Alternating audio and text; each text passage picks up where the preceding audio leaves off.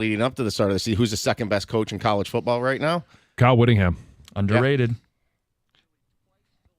Speaking of coaching, Kevin O'Connell is the best coach in the NFL right now. What he did last year, getting 7 wins out of no quarterback, this year to start 3-0, a win against the Houston Texans. Also, credit to him for hiring Brian Flores. The Vikings have the best coaching staff in the NFL, led by Kevin O'Connell. No. I think that's an overreaction. I think the best coaching staff is still in Kansas City, and I would say they might not be the best coaching staff in division.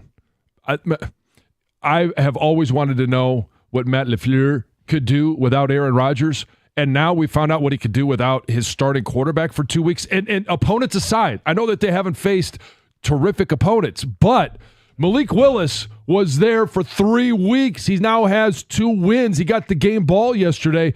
Don't underestimate what they have been able to do with a backup quarterback. Does that mean Dan Campbell's the third best coach in the division? I mean, you're talking about if you're the third best coach in this division, this is a damn good, well-coached division. All right, this is an overreaction because, Andy Reid's 3-0 too, okay? And they've played one has Mahomes and one doesn't. Well, he's played the Ravens, the Bengals, and the Falcons, who were supposed to win the How many Super Bowls have they won in a row? Yeah, 2. Okay. He has 3 overall. He gets some credit too. I agree with you. Mahomes is probably the number one reason. O'Connell, though, is a very good coach. And, a topic maybe later in the week, the Vikings are a problem. You know why they're a problem? Because Brian Flores is in the division, and he's their defensive coordinator. And guess who hired him when he might have been viewed as poison and untouchable? Yeah. And Brian Flores is dialing up defenses, different schemes every single play, and it's throwing off all these great offenses. Without their number one defender from last year. Right. The Dallas Cowboys, who have won 12 games each of the last 3 seasons, will miss the playoffs. I don't feel like I have to sell this one. I mean, they look a mess right now. They look a mess. Their one win, it was a dominating win, was against the Browns. And Deshaun Watson looks like the Browns a lost at home to disaster. the Giants. And think about it. The Cowboys' run defense. Run defense was an issue in the playoffs last year. It was an issue in their game this weekend. They don't have the personnel up the middle, linebacker level, defensive tackle level, safety level. They're going to get beat up. And I already see fractures from that football team. What did I talk about late last week? You start to hear Micah Parsons, and he's talking about, I wish everybody wanted it as much as I do. And now all of a sudden, hey, offensively, those guys are getting paid. Defense, and they're they're a weak spot. The weakest spot is defensively right now. Yeah, they won't make the playoffs, and they're a ticking time bomb. When you got Micah Parsons saying what he said last week about the effort and all that, you know what? I'm not surprised by this. I don't think they're going to make the playoffs, and I didn't think they would before the season. They were my team, big team in the NFC, and the only reason they weren't my boldest of predictions was because I predicted the Ravens wouldn't make the playoffs, and that's bigger than the Cowboys, I think. They have tons of problems, and the only way I think they make it at this point is Philly can't get out of their own way. And that was my fear for the Lions this season in terms of getting home field, was that the Eagles will get it because they'll run away with that division because the Cowboys blow. Oh, you guys thought that was a pretty tame take. All right, how about this next one? The Bears made a mistake at quarterback. Oh, man. Justin Fields, the quarterback of the 3-0 Pittsburgh Steelers. Caleb Williams, another 2-interception day for the Bears. Looks like they don't have the support they thought they did around their quarterback. I don't know. I don't know what's going on in Pittsburgh. I mean, how injured was Russell Wilson to begin with? Maybe they were going with him just to say, hey, you know what? Hey, he's the veteran status. He's Super Bowl winning quarterback. But then all of a sudden, my calf is sore. He just got Wally pipped. I mean, we may not hear from Russell Wilson again. And yeah, I think the Bears made a mistake. I'm still not a huge Justin Fields fan, but you could have used that pick instead of taking Caleb Williams on defensively. You could have used a defensive tackle, offensive line to protect Justin Fields, who was running for his life. Overreaction for now, and you guys know I'm not the biggest of Caleb Williams fans. It's just too early to judge. We have to, in the world of trying to be a little unbiased, we have to give them more of a sample size. But they scapegoated Justin Fields, and guess what? Usually when you scapegoat a player like that and you put it all on him, and you ship them out of town, you get the egg thrown back in your face. Oh, they still have Matt Eberflus. Saquon Barkley was worth $72 in a fantasy auction. Ran for 150 yards, 2 touchdowns, and the 2-point conversion. He is an engine for that Philadelphia Eagles team, and the only reason they won that game yesterday. If only he could catch. I know. They'd be 3-0. And he'd have more points. And I'd have more points. But he's the biggest reation they won both of their games to start the season, and biggest reason I won or will win 2 of the first 3 weeks as well. Saquon Barkley has been a big time addition for the Eagles. We all knew he would be. You play behind an offensive line in New York that is patchwork and a disaster at best. Now all of a sudden you put Saquon Barkley behind one of the best offensive lines. Now Lane Johnson, what was it, concussion? Keep an eye on that one and see how much that affects them going into next week. Well, Devontae Smith too, and with no A.J. Brown, it's they're so close to, I think, going to a next level offensively, but Hurts turned the ball over again yesterday. And I watched a lot of that game, and, man, Eagles fans are just got to be so frustrated. And Sirianni taking some weird chances, too. Turning down a field goal at one point. Just they're such a swing team right now because I can see it going bad and because the injuries are piling up. But then I can also see them just running away with that division, like I said earlier. And those are weekend overreact gyms. It's 97.1. Hey, if you're on Pacific Coast time and you want to watch games on Sundays from 9 and throughout the rest of the day, same thing on Saturdays. You can start at 8 in the morning. All of a sudden, you got that opportunity. Why not dive into the best pool in history to watch all those games at Stadium Swim? It's located at Circa Resort and Casino. You can catch all those great viewing experiences at a location that is built for sports fans. Chill in one of the 6 pools on 3 different levels for a perfect view of the massive 40-foot tall, high-definition screen. It's America's favorite place to watch football. You got swim-up bars, Insta-ready selfie walls, and one nonstop party. Score your perfect game day spot with cozy day beds, private cabanas, or grab a lounge at the center of the action. Reserve your spot today. It's 365 days of sports poolside, located at Circa Resort and Casino in downtown Las Vegas on Fremont Street. Stadium Swim, all sports, all seasons. Book your spot today at circalasvegas.com.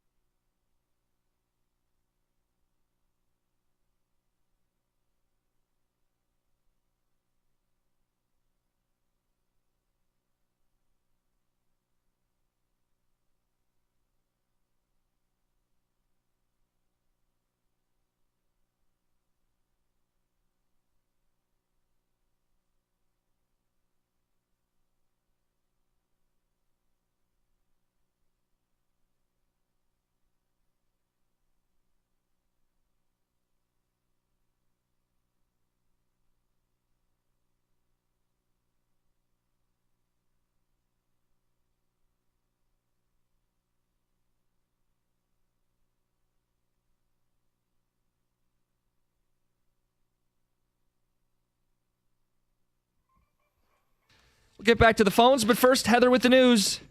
You guys, Livonia schools have been forced to cancel bus routes due to driver shortages. So the district said that every effort has been made to staff bus routes, even utilizing certified drivers from other departments in the district, but it just hasn't been enough. And district officials say that numerous bus routes, including all grade levels for both morning and afternoons, have been impacted by these cancellations. And obviously now this news is leaving a lot of families scrambling to find ways to either get their child to school or pick them up from school as well. The district says that they're working hard to try to hire and train new drivers, but in the meantime, they're recommending carpooling for families that are struggling. Gosh. This is so disgusting. An infestation of bugs has forced the Royal Oak Public Library to close indefinitely. So on Saturday, library employees were sorting items that were dropped off in the drop box, and one of the employees opened a DVD case and multiple types of bugs started to crawl and fly out of the case. Ugh. Which is just disgusting. It sounds like a scene from a horror movie. Like, it's just disgusting. The library isn't sure if the bugs originated in that case or they migrated from another item. But either way, they said they're going to close down and they are going to have a pest control company come in, try to, one, identify what type of bugs these actually are, and then also take care of the bugs before they reopen. So gross.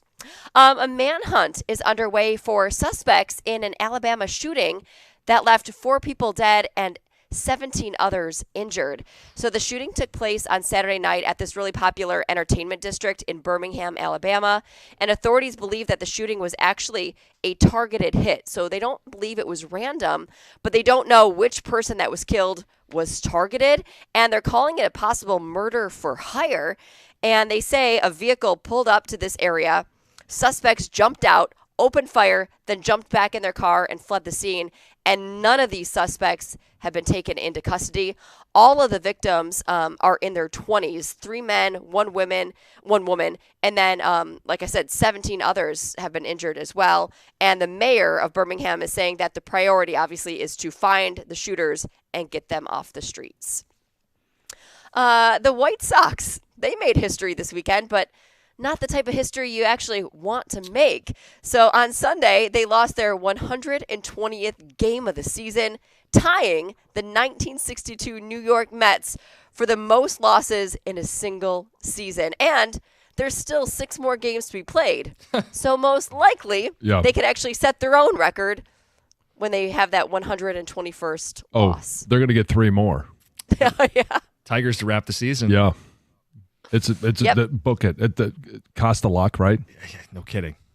Worst team in the history of baseball. Yep. Lizzo.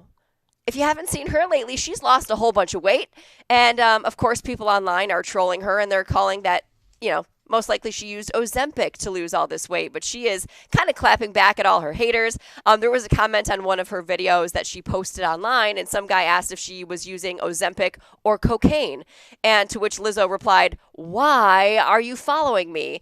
And she also later explained that she's been doing a lot of weight training. She's posting videos of herself in the gym, dieting as well, and she said it's like a reward to have people accuse her of actually taking Ozempic.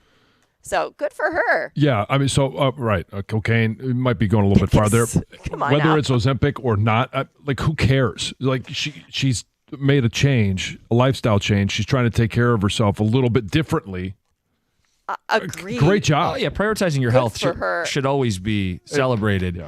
Some people look at Ozempic as kind of cheating, like taking the easy way out. If you are at a point where you need to lose substantial amounts of weight and it helps you get to where you want to get to, I don't have an issue with it. I do think forming good habits, though, and I think that's her point. She's trying to form good habits, working out, eating right. That to me is ultimately going to be more important over the course of your life, to have that kind of, discipline or to form those healthy habits. That to me is really impressive. Yeah. Yep. The Monroe County Sheriff's Office, they've been busy over the weekend. They were investigating a threat that was made towards the Bedford High School homecoming dance. Thankfully, it was not credible. They got notification that there was going to be gun violence at this homecoming dance. They went there. They did determine that the threat was made by this 15-year-old boy from Toledo who was at home when he made the threat. Parents were home as well. Apparently, he had gotten into a fight with his ex-girlfriend and then decided to make this threat. Police say, hey, we did monitor the dance. Everyone was okay. The dance was not impacted in any way, so all the high schoolers got to enjoy that. And then one of their canines from the same department got some praise after rescuing a 3-year-old boy over the weekend that got lost in a corn maze. Wow. If you have a toddler of that age, you know how quick they can move, right? You take your eyes off of them for a second, and they can be anywhere. At least the child was contained, inside of somewhere this maze. In the maze, yeah. Yeah, but I can only imagine how I would feel if I lost either of my children in a maze and you didn't know where they were. I'd be terrified. So they called in Bain, and he used the parents had an article of clothing that the child had previously worn.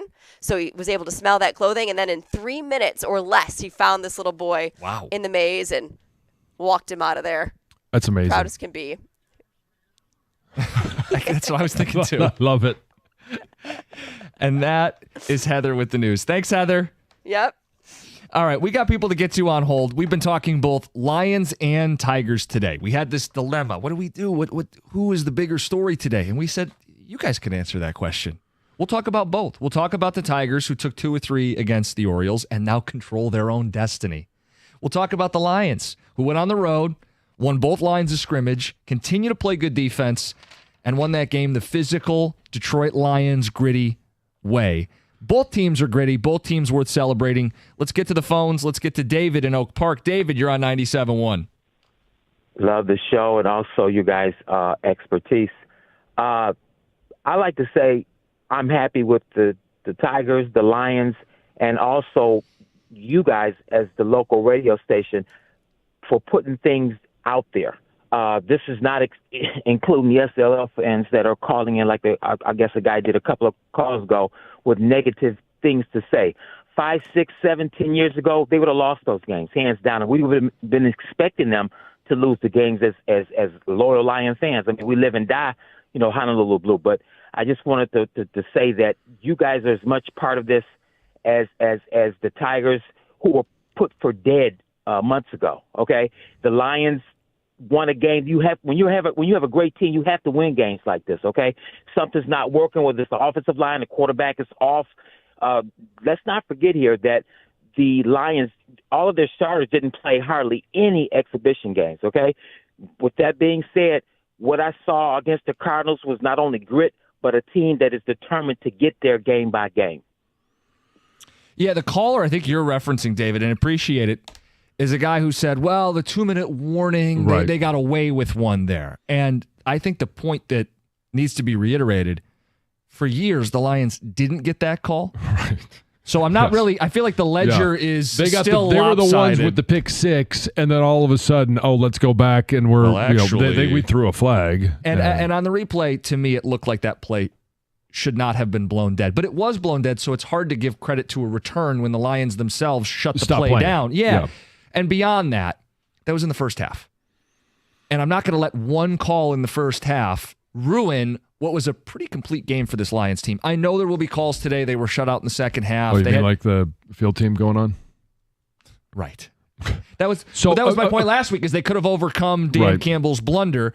No, what I was going to say. My point is that, I'm sorry to interrupt. Yeah, you're good. That it can dismantle a game. It can. And that one would have been, in my estimation, especially on the road, much harder to overcome than at home against Tampa. The field goal team is running on. You don't get 3 points.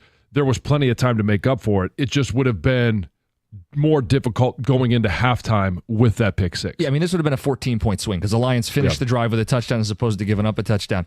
My point is just this. The Lions played a hell of a football game. Yeah. And to me, the headline is their defense. And I think we've been focused on the offense and getting that offense back in groove. They were 2 for 2 in the red zone. They ran for damn near 200 yards in the game. They possessed the ball. And the missing ingredient from last year is defense. This team gave up the touchdown drive early and 6 points the rest of the way. They did not give up very much on the ground. Nothing deep. This defense looked at all 3 levels in sync, and that's with missing some guys in the game. That's key third downs. 1 for 11 Arizona on 3rd and 4th down in the game, 0 for 10 after the opening drive. Like, yes, I suppose we could sit here and say, I wish the Lions would have won by 2 touchdowns on the road. They're up 10 points in the second half, and it's because of their defense. They ultimately win by a touchdown on the road, and they were in control of that football game. I don't have these feelings of they got away with one. I feel like they earned that one. Yeah. I think that 2-minute warning thing's getting overblown. I heard the whistles when the play happened. Yeah. Like, I knew that the thing had been blown, and I think some players didn't play out the play. Yep. So the play doesn't happen that way if the whistles aren't blown. And you could even see Goff's reaction on his face after. He's kind of shaking his head at the Arizona defender for ragdolling him down like that. Yeah. You know, and I think Chris Myers kind of was a little irresponsible in that situation by how much attention he made for it. And then Fox threw up that other clock that didn't match their bug clock. And I just why would the officials blow it early? They know what time, how much times more than anybody on the field.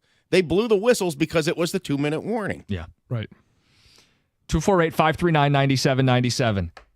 Which team do you care more about right now between the Lions and the Tigers? And if you don't want to pick, you can call and talk about both. Certainly what we're getting away with today. I never thought we'd see this to where it's a Lions victory Monday for a team that is chasing down a Super Bowl dream this season. And the Detroit Tigers are every bit as relevant, if not more relevant today, as they have only 6 days left in the regular season, and they're in the playoffs if the season ended today. It's absolutely bonkers. It's 97-1.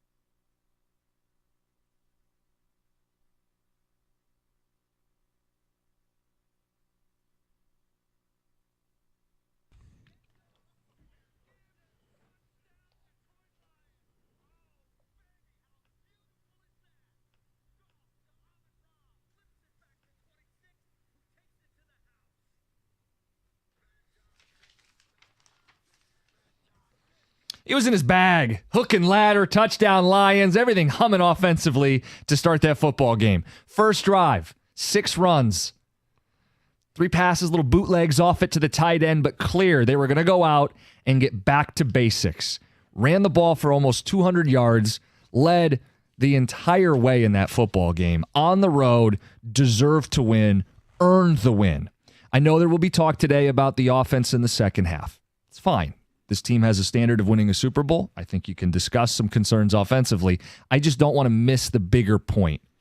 To me, the big point is what this defense has done through 3 weeks, what this defense did to a team that was scoring a ton of points in Arizona. They held them to 6 after the opening drive. The Lions defense stopped all the stuff deep, which is a new thing for an Aaron Glenn defense, and continued to stop the run. It wasn't like they had to give up one or the other. They were just a really sound, good defensive football team, and to me, that's a bigger headline than the offense isn't firing on all cylinders. Last year, they scored 20 points in week 3, won the game by 2 touchdowns, went on to win the division. I'm not worried. Well, it's what did we want to see them do? We wanted to see them come out and the offense look efficient. Yep. Check that box on the first drive. Check that box on the second drive. Yeah, make some more adjustments, pick up some blitzes, do some different things in the second half, and you're having a different second half conversation, but the end of the game still remains the same. The fact that this team is 2-1 and they still haven't played. At times they've played really good offensive football, and we could talk about overtime against the Rams. We could talk about the first 2 drives against Arizona, but I think we all believe that this offense is going to continue to get better. Yep. And be the offense that they were last year and even better. If you could pair that with, and what did we say last year? If they just had an average defense, they win the Super Bowl. Now they've got an average to above average, maybe even good defense. Yep. 3 games. Need to see it through the course of a 17-game schedule, but this is a defense that applies pressure on quarterbacks, that limits a mobile quarterback in terms of rushing. They go up against a rushing attack of James Conner, who's still a really good back, and they absolutely shut him down. Yeah, I think the run game is non-existent for the opposition, and the passing game, we're seeing growth from this defense. I saw a lot of growth on Sunday, and it's on the road. And I thought that was a significant win. You're 2-1 now. Figure out the offense as you go. I'm not concerned. Not at all. Listen, Jared Goff, the interception he threw was a boneheaded interception. I think he knows it's a boneheaded interception. I don't know. He didn't see the linebacker and threw it right to him. John, I thought too many false start penalties from the offensive line. Yep. I think Graham Glasgow, I don't think he was going to end up grading out pretty well from that game. I think that was a game that he needed to be better in. But I feel like up front that unit is going to continue to settle in. And I don't know how much, John, maybe you could speak to this. For Graham, the transition from the right side to the left side, does that take some time? I know when we talked to him in camp, he wasn't shy about it. Like, this is an adjustment for him. Is that an excuse, or is that like a valid explanation for why maybe it isn't as crisp for him early in the season? It's a reason. When I talk about picking up a twist, and okay, from a guard, you're going to have to, whether you're right or left, you're going to have to pass off twists to your tackle and to your center. But they're different when you're talking about different levels that you're going to be on. You're going to be on a different level with your tackle. Taylor Decker is going to be setting further back. Now, all of a sudden, that transition is a little bit different than it was on the right side, because now when you go to your right as a left guard, you're passing off a twist with your center, and you should be on the same level. When you're not, it becomes very costly. So, yeah, even in the middle of a play, when you're thinking, yes, he knows he's on the left side. He's been working on the left side, but that is something that just doesn't happen overnight. It's going to improve throughout the course of the season. The more times he's faced with this, they're going to sit down and Hank Fraley's going to say, hey, dude, you're not passing this twist off with Penei Sewell. You're now passing it off to your right to a center, and you've got to be flatter. Same thing with Frank. Sure. What did you like? What didn't you like from the Lions game? Open lines, 248-539-9797. This is a Lions Victory Monday. This is a Monday in the fall. This is a day dedicated to talking about our football team. But we also have a baseball team you guys can call about too. And we understand what we got going on in this city right now, and it's a long time coming. We've had so many teams losing at the same time. It's nice to have a couple winning at the same time. We got calls on hold that want to talk Tigers. we'll mix them in as well. Let's get to Steven. Steven in Detroit, you're on 97.1. Yes, how you doing? Hey, good morning. Good morning. Good morning. Yes, I love the way they played yesterday. Smash my football. That's what I'm talking about. Yeah, I mean, 105 yards on the ground from David Montgomery, 83 on the ground from Jahmyr Gibbs, and the fact that my favorite play of the game is that David Montgomery's feet aren't even on the ground, and he's still gaining yards. That's beautiful.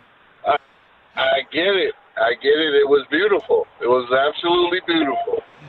John, that and play. Taking from a whole go ahead. fan, this is exactly what I thought was going to happen one day.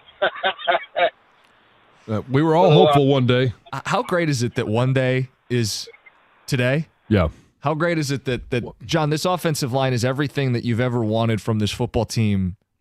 It can be better. And can be better, but specifically in the run game. Like, because that's, I think, where you have a chance to sink your teeth in. You have a chance to set the tone, and they did early in that game. And then late in the game, when you have a lead, I think you really lean on your offensive line. And there's no better example than the play you've just referenced, where David Montgomery starts with great effort, and he keeps the feet moving, and he's the epitome of Detroit Lions football.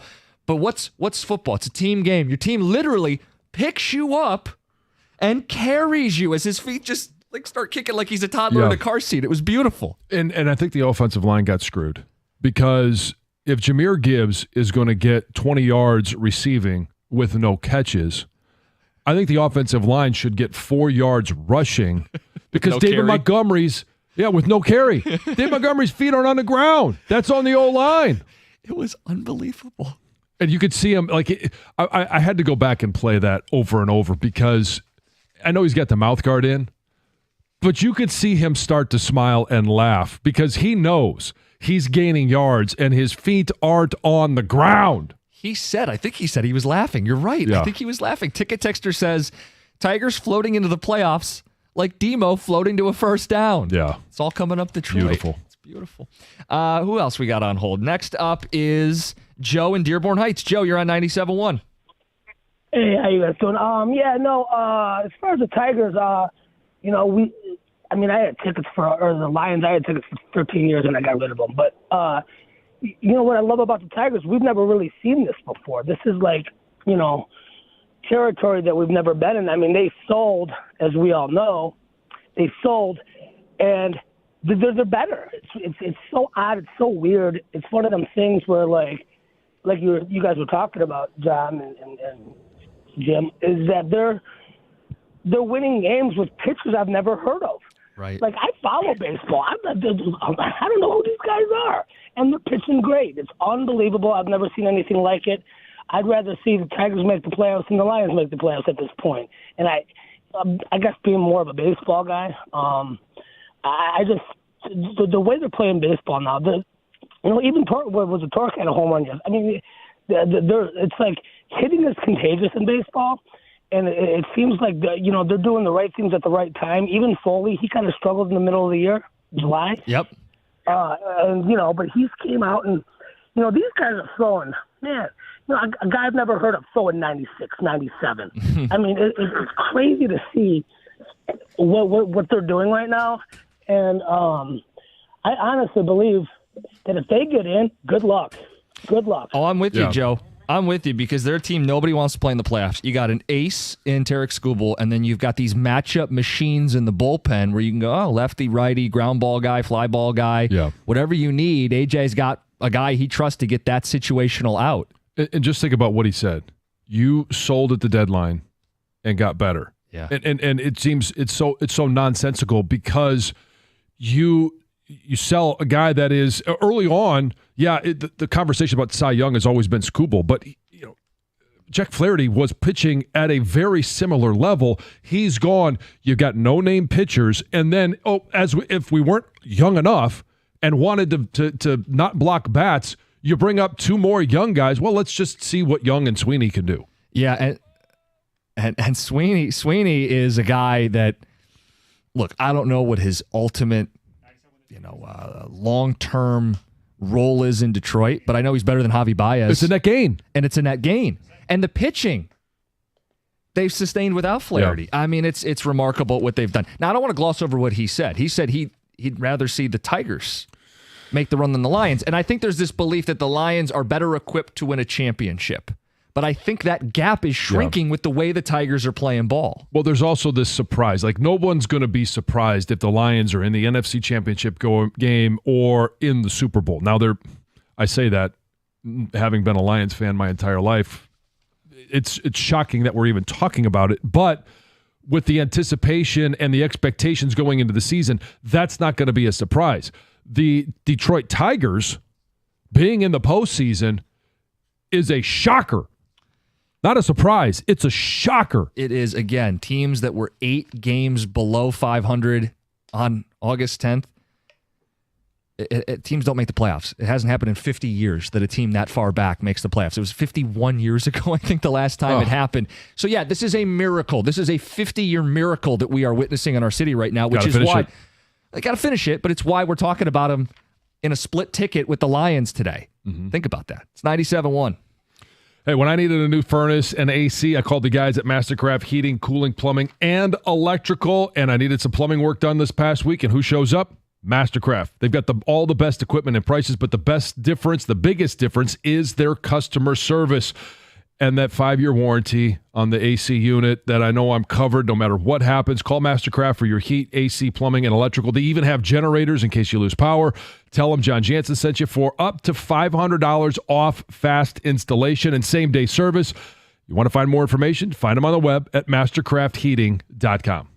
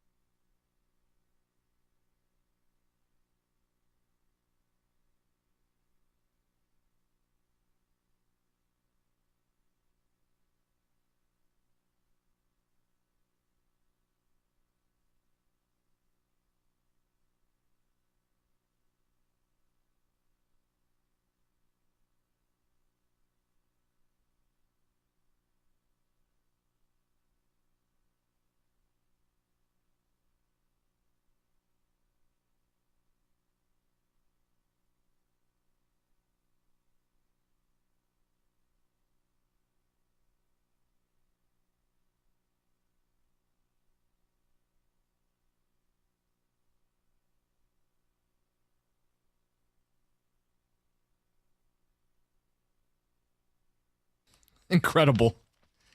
This baseball team takes 2 of 3. They've won 10 of the last 12 series.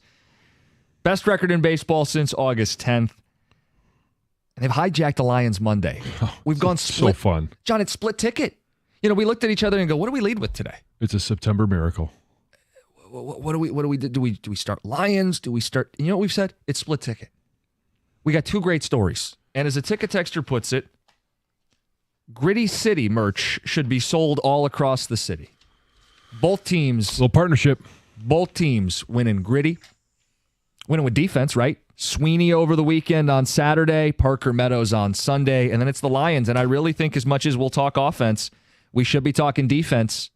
Oh, I mean, it's the way that Brian Branch plays. And you could talk about Kirby Joseph and his second interception. It's Aiden Hutchinson with 6.5 sacks through 3 games. And untold number of other pressures. It's the fact that they continue to stop the run while also being responsible deep. Arizona was one of the best deep passing teams through 2 weeks. They had nothing going down the field. And after the first scoring drive, they didn't find the end zone again. And they were 0 of 10 on 3rd and 4th down. Again, Aaron Glenn, Ticket Texter says, you guys need to start giving Aaron Glenn some more credit, maybe admit he knows what he's doing. We highlighted him before the season and said he finally has the personnel. This is a big year for Aaron Glenn. He's got more toys to play with, and now we're seeing what that can look like. And when you have great individual performances by a Branch or a Joseph, and certainly by Aiden Hutchinson, it as an offense coordinator, you're sitting there trying to figure out, okay, how do we avoid certain guys and avoid certain matchups? You don't want to leave a tackle, and I don't really care who it is, one-on-one with Aiden Hutchinson. So in that game, part of the reason for their limited offensive production is every single time Aiden Hutchinson was coming off the ball, there was a tight end. Yep. There was a running back, sometimes both. And now those guys are either not getting out into routes or they're getting into routes late, and it's already too late.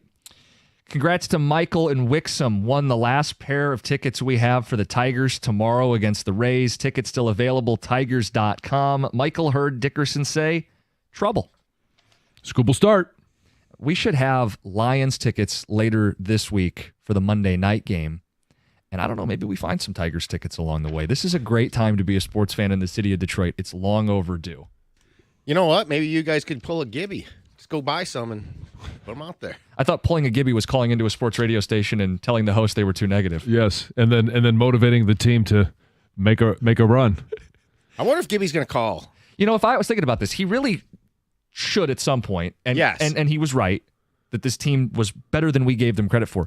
But when does he pick his spot? Does he wait till they clinch a playoff spot? Does he wait till the season's over and they've overachieved? Does he wait until after they win the World Series? Well, does he do it at the parade? In his eyes, did they overachieve? That's a fair question. We can ask him when he calls in. Let's get to Bob and Troy. Bob, you're on 97.1.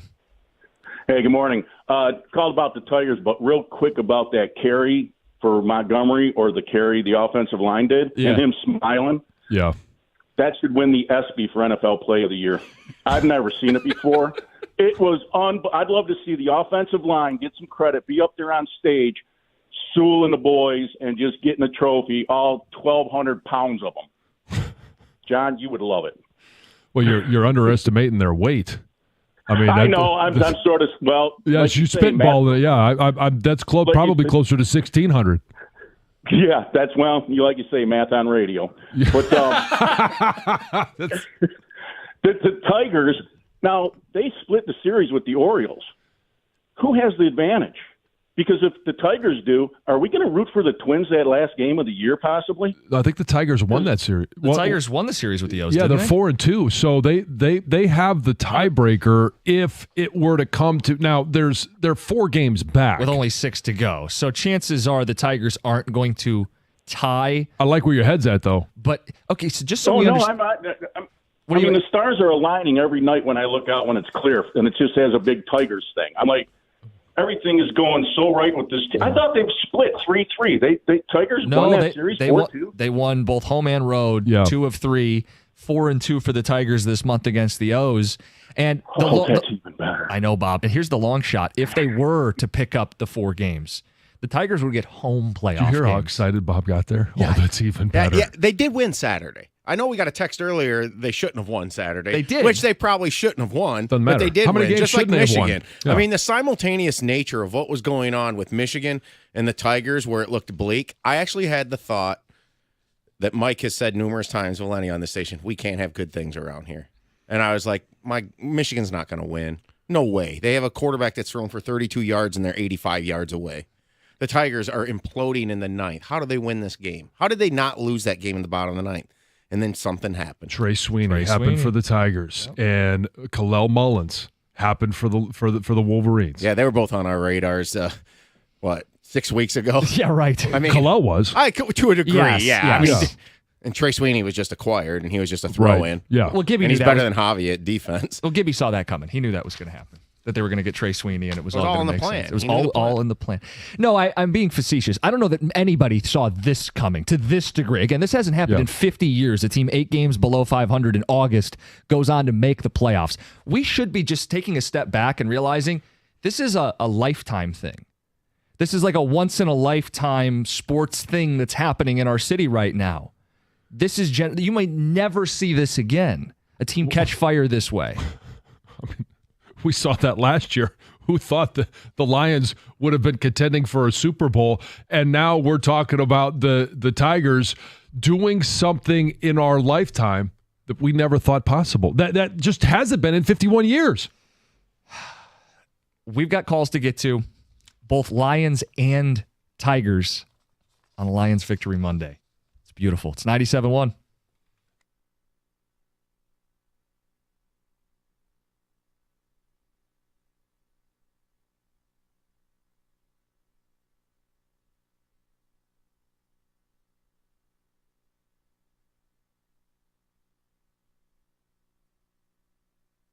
Brought to you by Cars for Kids. The Lions won their first road game of the season, beating the Cardinals 20-13 in Glendale. Despite not scoring in the second half, they did put up 187 yards rushing and controlled time of possession for more than 13 minutes longer than Arizona. And Jared Goff enjoyed his team's focus on the ground game.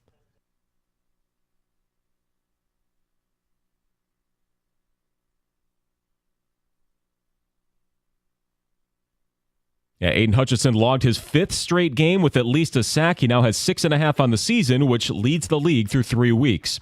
The Tigers gained ground in the AL Central, winning 2 of 3 in Baltimore, beating the Orioles 4-3 during their Sunday game. A pair of home runs by Kerry Carpenter helped fuel them yesterday as they improved to 82 and 74. They are a full game ahead of the Twins, who were swept in their doubleheader by the Red Sox. Detroit is also tied with the Royals in the standings. Now, over the weekend, Michigan State football lost their first game of the year, dropping their road matchup to Boston College 23-19, and the Wolverines earned a ranked victory over USC even after only throwing for 32 total yards. They ran for 290. From the Corwell Health Sports Desk, I'm Chris Villar. For more, go to 97.1 The Ticket and Odyssey.com.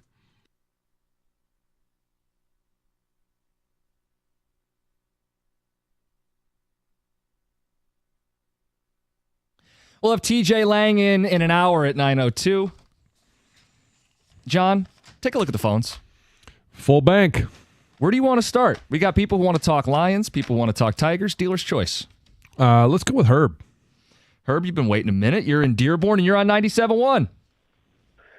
What's up, guys? Listen, my take on the Lions is they played the underdogs, so now they're learning how to play as the big dogs. So I think Dan Campbell is getting them in the position to play as the top of the heap. And also, the defense is carrying them at this point in the season. But what it is, and all that's going to do is give them more and more confidence. And as the offense starts gelling and starts clicking, the defense is going to be so confident. And then once we get that offense back together, they're going to be pretty much unstoppable. Yeah, I mean That's the formula, yeah. Yeah, we're about to find out, if primetime Goff is as he's been since he's been in Detroit, because they're going to play on Monday night. They've been very good. Is the secret to beating the Seattle Seahawks, as Herb was talking about, an actual defense? Right, because the last few meetings with these two teams have been shootouts. They've been 30, 40 points. Yeah, I think the Lions' offense continues to get better. 2 for 2 in the red zone, 180 yards on the ground. Second half scoreless, but clearly the identity of this football team is solidified. It's the defense that is that final key for them taking the next step as a football team, and it could be the key for them winning next week. Yeah. Both Seattle losses, Goff pick sixes. Last 2 years. Yeah, he has to be. He was better. Has to continue to be better because the interception he threw against the Arizona Cardinals was just a dumb, boneheaded interception. He didn't see him, right? There's no other explanation. Couldn't have. They ran pre-snap motion, and it's what kind of made it worse to me. Did they have black on the boards on the side? The end zones. I mean, that was the excuse for the Rams, right? Too much blue. Right. John, what made that play maybe more frustrating was the fact that the Lions ran some pre-snap motion, which is supposed to help the quarterback see the defense and identify, and yet he just threw it right to him. No, Goff was eating Applebee's before that series. Yes, the wings. Slippery fingers. Is the Applebee's commercial a problem this morning? Funny how we haven't gotten a single ticket, text, or phone call about that today. Huh. Weird. Sam and Windsor, you're on 97.1. Hey, gentlemen. How are we doing this morning? Good. I hate to be the Debbie Downer. And don't do it, Sam. But you will. Do you guys really think Dan Campbell can lead this team? Look, just listen to me for 1 sec. The number one indicator for winning and losing for the team is probably turnovers, right? What's the coach's job? Put us in the best position. Okay, 4th down in the 4th quarter, we're trying to draw them offside, right? Yes. Why are we not taking a timeout? Or why are we taking a timeout? Why are we calling? Why are we not taking the penalty? Why are we calling a timeout? Just throwing a timeout away. How many field goals did we leave on the field? It's crazy. Well, at least one, but it was 4th and 1 when they went for it. Now, I wasn't surprised. I didn't have an issue with that. You thought they should have kicked that field goal at the time in the second half? You gotta take points. You're already up 2 scores. I understand 13 is more than 10. I will attempt to do some math on the radio. But it's 2 scores either way, and it's a yard, and this offensive line is going to run for 180 yards. They didn't get it, but I didn't fault the decision one bit. Fine. You see what happened with Sirianni? Sirianni refuses to kick field goals. They refuse to take points. I don't know what's wrong with these coaches these days. They're outthinking themselves. Like on my tombstone, somebody please write, take the effing points. I don't know what's wrong with taking 3. Well, more than happy to do that. But, I mean, if I'm going to gamble on 3rd and 2, I'm going to hand the ball to David Montgomery. If I'm going to gamble on 4th and 1, I'm going to hand the ball to David Montgomery. 100%. Okay, but what about the timeout? What about the timeout that they didn't take or they took? So I get what you're saying. You're saying just take the penalty and punt from 5 yards back. Exactly. It doesn't matter. No, I agree. I think it's a minor gripe, though. It's not like the timeout was – I mean, they're playing with the lead. If they were trailing, those timeouts get way more valuable. Okay, but in the playoffs, these little problems are going to lead to things like the field goal attempt the game before, the timeouts are throwing away, the field goals are leaving on the table. These are all little things. You're going to lose to Andy Reid in the playoffs if you're doing that shit. Oh, I'm sorry. Hey, drop him on that. But no, what I would tell you is you want to criticize Dan Campbell for last week before the half. Great. He was as critical of himself as anybody. I don't know that I have any big critique of Dan Campbell. If anything, it's a credit to them for taking last week 55 pass attempts, saying that's not our identity, that's not who we are, we're going to fix that this week, and they did. Yeah, and I mean, there's a completely different strategy when you're up. If they're only up 7 and it's 1 score, your timeouts become much more valuable, or at least you utilize them differently. You're up 2 scores, and you can, again, your philosophy at that time is completely different. And it's also, you got to try to kick her out there that just missed or earlier in the game an extra point. Right. Something we haven't talked about today. It's funny how that happens when you win. Yeah. I just think his launching point is such a major overreaction to Dan Campbell's coaching. He can't lead? That was the first thing he said. What do you mean he can't lead? It remains to be seen whether he can win a Super Bowl here. Though he's going to be one of the ultimate determining factors, okay, in those close crunch games if you get to another championship game or a Super Bowl. He's 22-8 in his last 30 games, guys. I think he knows what he's doing. That's a 7.73 win percentage. Guess what? The Tigers are a miraculous story. They're on a torrid pace, right? Yep. Guess what their record is in the last 30 games? Tell us. 19-11. Yep. We have 2 teams that just continue to play gritty, competitive, tough games. And with the Lions, it's a formula that's worked going back almost 2 full seasons now. We haven't lost back-to-back games in almost 2 full seasons now. For the Tigers, John, I think we were stuck watching the Twins scoreboard.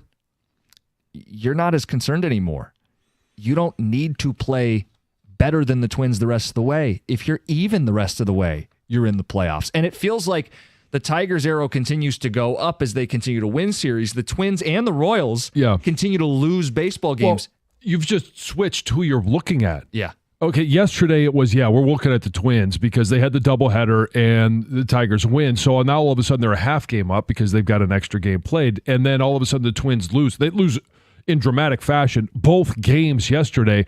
And then you immediately shift to, what did the Royals do? And now you've got the same record as the Royals?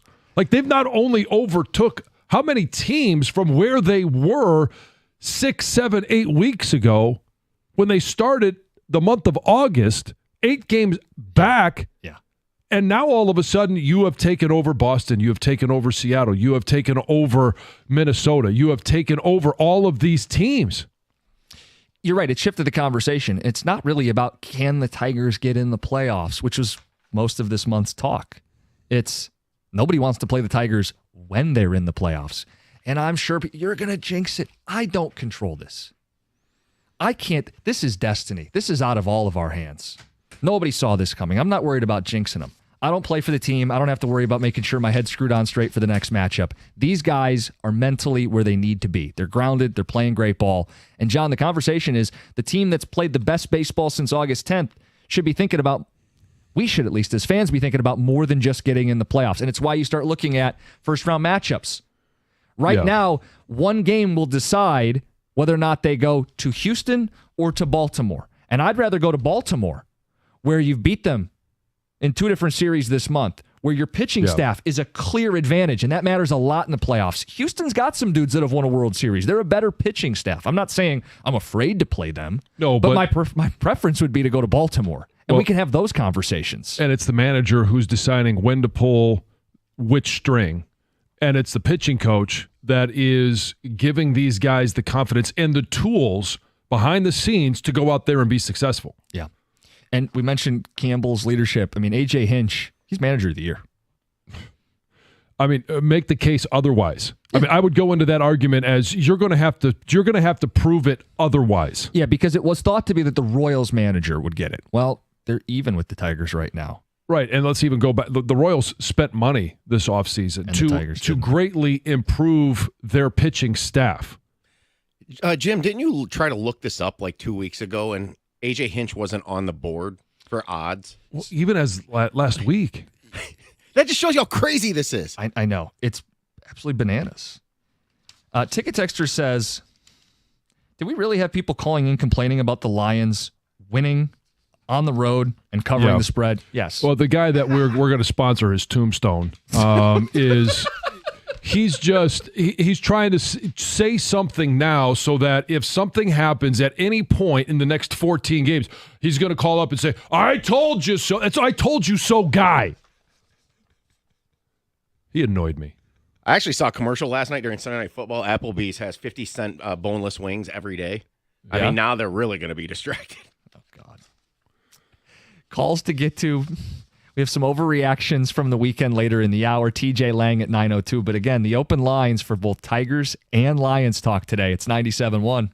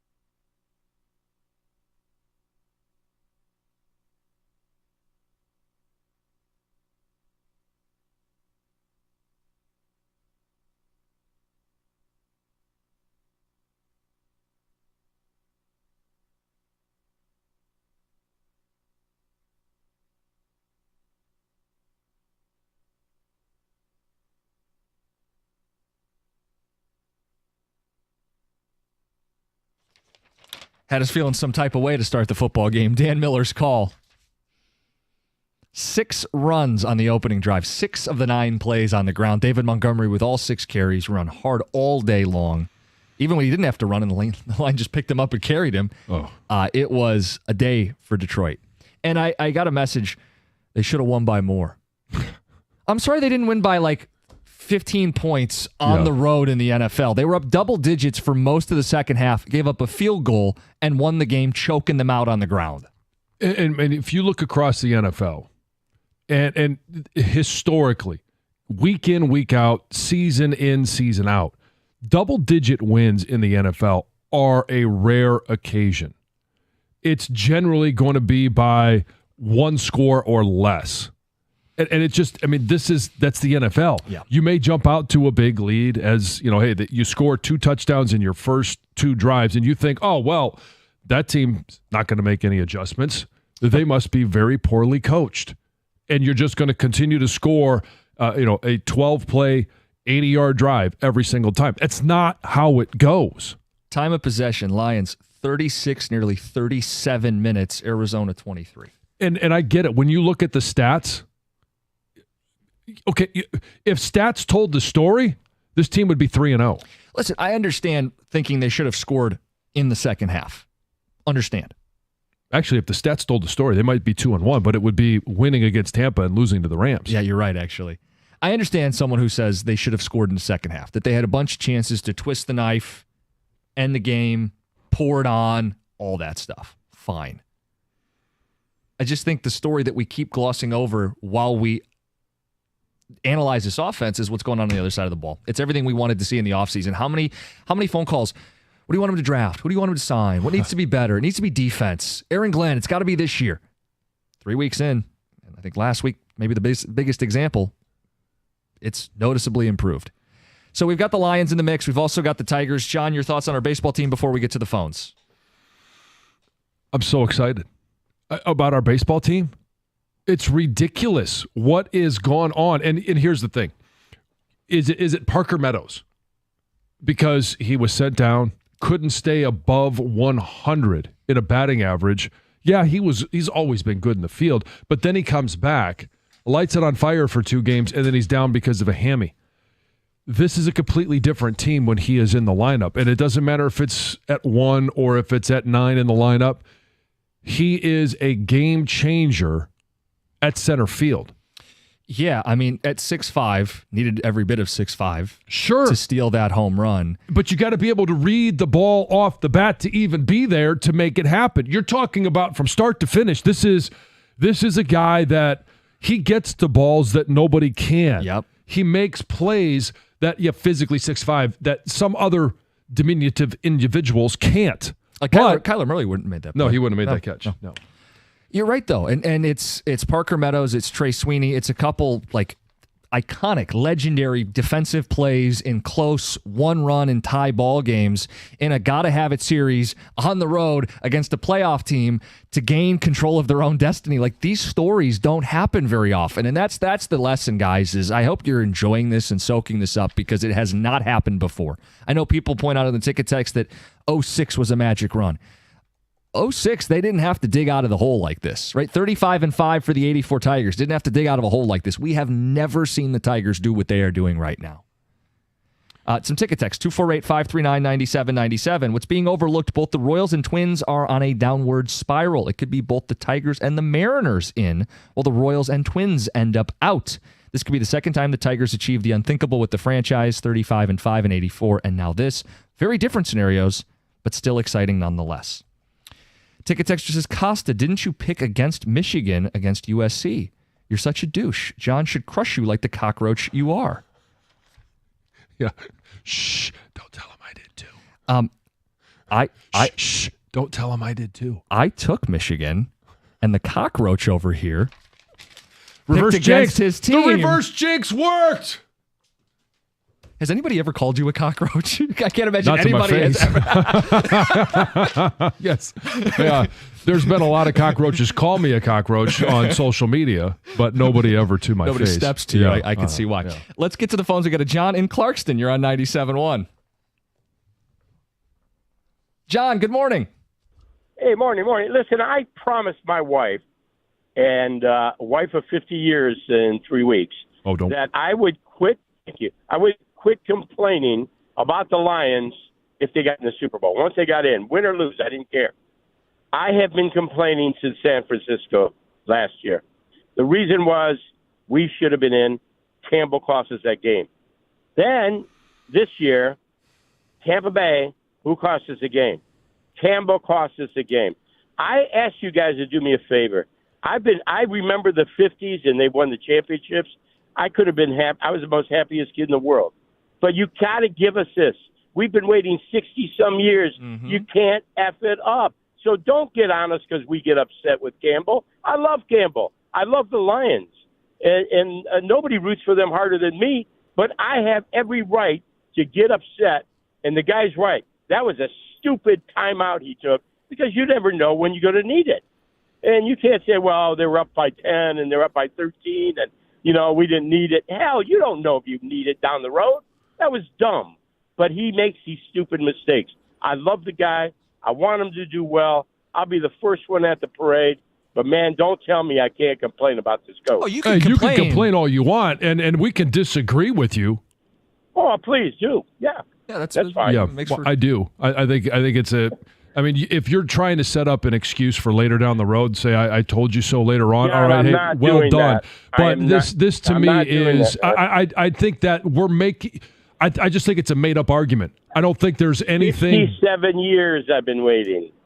Okay, and the happy you just mentioned the happiest time of your life was back in the 50s when the Lions were winning. That's right. They haven't been to the Super Bowl yet. Come on, guys, give me a little break here. John, listen. Years, John, I have the right to say this coach sure do. The Super Bowl last year. And John, he did. You John, keep going back to No. Josh Reynolds, if you want to place blame, Josh Reynolds was the one that had the ball in his hands. The guy that was so consistent on getting first downs and touchdowns. Players will make mistakes. Coaches will make mistakes. Not taking a field goal is a huge mistake. No. That is unheard of, John, in a game like that. And, John, you made my point. Oh. Games are only won by 3 or 4 points at the most. You can't do that. I'm sorry. The guy is not a game coach. Love you guys. Take care. Thanks, John. I appreciate you calling in. I can't believe we got that phone call today. The Lions won yesterday, and we're still rehashing the NFC title game. We're going to. And we will for the rest of our life. John, you're right. Josh Reynolds, catch the ball. Jahmyr Gibbs, don't fumble the ball. Vildor, what are we doing bouncing off our face mask here? I mean, weird stuff happens. And so when I say weird stuff happens, I understand why people want to look back and talk about 4th and 2. I understand why they want to look back with 3.5 minutes to go and you take a timeout and you're not preserving it. But you got to take the context of the moment. If they convert, which it was in Josh Reynolds' hands, and I don't want to put the entire game on Josh Reynolds because you just talked about Vildor. It bounces off his face mask and into the hands of Ayuk. The fumble by Gibbs. All of these things conspired to keep them out of the Super Bowl. How about the fact they couldn't tackle Brock Purdy on those 3rd downs in the second half? To put it on a decision that was on brand, 4th and short, go for it, a decision that had led them to that point. How many of those decisions helped them win the 12 games, to have the home playoff games, to be in that position in the first place? It was backed by the analytics. Yeah. It was backed by the personnel he has, O-line, running backs, receivers, quarterback. He made the right call, and I can't believe after a win, how many months later, 9 months later, we're still doing this. 248-539-9797. We got calls to get to, a few more ticket texts, quick skim. This one says, Desmond Howard picked against Michigan too. I've never seen that before. Costa, you owe Michigan fans an apology. You and Valeni are nothing but haters. We both picked Michigan. You sound kind of whiny when you try and defend yourself like that. I mean, lower the octave a little bit. Let me try this again. We both picked Michigan. Does that make it better, John? No. I get a little... Sorry, I was wrong. I'm Batman. We picked Michigan. Hey, Wolverine fans, I believed in you and you didn't. I'm Batman. I get a little worked up when people, they hear what they want to hear. I picked Michigan last week. John didn't. Say it again. Michigan never trailed against the spread, right? There's never a doubt they were going to cover that 5.5. I love people, man. It's like Friday didn't happen. Uh-huh. They've got their talking points, you know. Well, listen. They make assumptions. It's what people do. We got calls to get to. TJ Lang at 902. It's 97.1.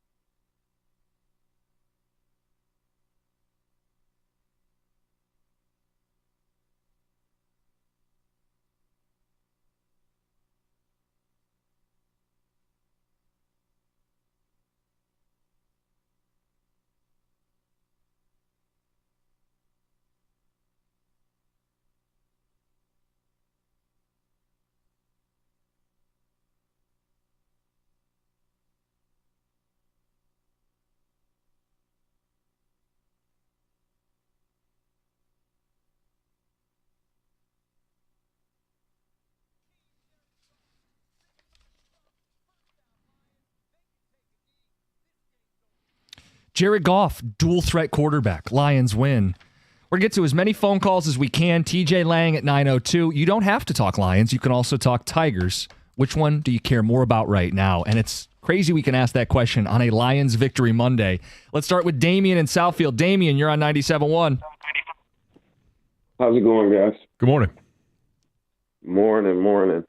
I'm listening to the calls of the complaints and different things, and it's, as a person who's been through therapy, it's trauma, man. Everybody's going through trauma.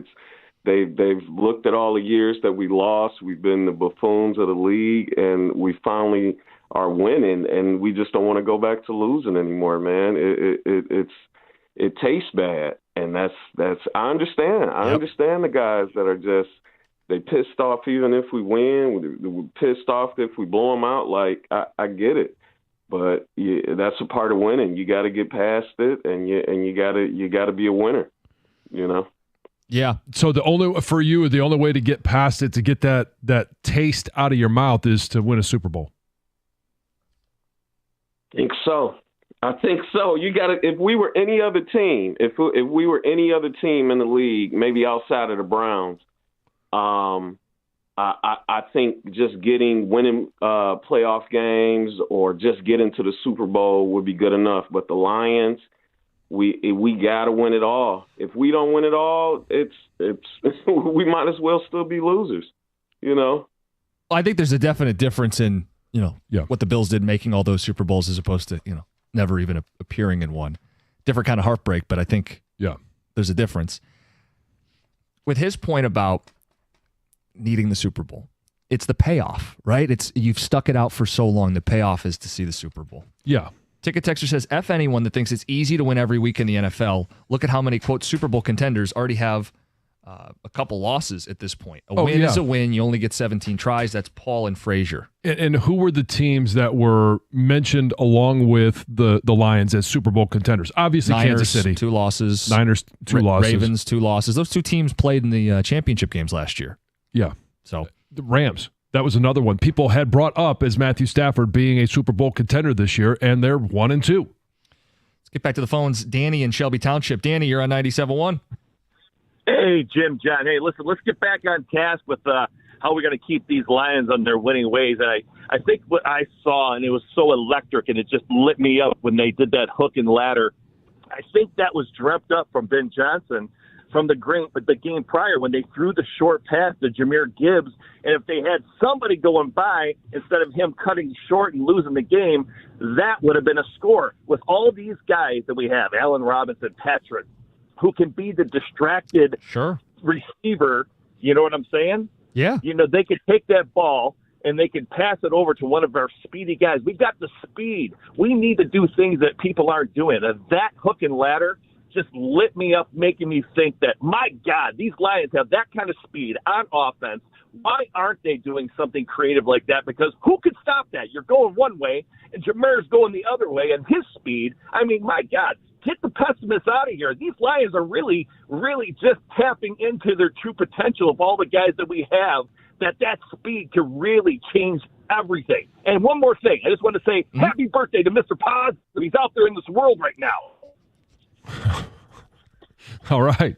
Happy birthday. And when I saw that play, you know what I thought back to? What? Is when they drafted Jahmyr Gibbs, and we heard Ben Johnson in the middle of training camp last year say, there's going to be ways that we're going to use him that people haven't even thought of yet. Now, hook and ladder is not a new play. Right.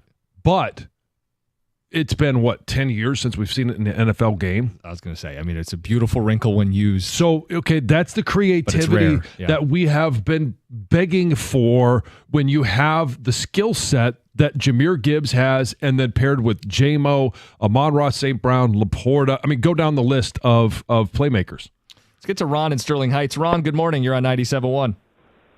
Good morning. Thanks for taking my call, guys. How are you? Good. Well, I just really want to quickly come up with a point, and I think it's very relevant, and I hope you guys agree with me. And it's regards with the Tigers. Now, boy, has it been fun as a fan to watch these guys play with reckless abandonment and running down balls and making big hits when we need to, and Hinch managing the pitching staff and doing all these unconventional type of things that we've never seen before. And boy, it's been a great ride so far. But I think the only thing really holding my breath here with the Tigers is that with this team, every time we get one of these young guys up to the plate, this is potentially the biggest at bat of their career. Right. And the pressure that is coming up on these guys, every time that a ball is hit to them or they come up to the plate or a pitcher needs to throw a pitch to get that third strike, this is the biggest pitch or hit or attempt of these guys' career so far.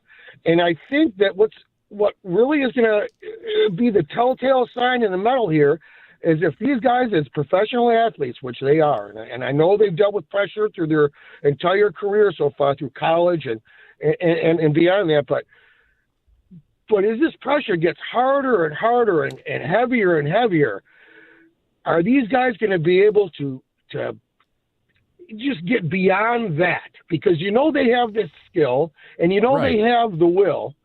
It's the matter of dealing with the pressure. It's like watching the PGA Tour coming down to the final round, and boy, Ron, sometimes it can get real ugly. Ron, what I mean? Yeah, I think you're tapping into something here. They're no longer coming from behind now. They're the hunted. They are now occupying a spot, so there is a different level of pressure, and we'll see how these young guys handle it. I do think they've been, and I mean this as a compliment, largely oblivious to that amount of pressure so far because it's been house money. It starts to get real when you're holding a playoff spot the last week of the season. Some of the guys, but I would argue that going up to bat for your career, like Parker Meadows was doing before he got sent down, Spencer Torkelson was doing before he got sent down, that pressure is greater than they're feeling right now. That's a good point. Let's get to Heather in the news. You guys, Warren Mott High School is closed today after a false shooting threat was reported at their homecoming dance over the weekend. So numerous students actually called 911 to report a shooting after they heard balloons popping at the dance on Saturday, which I was just thinking about that. Like, to imagine that's what the first thought you have when you hear balloons popping. But it is for some of these kids now with all these school shootings. So they made these calls. Obviously, the police showed up at the school, found that there was no threat at all. But the reason the school is closed today is because the district said there was like an online petition made to request that the school be closed. And they didn't close because of this petition. They closed because somebody posted a threat to the school in response to the online petition. Oh, come on. Yes. So the school is closed today. Hopefully it will be reopened tomorrow. This is pretty cool. A father and son duo are making history by teaming up to train as deputies in Wayne County. So Damon Barber Sr. and Jr. are the first father and son to participate in the program simultaneously in Wayne County, which is pretty cool. So when the son, Damon Jr., told his dad about his interest in the academy, his dad was so supportive that he decided to join him in the academy as well, and he left behind his job in corporate America. So they're going at it together, which is pretty cool, and they're 2 weeks into their 7-week program to become deputies.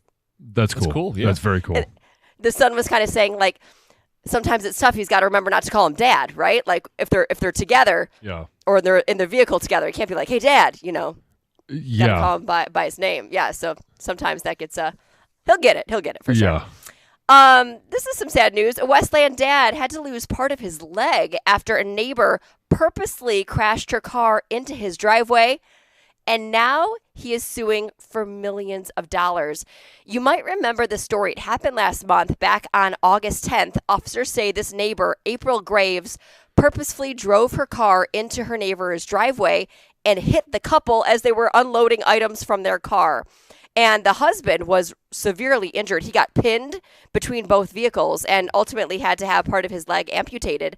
The woman was hit with 13 charges, including 2 counts of assault with intent to murder. And the couple says that this husband now is going to have a lifetime of treatment going along with this injury. Yeah. And they're suing this woman and her insurance company for $50 million. Do we have an explanation of why she did this? Yeah. Still? No. I don't. Perhaps they know or the police know. Sure. Because obviously they had to know that it was done on purpose, right? They do say that alcohol and or drugs appeared to be factors in the crash as well, as speed was too. So they must have evidence that this was done on purpose, obviously, but I don't know the reason. It's pretty crazy. Some great news. Obviously, it's apple season, right?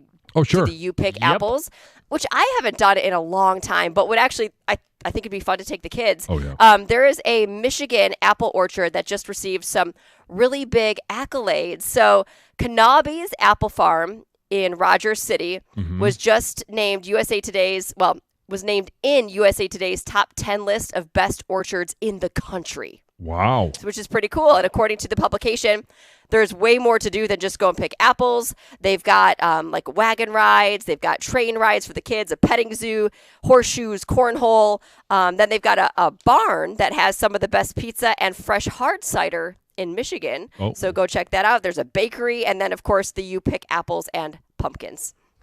Sounds That's like awesome. a great trip. Yeah. Yeah. Heather with the news. Thanks, Heather. Yep. Coming up next, weekend overreactions. We call them overreact gyms. I'll present you some of the overreactions from the weekend. TJ Lang at 9:02. More of your phone calls on both the Lions and the Tigers all morning long. It's 97.1. I've been telling you about injury attorney David Femininio for some time, and just listen to some of the results that David and his team have been able to get for injured clients. $3.5 million, $5 million for another. $11.5 million for a single client. You need an attorney that's going to fight relentlessly for you. You can call and speak to David right now by calling 855-65-CRASH, or you can always go to the website, getdavidgetpaid.com. That number again, 855-65-CRASH, or on the web at getdavidgetpaid.com.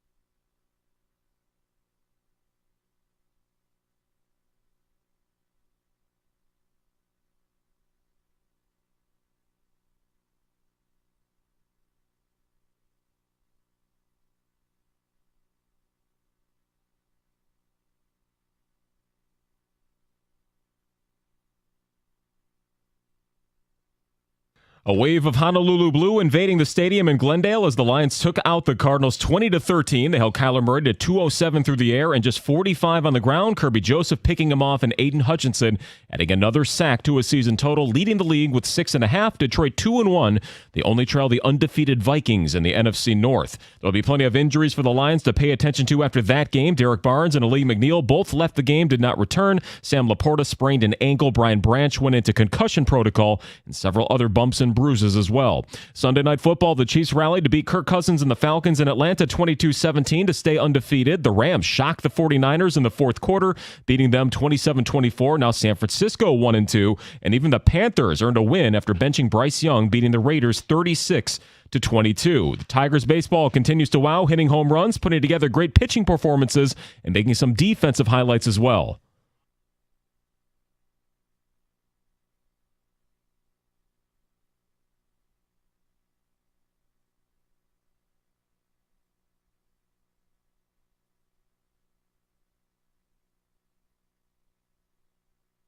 Dan Dickerson with a call over on WWJ. They held the Orioles scoreless in the final 4 innings and won by a single run 4-3, and that does put them into a wild card spot after the Twins fell twice on Sunday. Up next, 3 against the Rays and 3 against the White Sox to finish the regular season at home.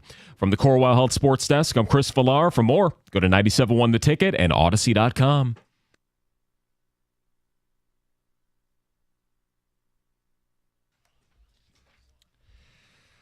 Final hour on a Lions Victory Monday. Jim Costa, John Jansen, Heather Park, Gov, and Greg behind the glass.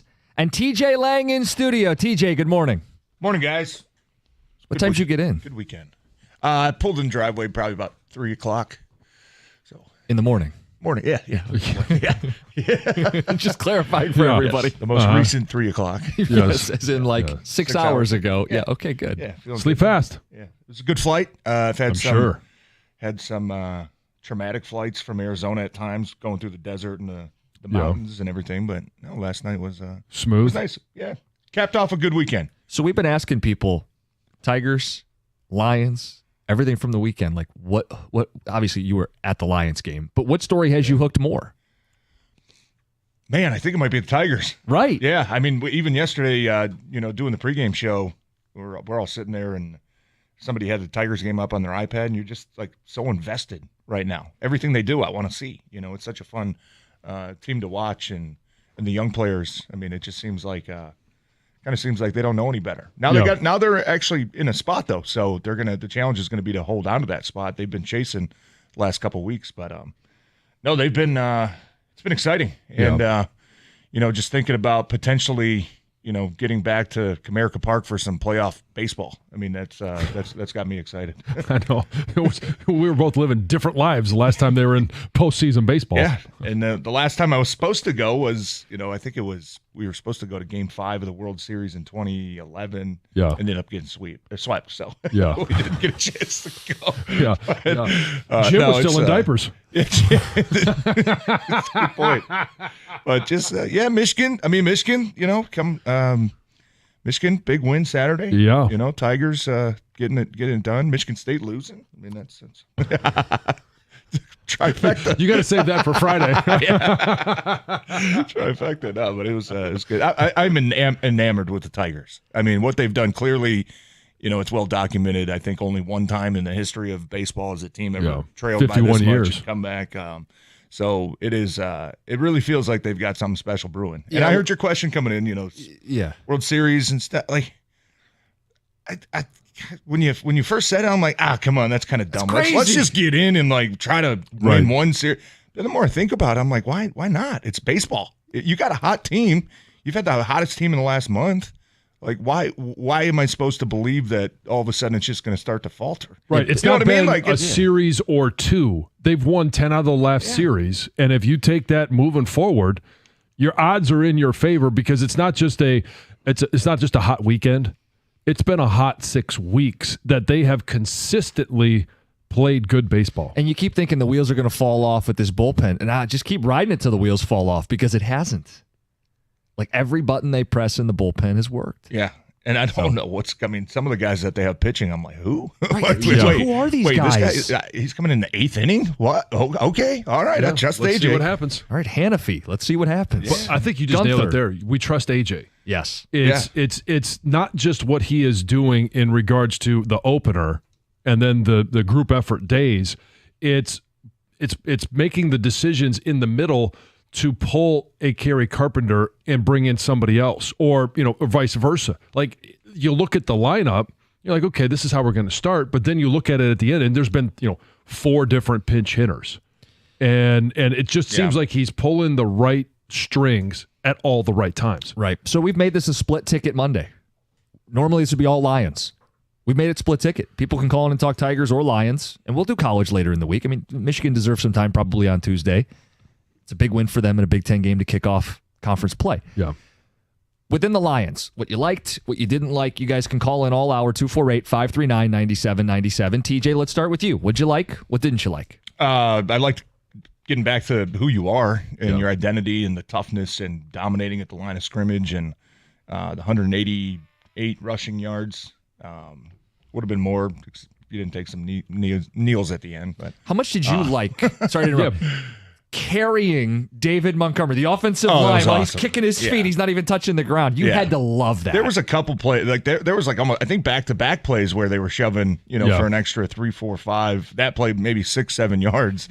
That's good stuff. And I've coached Dan Miller well because all the announcers, look at Montgomery churning his feet and carrying 5 guys. It's like, dude, look at the offensive line coming behind him and shoving him. All right, there's give the big guys 5'8" the credit. What are we doing here? But that was. That was just like a toughness play, right? We're going to get 2, 3, and then everybody gets in there, right? Amon-Ra kind of circles back around and starts shoving. That was Lomas and I. We got pretty excited in the booth when we saw that. That's such a good play. It can be a demoralizing play. It's a backbreaker. You've got 4 guys on defense and you're just shoving them, right? And you're just 4, 5, 6 yards. It happened. I don't want to get sidetracked. It happened yesterday. I don't know if you saw the Colts. One of the Colts touchdowns where the entire offense was just shoving them around. But it's a demoralizing play. And offense, man, that's just kind of establishing, dominance, I think, at times. Now, one of these ended up in a touchdown, so that maybe is the deciding factor. But which one was more fun? David Montgomery for 6 yards with feet not even touching the ground, or the hook and ladder? Well, the hook and ladder was more exciting, I think.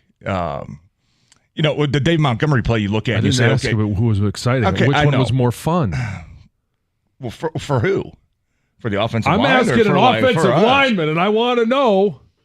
I think more fun is anytime you score a touchdown. Okay. Then you go to the sideline and you get some water, man. You know what I mean? You're shoving a guy for 6 yards, you still got to live to play second and 2. It's and you're even more tired. Yeah, you score a touchdown, you're like, dude, I get to go to the sideline, man. No yellow flags, I'm done. Yeah. So anytime you score, that one's always a little bit more fun. But that was what a play call, man. That was sweet. And defense. Defense was incredible. We got to start talking about the defense as much as we fixate on the offense and not scoring any points in the second half. TJ, this defense, again, 3 straight weeks has carried this team. Yeah, that's fair.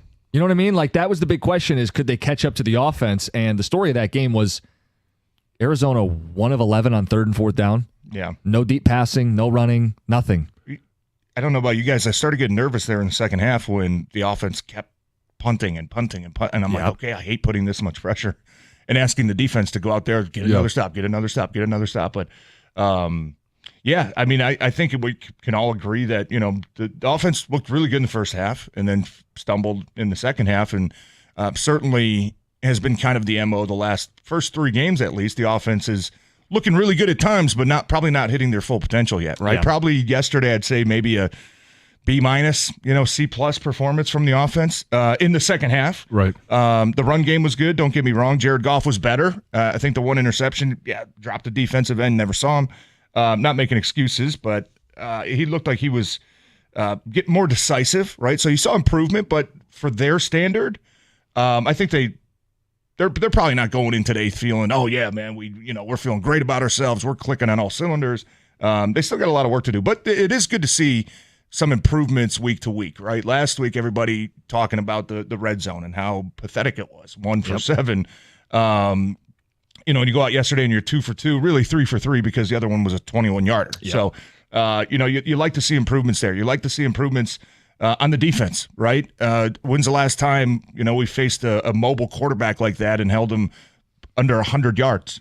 You know what I'm saying? Like it seemed like every running quarterback we've played in the last 3 years goes for a bill on us. Yeah, triple digits. Yep. Yeah, and then the run defense. I mean, you hold Arizona's running backs to 13 carries and like 32 yards. That's not a flash in the pan. That's real, and that's who they've been for a long time. So I think the offense, you're going in there today feeling, you know what, we didn't play our best. We certainly stumbled a little bit in the second half, but you have to have a lot of confidence with the way your defense is playing, right? I know I certainly do. I'm sure all the fans do. It just feels different, and it feels like the secondary.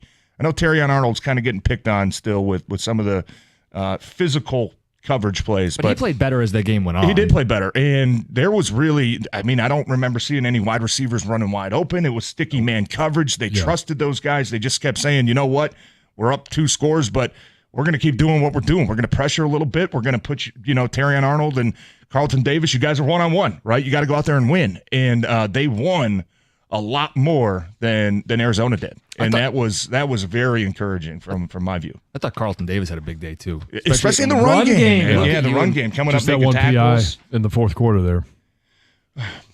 Yeah, I don't think it was fourth, but it was one where they both were grabbing and he was upset. Yeah, it was PI because he was grabbing him. He just had him hooked a little bit. Probably didn't need to on Marvin Harrison, but the big stop on, you know, he had a really nice tackle on a second down, and then a couple plays later, the fourth down. Getting Kyler Murray down. So defense looked really, really good.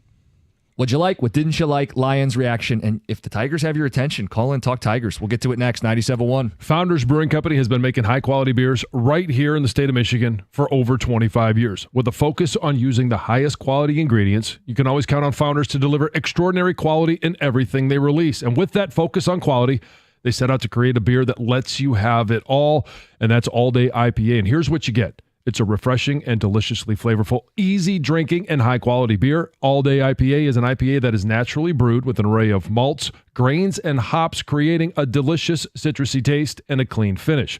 It's the perfect beer for anyone looking to make the ordinary extraordinary and the good times great. And speaking of great times, we got plenty of them right now. All Day IPA is the perfect beer for anyone on game days, whether it's in the stadium, at the tailgate, at home. Visit foundersbrewing.com to find All Day IPA. All Day IPA, it's all in the taste. Founders Brewing Company, Grand Rapids, Michigan. For 21 years old or older, please drink responsibly.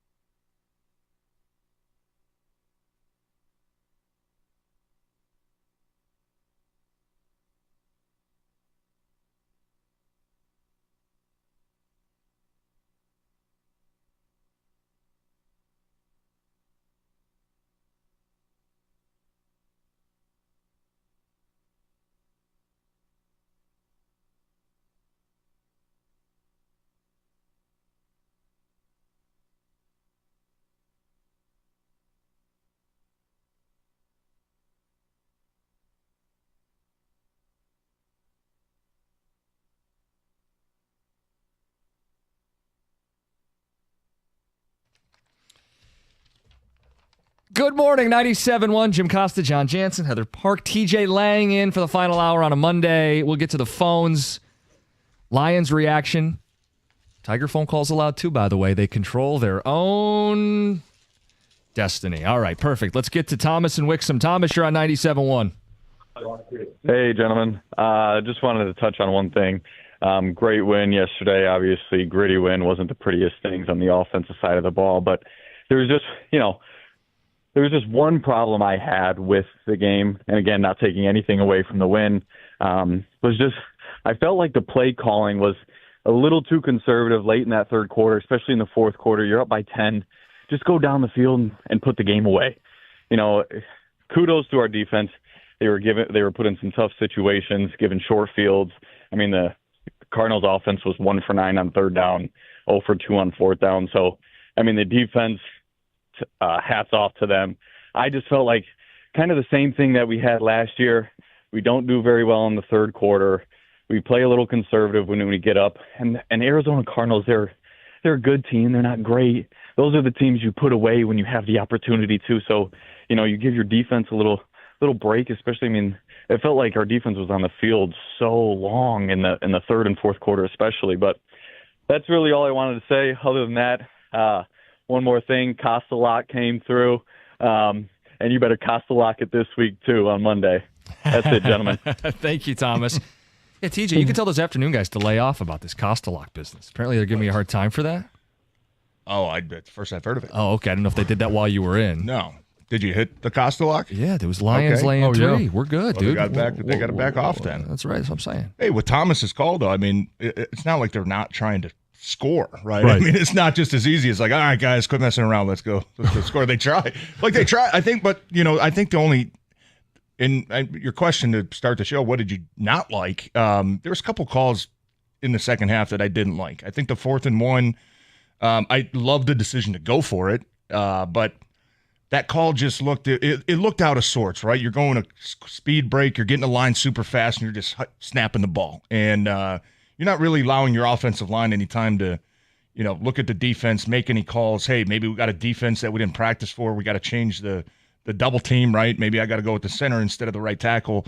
That just looked out of sorts. And then a couple drives later, actually, I think it was after, David Montgomery was getting carried for a bunch of yards. They get a 3rd and 1. And I think they went 4 wide and, just had Montgomery in the backfield and shotgun.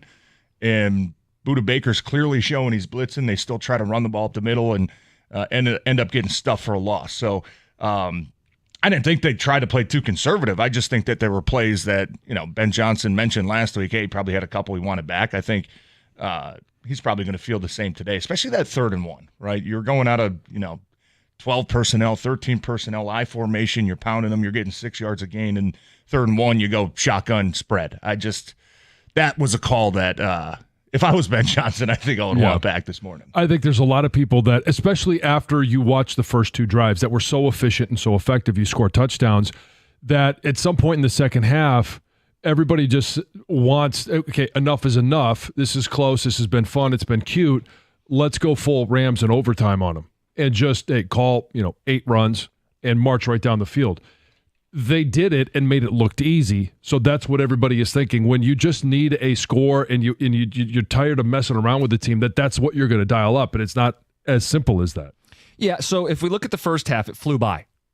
It flew by. They had 4 possessions, scored touchdowns on 3 of them. Yeah. Second half got bogged down. Lions had the ball 7 times. Punt, pick, downs, punt, end of game. So, yeah, they had chances to put away and didn't. At the end of the day, though, they went on the road and won by a touchdown. They led by 2 scores for most of the fourth quarter, and Arizona never had the ball with a chance to tie in the second half. Yeah. It's like I know it wasn't convincing enough for some people. That's a convincing win in the NFL, and it's because of the defense. Well, and here we talk about the offensive line controlling the line of scrimmage, and the defensive line has done that in the run game over the past, now going on 2 years. But the difference is they're also controlling the line of scrimmage when it comes to pass rush. And the headliner is Aiden Hutchinson with 6.5 sacks, but you have had other individuals, Levi Owens-Arike, Marcus Davenport, he was out last week, but he's been a guy that's been able to, put pressure on opponents. Aleem McNeil. Now, Aleem McNeil, left that game, but then you got DJ Reader. Like, you have a number of different guys that can apply pressure and can make that switch from a run down to pass. Let's get back to the phones. David in St. Clair Shores. Good morning. You're on 97.1. Good morning. How are you guys? Good. What's up? I'm just curious. Do you think we'll ever see the powerful leg of Jake Bates, kicking some 60-yard field goals? I mean, when called upon, sure. If the situation's right. Yeah, and a half and a game. I mean, I'd like to think that, but, we haven't used it yet. And we had some opportunity, but we got him for that reason, because he's not the greatest up close. He's not terrible. But I'm just wondering, do you think Campbell's going to go that way, or is he going to keep trying to score some touchdowns instead?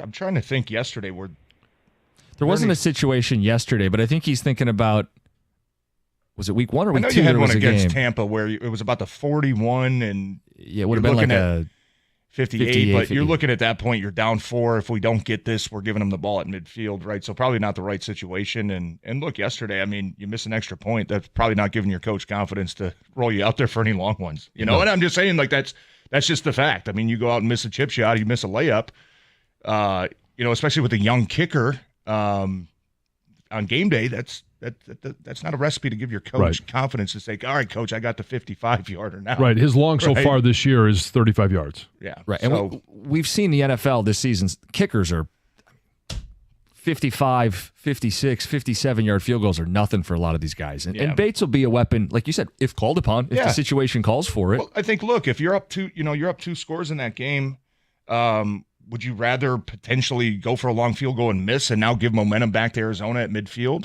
or keep utilizing what was a super weapon yesterday in Jack Fox and 4 punts inside the 12-yard line? Underrated, really good game for Jack Fox. Yeah, just that never felt like yesterday was the appropriate time to try one of those field goals. If you're up 2-3 scores, if you're up 3 scores, and maybe it's the end of half, right, and you want to try to hit a walk-off, I'd like to see it, but I didn't think any situation yesterday called for a long field goal. We had a guy calling earlier, and he was like upset about 2 in-game decisions for Dan Campbell. He's like, he's not a good leader. I was like, wait, I'm sorry, what day is it? What's going on right now? One of his TJ's real call. One of his criticisms was a 4th and 1. They didn't kick the field goal. It's like, I'm sorry, did you just drop down from a different planet? Were you under any other belief that they weren't going to go for it on a 4th and 1? And to your point, situation, let's say they go for it. This wasn't a 60-yard kick. It would have been like a 51, 52. And let's say Jake Bates makes it. You go from up 2 scores to up 2 scores. Yeah. Where a first down may put the game away. And it's 1 yard. Like, of course they're going to go for it for 1 yard. The other criticism the guy had was that Dan burned a timeout, wasted a timeout on a 4th and 1 that they ended up punting the ball anyway. They were up 2 scores. I mean, sure, I think I would rather keep the timeout, all things being equal, but it's such a nitpicky nonsense point. Well, it is. In a game where they comfortably won. Yeah, and I mean, it's all about context in when the timeout happens and you're up 2 scores. At some point, and who knows what's going on the sidelines in regards to did they have 11 on the field? Did they possibly have 10? Did they have too many? You don't want to take a penalty in that situation. Right. So you just make sure that you get things done right. And if you need a little extra time on a play, so be it. I'm trying to remember what situation that was. What? Where Dan Campbell called a timeout on a 4th down? Yeah, it was. When was that? Fourth quarter. Fourth quarter? Yeah, it might have been. Yeah, it was their second to last drive. They had the ball at the Detroit 47. Yeah, with like 3 minutes left. 6:54 left on the clock. They punt the ball 46 yards down to the Arizona 7. Cardinals will drive down and kick a field goal. Lions put it away the next drive. Okay, I got you. But you're also trying to eat clock there. You know what I mean? At that situation, hey, let's roll the clock down to 1 second. Right. We're going to punt with 15 seconds in a 2-score. It ended up being a 1-score game after that, but. Yeah, that situation, you're trying to bleed as much clock as you can, burn a timeout. Okay, we're up 2 scores, and let's kick the ball away.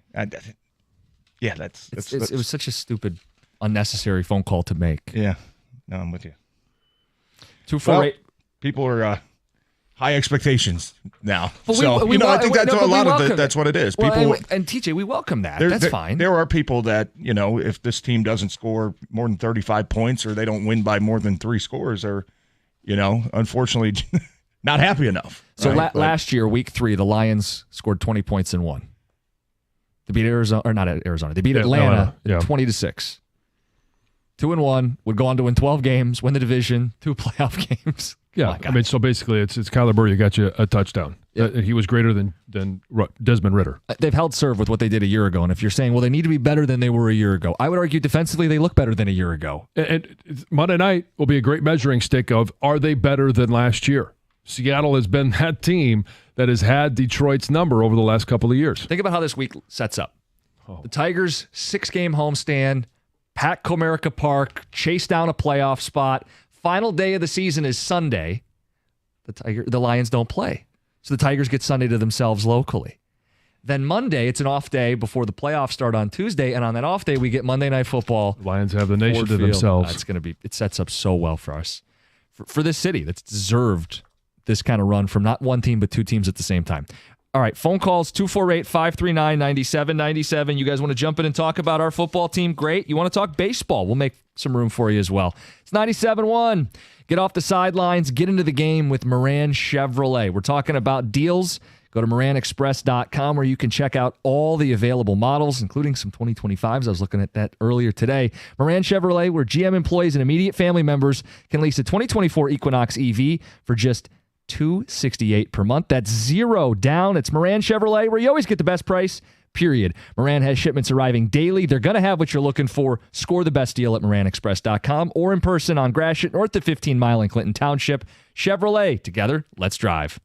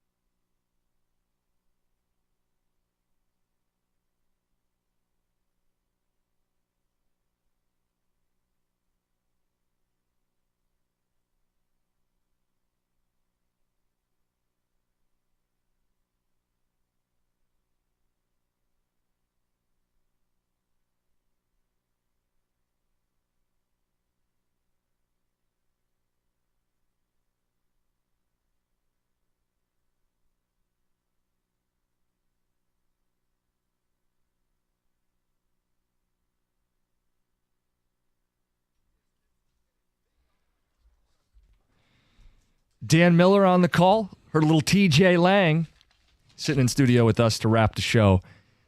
TJ, Lions secondary. I feel like we've talked enough about them. Kirby Joseph with the pick there. What'd they do so well that took away the deep parts of the field?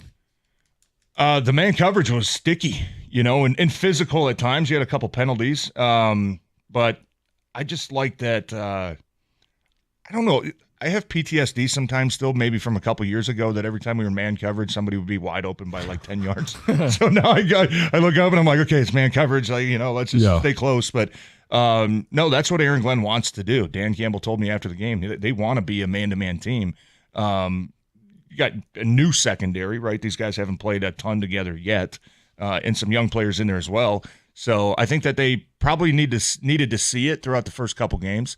But yesterday it was really, you're up 2 scores and you're looking and you're saying, okay, how are they going to adjust? Are they going to play more, bend, don't break, zone coverage, keep everything in front of them?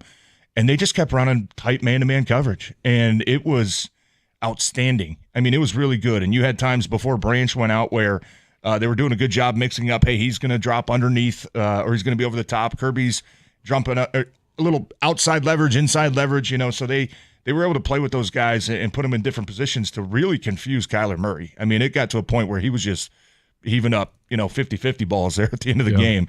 And that interception, I think it was just, hey, we're just going to try to take a shot. And Kyler Murray, that's the first time he's really looked like that this year. You watch those first 2 games against Buffalo and last week against the Rams, man, he looked like one of the top quarterbacks in the league. Those looks weren't available on Xbox. No, that's a good point.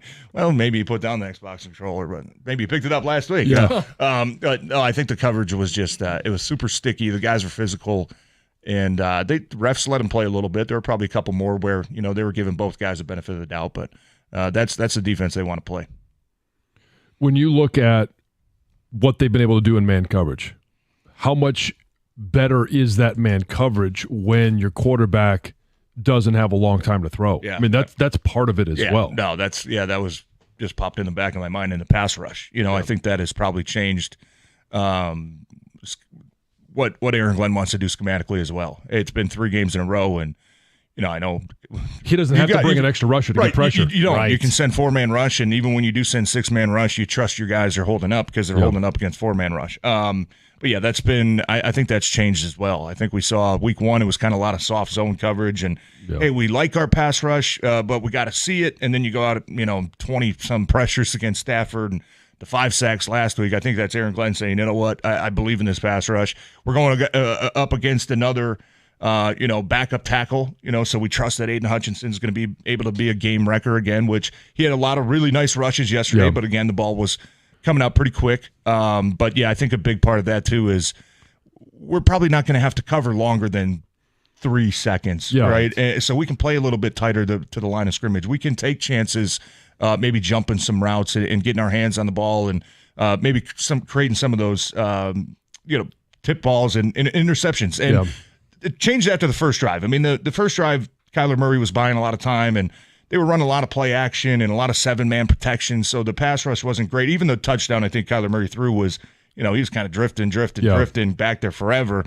But the way that you were able to stop the run, the way you were able to get up 2 scores, that's going to be the design for this defense to have a lot of success. Just release the pass rushers, let your secondaries play tight man-to-man coverage, and try to get a takeaway, which turned out to be a huge play in that game. And there's also one less guy in the routes because you're taking a tight end, a wide receiver, or a running back to chip or to block Aiden Hutchinson along with that tackle, so you don't have as many guys that you have to cover down the field. Yeah, no, that's a good point. I think the pass rush is legit, and Aiden Hutchinson certainly. It's 3 straight weeks where you're not playing any All-Pro tackles, but you know what? That's what you're supposed to do. If you're a game wrecker and you're a dominant player, you're supposed to dominate against backups. So he's doing what he's supposed to do. And Seattle coming in next week, I didn't get a chance to watch their game yesterday, but that's an O-line that kind of gave them a little bit of trouble last year. I think if they allow Seattle to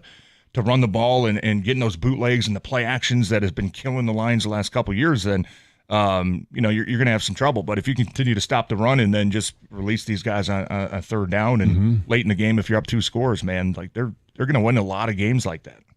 Let's get to the phones. You guys have a lot to say after this one. 248-539-9797. Let's start with Cameron. You're on 97.1. Happy Monday, guys. Happy Monday. So I may sound a little cliche, but another alarming issue this season, and it dates back all the way to the NFC Championship, is this team's inability to score in the second half. You got to find a way to put teams away and not let them claw their way back into the games. Oh, I agree. I mean, coming out of halftime, and we've had this discussion. We've talked to Dan about it before. You make those halftime adjustments, and you come out, and the third quarter has been a struggle to put points on the board. Well, and I almost feel like every time they start off the second half with possession, it's usually a 3-and-out. And then the momentum is shifted right back to the other team because they were able to hold you to, X amount of points in the first half. So their adjustments are counteractive to what we need to be doing, and that's scoring points in the second half, which this team has not proven they can do. Yeah, I'm with you. I think, this past week the emphasis was clearly we got to get better in the red zone, and, wouldn't be surprised if this week it's, hey, we got to get better in the second half. We got to find ways to, go down there and eat up clock and get points on the board. And you just look, and it's not like, they're going out there and just, playing conservative and, okay, run, punt, run, punt. Like there's just little plays that pop up, right? A sack on second down that now you're looking at a 3rd and, 11 instead of a 3rd and short. 3rd and 1, you get a false start, right? Now you're looking at a 3rd and 6, and if you can't convert, man, like that penalty hurt, right? You're looking at a 3rd and 1 where, you decide to go shotgun and now we got stuffed. 4th and 1, you go for it, you don't get it, right? So I don't think it's playing conservative, but you're right. I think that maybe you got to look at some ways to be, I would say maybe a little bit more creative on some third downs in the second half, just to keep the drives moving. I don't think it was an alarm. I don't feel alarmed by it, as Cameron said, but I think that's something they're probably going to put an emphasis on this week. Look, I think it's fair to bring it up. The team has the standard of winning a Super Bowl. Mm-hmm. They're supposed to be an elite offense. I think it's fair to bring up today that they did not score at all in the second half. Fine. I just don't think it should be the headline. Well, they didn't score, but Arizona only scored 3 points in the second half. And that's the headline. You guys were just breaking down the defense. That's the headline to me, is that this defense, which has gotten so much attention for not being good enough, for being the weakness, the Achilles heel, you can't say it after 3 weeks. You sure as hell can't say it after yesterday. The defense made that a 2-score game, held it a 2-score game for most of the fourth quarter, and the Cardinals never had a chance to tie it up in the fourth quarter because the offense did eventually put the game away, and it was Goff to St. Brown, Goff with his feet, and nearly 190 yards rushing. Yeah. I'm sorry it wasn't a perfect offensive game, and we can invite that criticism, but it can't be the headline. The headline is TJ's first words, identity, and the conversation we've been having, defense. If you're going to run it, if you're going to play defense, if your quarterback can make the plays at the end of the game, you're going to win a lot of games, and you're going to be a Super Bowl team. So I get it. I get why people bring it up. I do, but I don't think it's this huge issue or overly concerning. It's 97.1. A lot of attention on the Tigers, a lot of attention on the Detroit Lions. And when you're not thinking about sports, you're probably thinking a little bit about your finances. So that means you need a bank that understands you and is genuinely interested in your success. That's why I bank with First Merchants Bank. Whether it's your business banking or day-to-day personal banking, First Merchants Bank is 100% interested in helping you prosper. First Merchants bankers are attentive. They're going to sit down with you, ask you questions, get to know you as best as they can so that they can build a financial plan that fits your unique situation. It's exactly what they did for me. And when you make the switch to First Merchants Bank, you're also going to get access to their highly rated mobile banking app with innovative personal finance tools. Plus, they're deeply connected to the community's needs because it's their community as well, and they volunteer and donate to local causes to ensure that we all prosper together. This is the difference of 100% interest in you. For a better banking experience, visit firstmerchants.com. That's firstmerchants.com. First Merchants Bank, helping you prosper. Member FDIC, equal housing lender.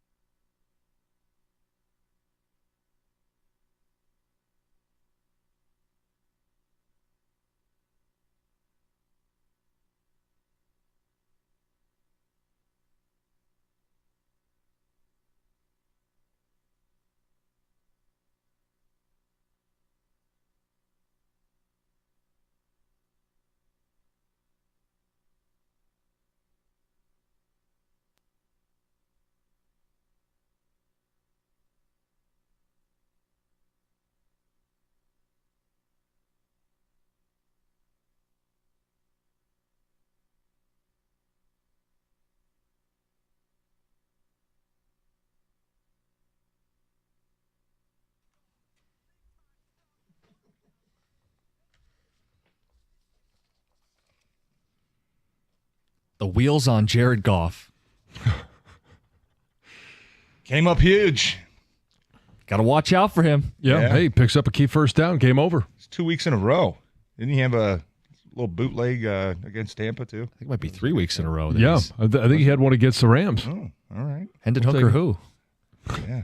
Hooker. I think Hendon Hooker's putting some pressure on him to run the ball. Oh, there you go. Hey, TJ, rejuvenating him a little bit. Something on Ticket Text that I wanted to bring up with you at some point. This 2-minute warning thing. People have said the Lions caught a break with the 2-minute warning. Mm-hmm. Looked like it was a pick six. Could have been a game-altering play. The whistles from someone at the game. Like, how did that go down? The whistle was clearly going off before the snap, which you could say the refs maybe blew it dead early, but I mean, go back and watch the replay. You got guys that clearly heard the whistle that just kind of stopped blocking or stopped chasing down because like, okay, something happened. The play was dead, right? So you could say the refs maybe blew it too early, but I don't think it's the same result, right? If they didn't blow the whistle, if that makes sense, right? Because the guys don't give up on the play. Exactly. Yeah, and I mean, one view I saw was 2:01. The other view was clearly, 2 minute. I think the refs maybe thought, hey, they're just trying to get him off sides up 2 minutes, and let's get to the 2-minute warning. Yeah, but you could definitely hear the whistles going off. So it should have been a dead play. Was a dead play. I think you have a different outcome if the whistle wasn't blown. If I'm saying that correct, right? Listen, I know you only had a few hours sleep, but you're making sense. Okay. You're not the only one that was at the game. We got Chris on hold. He was there. Chris, you're on 97.1. Good morning, guys. Hey, I was at Ford Field West yesterday, commonly known as State Farm Stadium. And I have to say the fans, they took over the game in the third and fourth quarter as far as noise. On third downs, it was unbelievable. They didn't put the decimal, with the crowd sound up, but it was definitely louder, and it was unbelievable. Unbelievable. Yeah, no doubt. And as far as Murray, he had those defensive guys right in his face, and he couldn't see where he was throwing it. He was throwing it 4 or 5 yards past the receivers, and that did him in. On one play in the third quarter when Hutchinson came in on him, he jumped up, and I don't know how he missed the ball. Well, right between his arms. It down. Yeah. But it was just unbelievable. And the stadium, I'd say at least 50-50 as far as fan bases. Yeah, I think that's fair. It's, I mean, Detroit fans were so awesome there. And actually, a lot of comments after the game from, the Card fans about how great the Detroit fans are. It's unbelievable to have that many people from Detroit at that game. And so I leave. I left the booth. A couple minutes left. I have to get down. Do the post game interview with Coach. Sometimes I get him right after the game. Sometimes it takes time. But I'm walking down the tunnel. Down into the depths of the stadium there. And we knew that it was a big drive for the Lions, and all of a sudden you hear a gigantic roar, and there's not a TV around, and all the Arizona people are like, oh my gosh, interception. And I duck in a room real quick, and it's showing the replay of Amon-Ra catching a 3rd and 12. And I was like, oh my God, right? Because you kind of got scared. You're like, oh my gosh, we didn't fumble. We didn't throw an interception, did we? It was the roar from the Lions fans that was so loud that even the Arizona workers thought that the Cardinals had done something well. Yeah, it was hilarious. That's so great. Oh, the fans travel as well as they do. I mean, Arizona, it's one of those states where most teams visiting teams that their fans will travel, but we know what Detroit's like when Detroit goes. There's so many transplanted Michiganders there, and so many people out in the Southwest, even out west from LA, that are going to drive in. It's only a 5-hour drive. This is unbelievable. I love seeing the sea of blue, and that lower bowl just looked like it was totally packed on the one side. Yeah, it was. And it makes a difference, too. The players talk about it all the time. Yeah. Makes it feel not as hostile. When you're going to the stadium, you see a bunch of your fans traveling to support you. Well, he was even saying it helped the Lions on defense. Because most of these teams, they're at home. They're thinking, okay, third down, quiet, men at work. I think they were going silent count a little bit. The Cardinals were at their own stadium, which is always a horrible feeling. That is a disconcerting. Yes. Wait a second. But we were at home. Have you guys had to experience that? No. I don't know that I've ever experienced College, that in pros? a home. No. Oh, probably not college. Let me try to think at Eastern. What did we ever Did you guys go silent count? I don't think so. You guys always had to travel to go against the bigger teams. Did you ever have a big team come into Eastern? No. Every time we would play a bigger team, like Northwestern, or it would always be. We played a couple games at Ford Field. Okay. But no, we even when I was in Detroit, that we never had that issue. That is a horrible feeling when you have to go silent count in your own stadium. I mean, it really is. But the Lions fans have been incredible for 2 years in a row now, hitting the road, and the rest of the year ain't going to be any different. Nope. What do you guys got coming up today, Gator? We get to do radio today, Doug. We do. We get to do fun radio. We got Champ and Chump at 10:30, but man, I don't even know what the biggest headline story in Detroit is after that weekend. That Champ one's going to be tough. It is. There's a lot of candidates. A lot of candidates to choose from. So 248-539-9797. Texts, phone calls, tweets. Take them all. Yep. Let's go. Lions, Tigers, Michigan. Oh, my. Lot to discuss. All Carson right. Anderson next. Spartans? Almost. Aw. I'm okay with it. I'm okay. I mean, with what they went into it, we can discuss it. All right. I'm okay. Carson Anderson next, 97.1.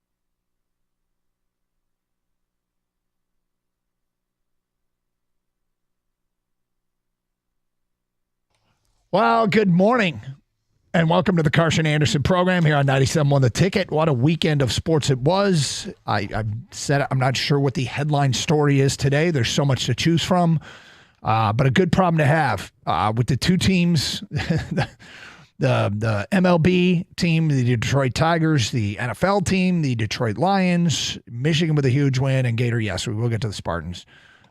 which, they've got a lot of promise. But at the end of the day, there's some fun stuff to get into today. How was your weekend, Scott? It's pretty damn glorious. Yeah. Aside from what happened on Saturday night with Michigan State, I'm okay with how they played. Aiden Childs is definitely a work in progress, but boy, you can see the potential he's got. Beyond that, how could you be disappointed? The Tigers take 2 of 3 at Baltimore. They do it in dramatic fashion. That team just has no quit. They're the baseball embodiment of what the Lions are. That hat you're wearing today is appropriate for the Tigers as it is appropriate for the Lions. The Gert hat? Yeah, the Gert hat. Yeah, be careful of the knockoff gas station Gert hats that say Gert. Yes. But they're gritty. And this is so much fun. About a week and a half ago, maybe people were saying, yeah, well, look, they got Baltimore still. Yep. Talk to me after they played Baltimore twice in Kansas City. Yep. Okay. Can we talk? Yeah. I have some things to say.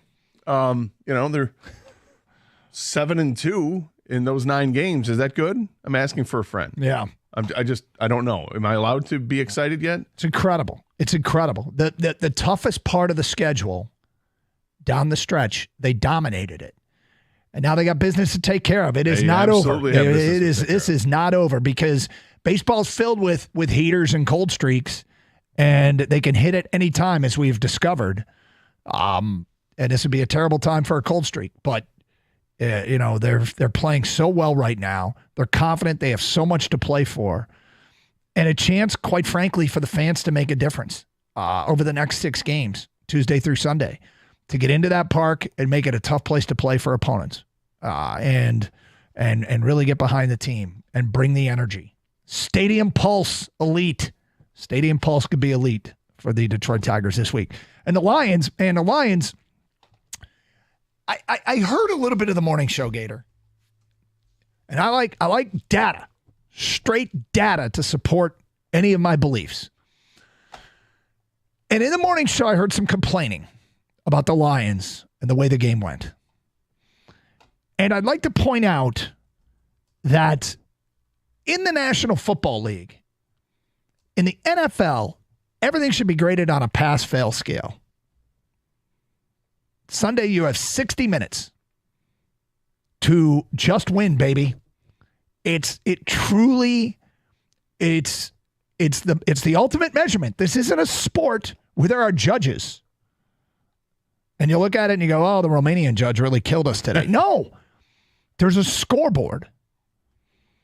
And at the end of those 60 minutes, when the accumulation of your points is greater than the accumulation of your opponent's points, it is job well done.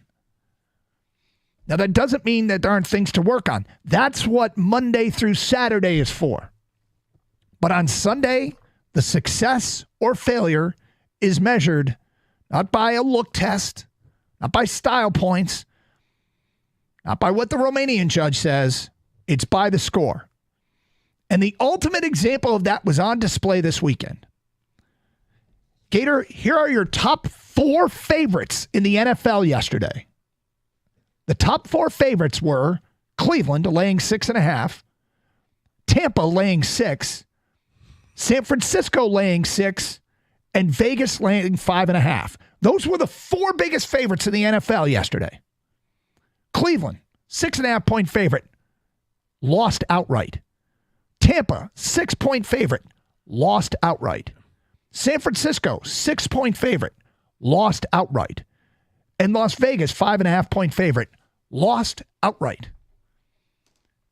No other measurement matters but the win and the loss. But I can tell you, I sort of understand it. Gator, you tell me I'm wrong here. All right. You can tell your expectations are high when your fan base, some in the fan base, want you to look like the Super Bowl champion every game. Every half, every series, every snap, we want you to look like the Super Bowl champion, which isn't realistic. And that's what leads to some of the complaints. And it's great to be in this position. But that is why, regardless of what they did in the second half offensively, you should be very happy. Is if you look at pro football's environment, just win, baby. It's exactly what it is. It's that's why we say, and coaches have said it for years, and I think fans are kind of reluctant to accept it. And maybe it's just that it feels like this year is a really strange way to start the season. But it is hard to win in the National Football League. Games are decided by a score, and when you have as many straight up upsets as we did yesterday in the National Football League, you have to take a step back and go, okay, you know what? Sometimes it's not pretty, but you'll take it, and then you'll get ready for the next one. And it was about as pretty as it gets for the first half for the Lions yesterday. And then it was still pretty if you look at the defensive side in the second half. And the offense, went a little conservative in the second half, and there were probably a bunch of reasons why they didn't score, but they didn't score. And it'll be something that we'll be talking about, and I'm sure that the team is going to have to address after meeting with the media every time they do so this week. But I'm okay with it. You know, when Houston gets clobbered by Sam Darnold, and it's not just that Sam Darnold and the Vikings offense did it. What did the Viking defense do to that great offense that Houston has? Mm-hmm. My God. So it's really interesting. And also things got interesting because apparently Sam Darnold has to have an MRI on his knee. So what's happening there? This could be just a real crazy kind of season. Malik Willis is 2-0 as starting quarterback. I'm sorry? Yeah. Your guy. Malik Willis is 2-0 as a starting quarterback of the Packers.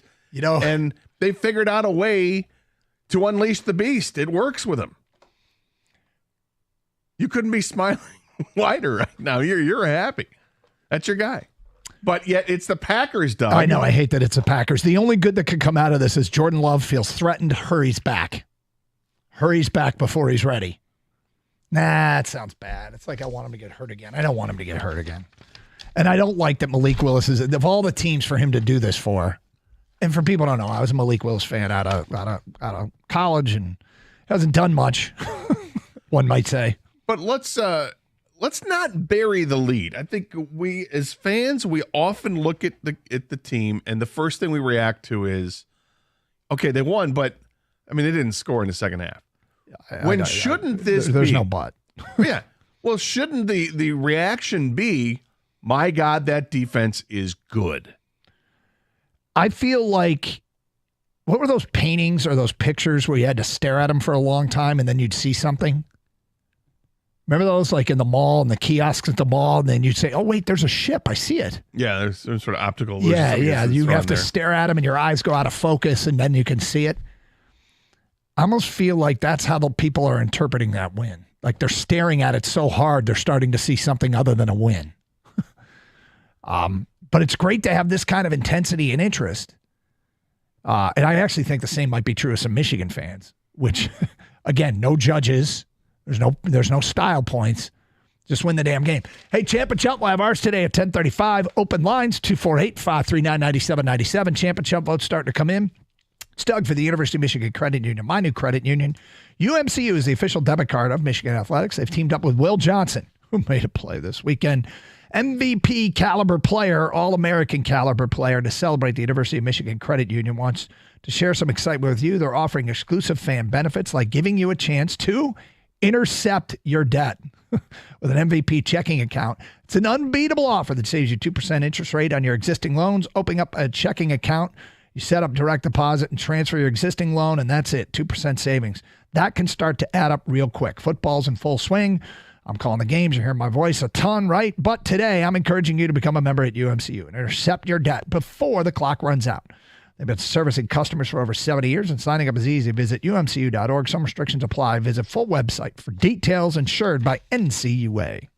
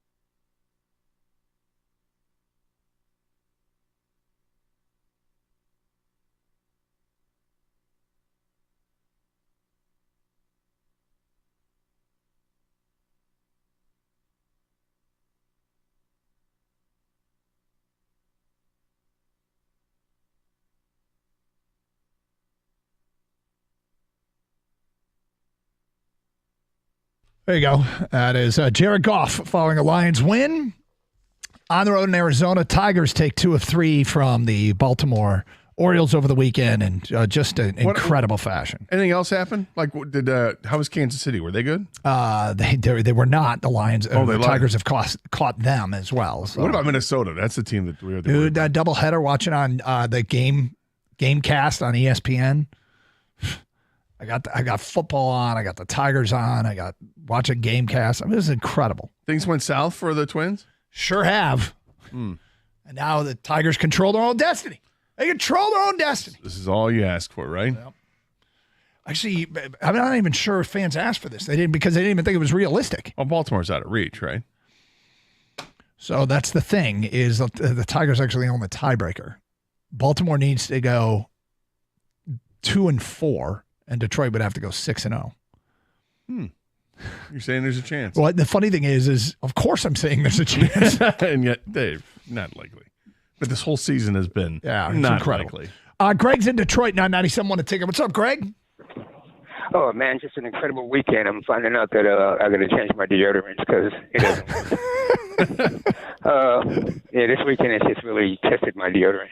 But really quickly, guys, it was great to see Brock Rice and Laporta on the field at the same time. It was great. It was great to see my quarterback show some emotion at the end of the game. That was great. I'm heading up a hedge fund to give Fox a statue outside because he's been the one rock steady player that's just been holding it down for that defense, man. He really needs to get his roses because he has just been solid. I mean, incredible. And lastly, I have a concern with Patrick. Last week, he didn't do a toe tag drag, which I thought every receiver should do. And then this week, it seemed like he was like a days ago about where the first down was. I mean, he's a good player. Love his story. It's a great story. But it was kind of, his play has kind of been kind of lax. Can you guys comment on that? And just one last thing and let you go. If every other team can get to their star receivers, what do you think the problem is that we can't get to J-Mo more consistently? So here's the deal. Greg, thank you for the phone call. Let's start with Tim Patrick. Yeah, I look, the thing about Tim Patrick is it's a work in progress. He just got here, and I don't think there's a huge surprise that it comes with some growing pains. They're clearly trying to develop him. They've given him snap counts. Like, they're giving him snaps. He had 34 snaps yesterday. But he's got catching up to do. He's crash coursing this offense. So he's probably thinking a lot, which means, you're uncomfortable in that situation. Just like any situation in life. If you're new to it, it takes some time to get used to it, where it becomes second nature. And that leads to other things that you don't do right. It looked like at one point he got bailed out on a false start. But, yeah, and as far as J-Mo, look, so that game, they got the ball to Laporta. They got the ball to the tight ends. And we always talk about this. There's only so many offensive snaps. And in the point in the game where they were building their lead, in those so many offensive snaps, when they were going to the tight end, it means they weren't going to somebody else. And in this game, it was Jameson Williams. And then it got into the second half, and they had a big lead, and there wasn't a big need to throw the ball a lot. So time and score dictated that the wide receiver play, they weren't going to get as many targets. And when they did, it was Amon-Ra. And Amon-Ra on that huge third down, that 3rd and 12. Yeah, I'm not concerned about targeting receivers in a game like this. I mean, look, this is the flip-flop what we had a week ago. A week ago, they threw the ball over 50 times, with 56 when you included the punter passing. 56 passes in the game. This week, they threw it 23, and they ran it 43. When you're running the ball 43 times in a game, you're winning the game. Because that's all you're doing. You're trying to just salt the game away at the end in the second half, and that's what they did. They just kept running it, and everything worked. Goff completed, his first 14 passes or 13 passes. He was on fire. And then the Lions caught a break at the 2-minute warning. Looked like they caught a break. They did catch a break. And that's, you know what? That's just Lions luck, man.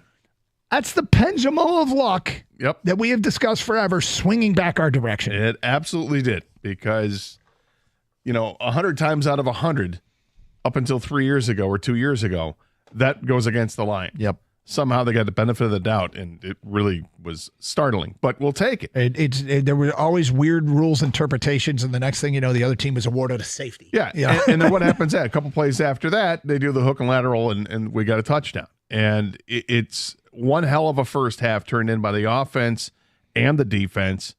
It was just great to watch. So it doesn't bother me that there weren't that many targets out there for J-Mo. I mean, I'm watching the game and I'm thinking, all right, when's J-Mo going to get involved here? But at the same time, I'm also seeing what's happening. They're just getting big chunks of yards on the ground, and I recognize it's going to be tough. And then they try the reverse to him, and that didn't work out so well. They tried the deep pass to him that was just out of bounds, but nicely thrown ball. But the ball was thrown out of bounds, and J-Mo running that route. They tried deep to him down the field, and it looked like if Goff had thrown it a little bit more inside, more of a post pattern, that maybe J-Mo's got a touchdown. But hey, that's nitpicking when you're winning the game and you're running to win that game. And he mentioned Brock Wright, 4 catches out of 5 targets. Laporta was 2 for 2, but unfortunately, we got to talk about injuries at some point. Yeah, and we will. Laporta We'll kept bring it coming up, off the field. Yep. But we predicted this last week. Laporta's going to get more involved, and when he does, it's going to come at the expense of somebody else's touches. And don't freak out, don't panic, don't worry. And I don't think Greg was. It's just the way it is. Yeah. Jeff in Detroit. Hi, Jeff. Good morning, fellas. What's going on? It's going great. I just want to shout out for the Lions. The situational football. Even the Lions prefer. They didn't get the coin toss, so they got the ball right off rip and went right down the field and scored. And they never kind of looked back from that point. Offense made all the right plays in the first half. Special teams and defense. Fox was a man. He made them work with a long field every single punt. The defense was able to make plays. And in the second half, you guys were just talking about St. Brown. I think that third down conversion was in the second half. Even though we didn't have any score any points, the situational football, even the very last play to close the game out, we loaded up Jumbo with Skipper. We've been doing it all game long. What comes next? Bootleg, game over. You know what I'm saying? So it was complete, all 3 phases of the game, situational football. Panay had a false start, pushed it to like a 3rd and 12. Who comes up clutch? St. Brown again. You know what I'm saying? The 3rd and 18 with Gibbs, the draw play. I think that was also in the second half. Extended the drives, the ball control. I'm trying to think of field position. Yeah, they controlled field position entire second half. Always gave those guys a long field to work with. It was a complete game from beginning to end. You hit on a lot of points there, and you're right. And the previous caller mentioned Jack Fox, and now you bring up field position, which was dictated in large part by elite punting from Jack Fox. And, we set some defensive goals for this team. Could they? It was a bit of a false narrative, I think, coming out of the Tampa game that Baker Mayfield killed him, and he made some plays. But we looked at Baker when it was all said and done. We're like, all right, Baker Mayfield, yeah, he did make plays, but do you kill someone was he a killer when they held him under 200 yards passing and under 35 yards rushing? And we said, look, if they can do that to Kyler Murray, that's a huge win. Kyler Murray, 205 yards passing, which is certainly not fatal, and 45 yards rushing. Yeah, and he had most of that in the first drive. Yep. The rushing. I mean, he had the 21-yard run. I think he had another one like 12 or 15-yard run, and that was it. They shut him down. They able to corral him. That tackle from Carlton Davis, we're on 4th and 1, and it looked like a naked eye. You're like, oh, he's got this. I mean, he reached across. He's got it. And then they sync it up with the review. Yep. I mean, Aaron Glenn is right there on the plate. Nope, pointing to the ground. He did not. He's down here. And then when they sync it up and you see that his leg is down, and the ball is a full yard behind the line to gain. Things are just going the Lions' way. It was nice. Brian, you're next on 97.1. Hello, Brian. Hey, let me call you back. Hang on. What's up? Hey, guys. Sorry about that. Right. Yeah, so I want to give you kind of a quick hitter theater here. A couple things I liked, a couple things I didn't like. What I liked on offense was, they got back to some semblance of balance, even though they ran more than they passed. But the Lions offense should either be balanced or skew more toward the run. Obviously, game plan, dependent. One thing I didn't particularly like, on the offense, this is a minor thing, but they just couldn't get that put away drive done near the end But a W is a W. It happens. Not a big deal. They still hung on and won. Not even hung on and won. They still won. They did get the put away drive. But no, I meant like to put a dagger in them to get a final touchdown. You wanted it earlier. That's the only other thing I would have liked to have seen. Yeah. Defense overall, they played really well. They limited those deep shots. Like, I thought that was great. The secondary is playing significantly better than it, did in previous years. They didn't just get blown up left and right. Obviously, if you have a really good receiver like Marvin Harrison Jr. is, he's going to get his. That's just how it is. Obviously, the Achilles heel, if you can say, continues to be running quarterbacks have gotten out on him. So that would be the defensive thing. I was like, God, of course Kyler's going to get away. But again, he's going to get hit. Yeah, I think 45 yards is pretty good. Yeah, pretty good overall. He didn't make any absolutely crazy plays. Something I really liked as far as an individual player, man, how good of a pickup has David Montgomery been for this team? Yeah, I mean, he's just pushing that pile and just so strong. He's got wiggle and he's strong. And there are plays that are blocked for 1 yard, he's getting 3. Plays that are blocked for 5 yards, he's getting 7. Plays that are over and he instead levitates. Which was, he said he was laughing that whole time when he was up in the air and just moving forward. When the scrum pushed him forward in the air. That was amazing.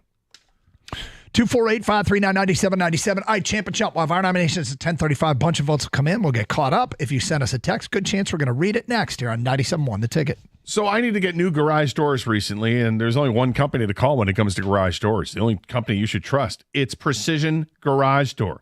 These guys are amazing. They took my call immediately, scheduled an appointment to come out right away, and they did. And then they helped me select the perfect doors for my house. Now, I've been dealing with Precision Garage Door for years. They've been amazing since I first bought my house about a dozen years ago, all the way through maintenance. And then when I finally had to have the doors replaced, they came out and did it. John, Jeff, the whole crew, so easy to work with. And if you want your garage doors done right, you do what I did, and you call Precision Garage Door. But here's what's great about them.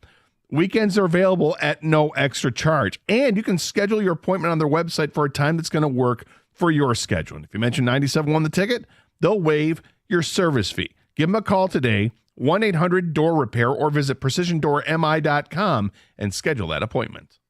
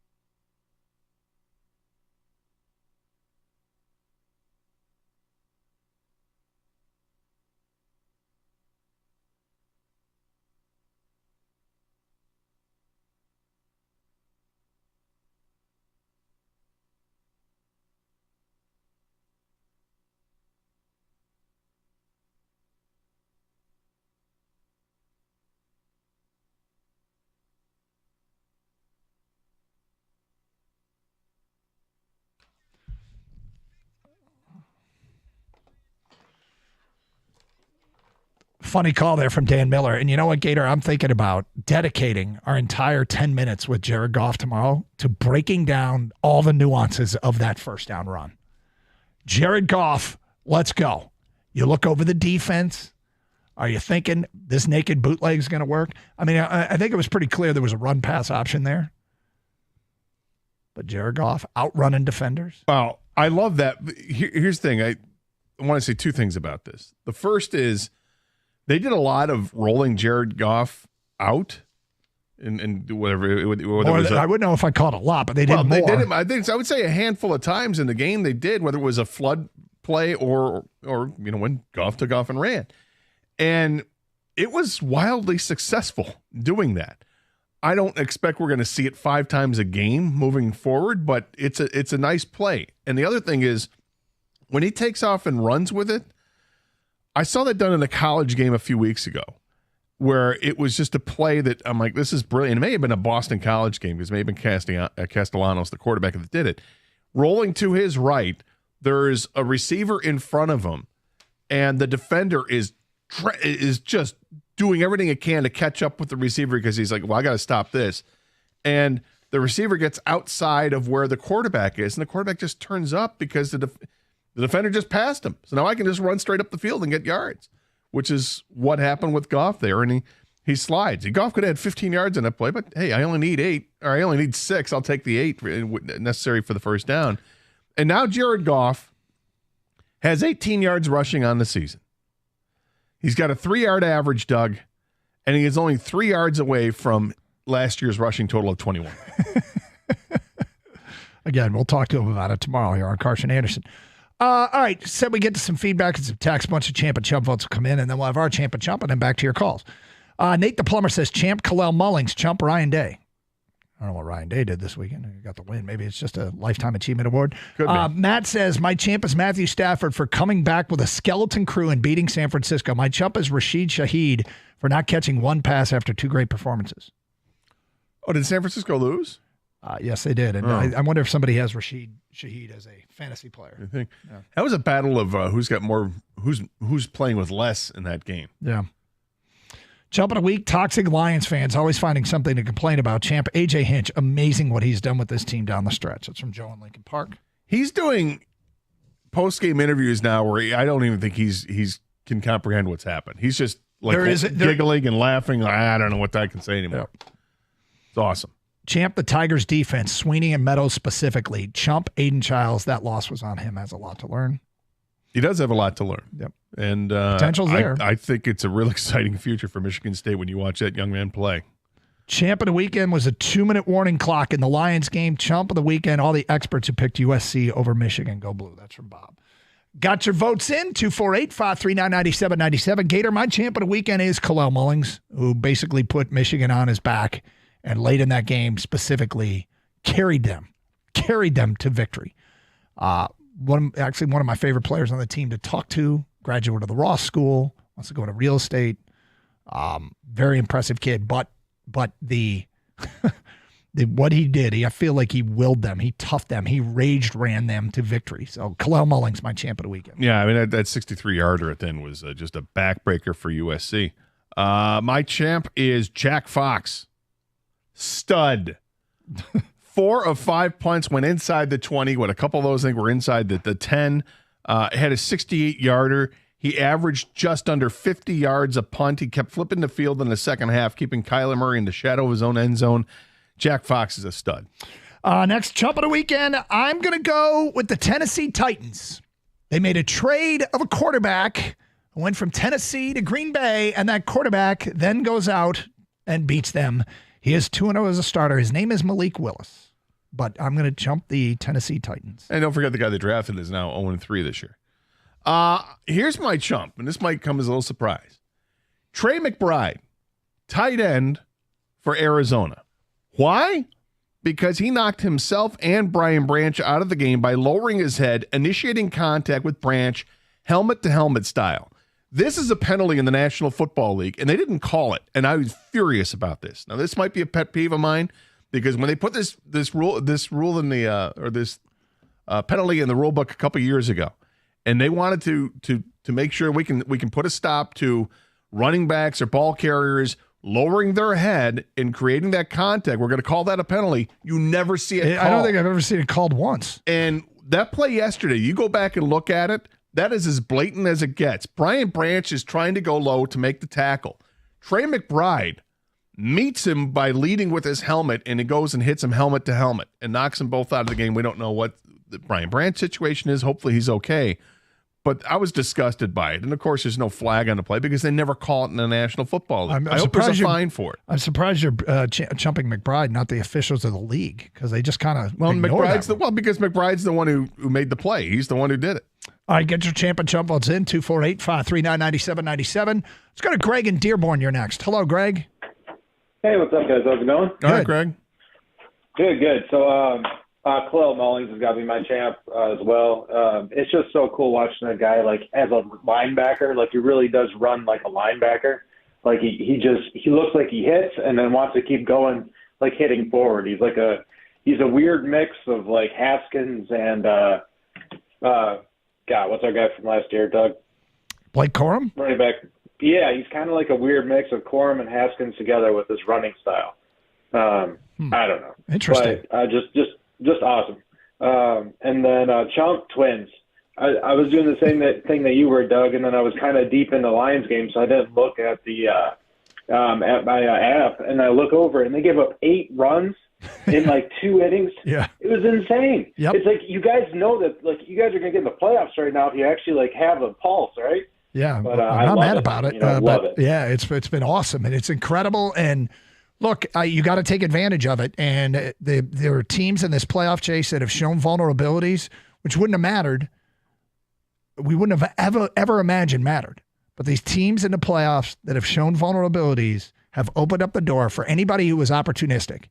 It just so happens we know exactly who was opportunistic. And it's awesome. 248-539-9797. Ben in Detroit. Hi, Ben. Hello, guys. How you doing? Doing great.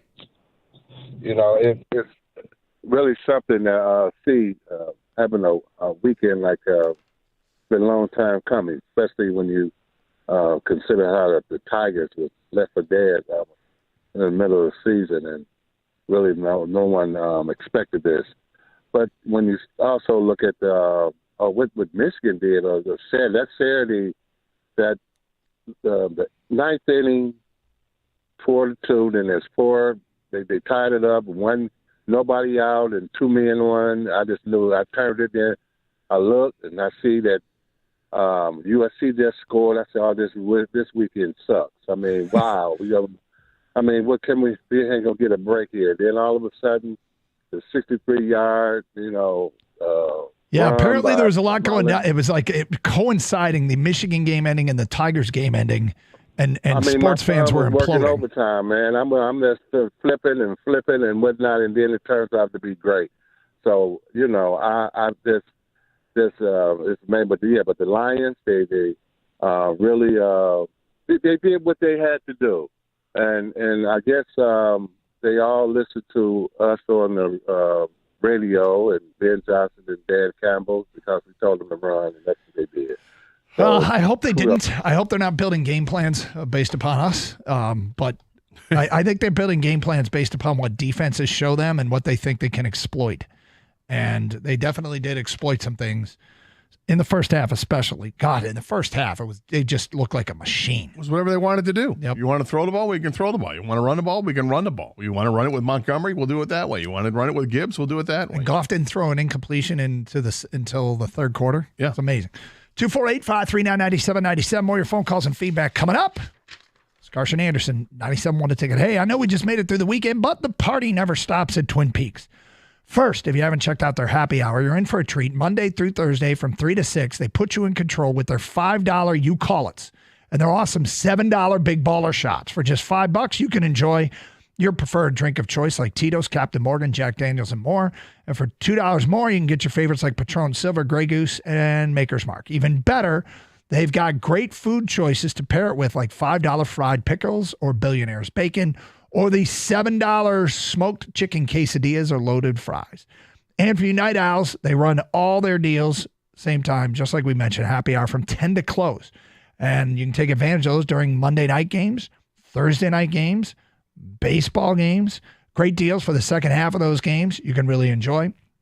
And then there's the Twin Peaks girls, right? They simply do it better than anyone else at Twin Peaks. 2 great matchups tonight. You can watch those. Baseball gets back underway tomorrow locally. Find a location nearest you. Go to TwinPeaksRestaurant.com. Twin Peaks eats, drinks, scenic views.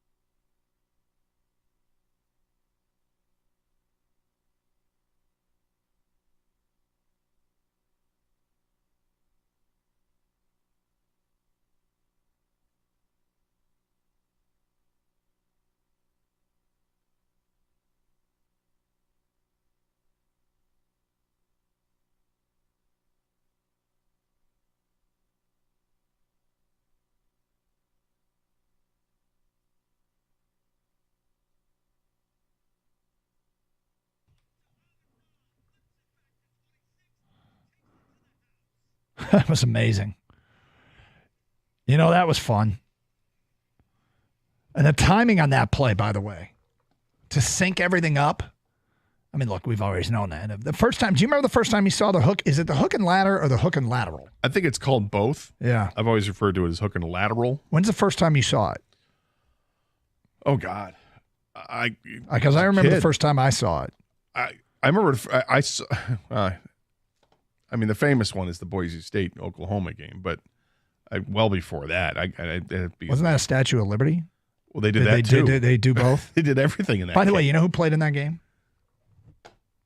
The Boise State Ian Johnson 2-point conversion on the hook into the Proposed to his Statue of Liberty. girlfriend. Yeah, now he's going to propose to his girlfriend. That game, you know who played in that game? Sharon Moore. Okay. He played for Oklahoma in that game. I just emptied the bucket. Anyway, sorry, go ahead. I'll say that for when you play Oklahoma. Yeah, okay. If you That's play next Oklahoma. year. Next year, No, we'll but go to Norman. I know I saw it in the 80s. I can't remember the first time I saw it. First time I saw it was the Chargers doing it to the Dolphins in that legendary. There you go. The AFC divisional game. Yep. That's Yeah. when I first remember it. That was amazing. 1982, 81, somewhere in there. Gator, what about Varsity Blues when Tweeter did it to Billy Bob? They kept trying to run it in practice, but remember, and They finally in called the it game, okey-doke or something like that. Uh-huh. Finally in the game, it worked though. Yeah, it worked. You don't mean that stupid play we were. Doug, no, nothing. I have no idea. I don't want your life.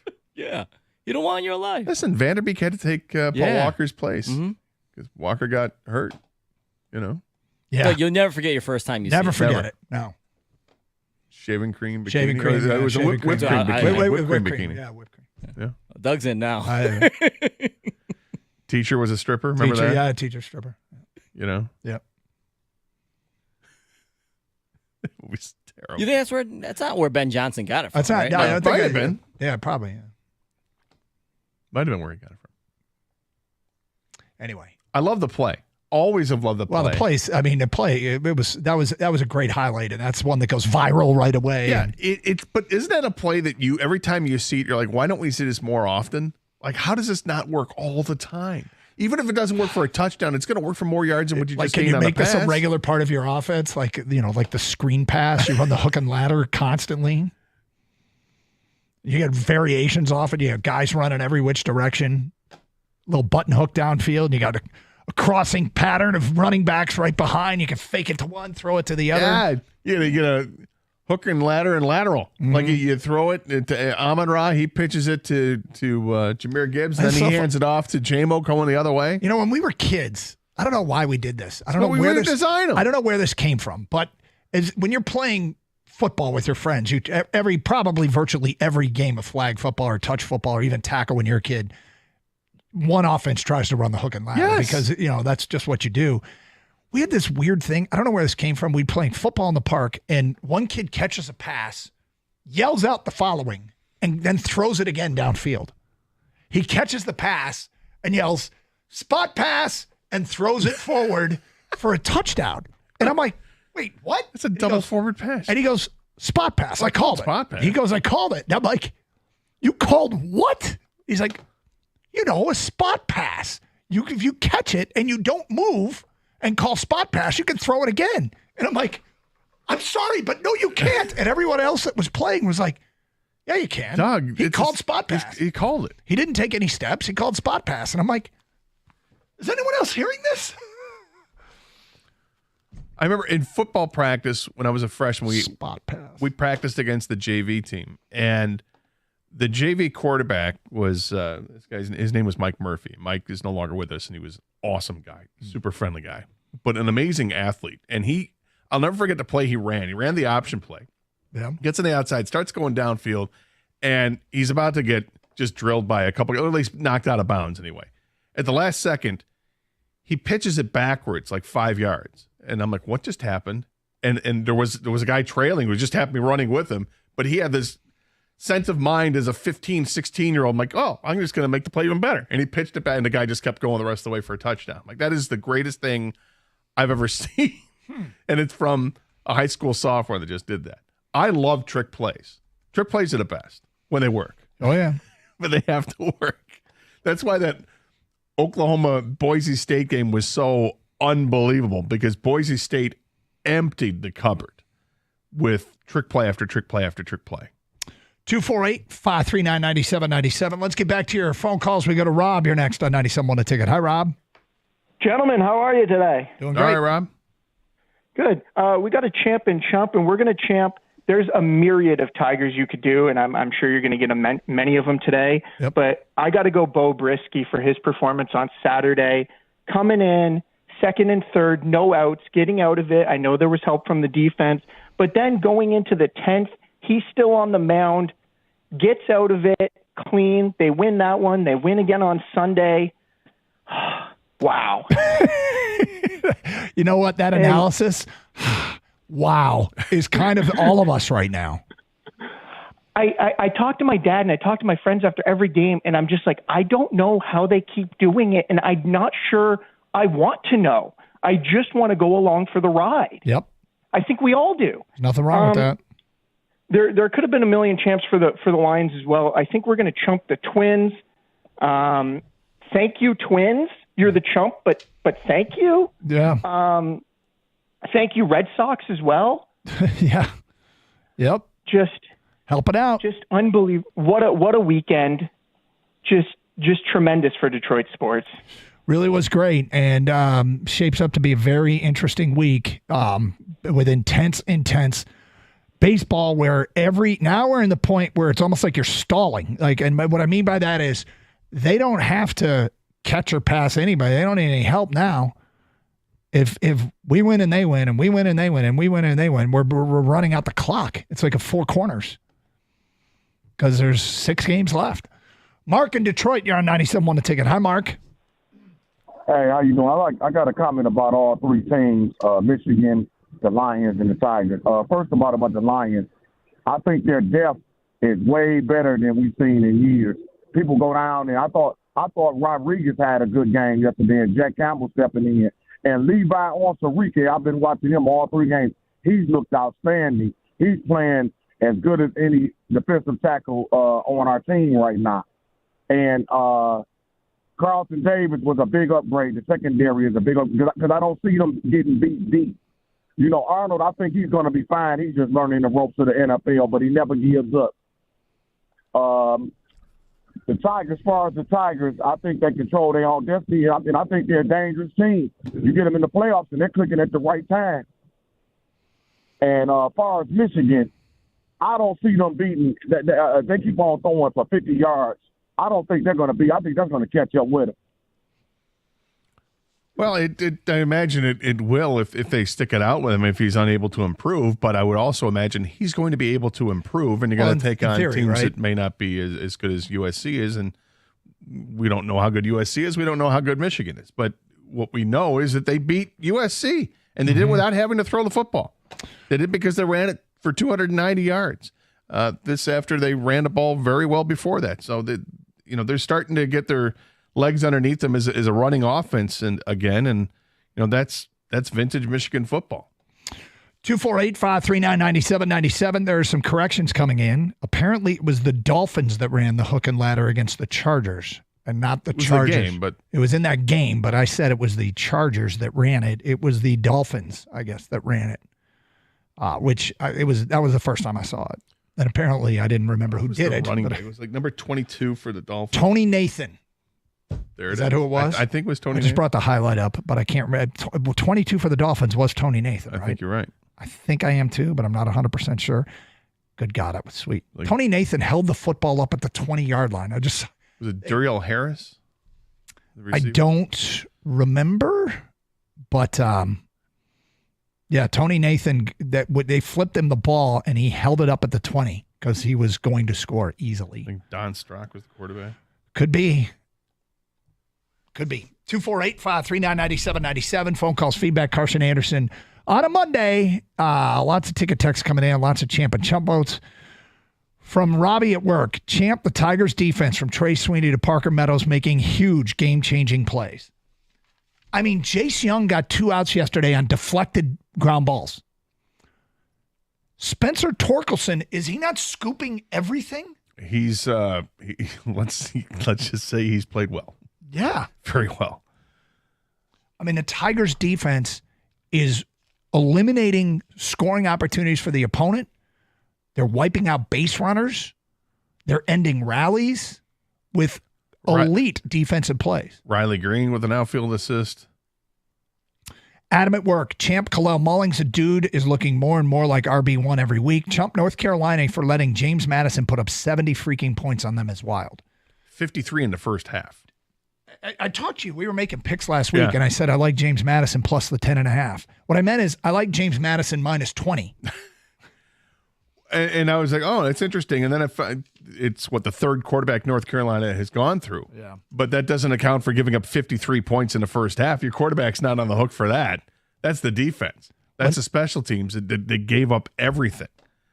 And then to give up 70 points, a record number against North Carolina. Yes. That's unreal. Was it 70-50? Was that the final? It was something like that. Yeah. North Carolina scored a bunch of points, but wild games. James Madison lost their quarterback. Sunbelt Player of the Year went into the portal, and they just reloaded, apparently. 248-539-9797.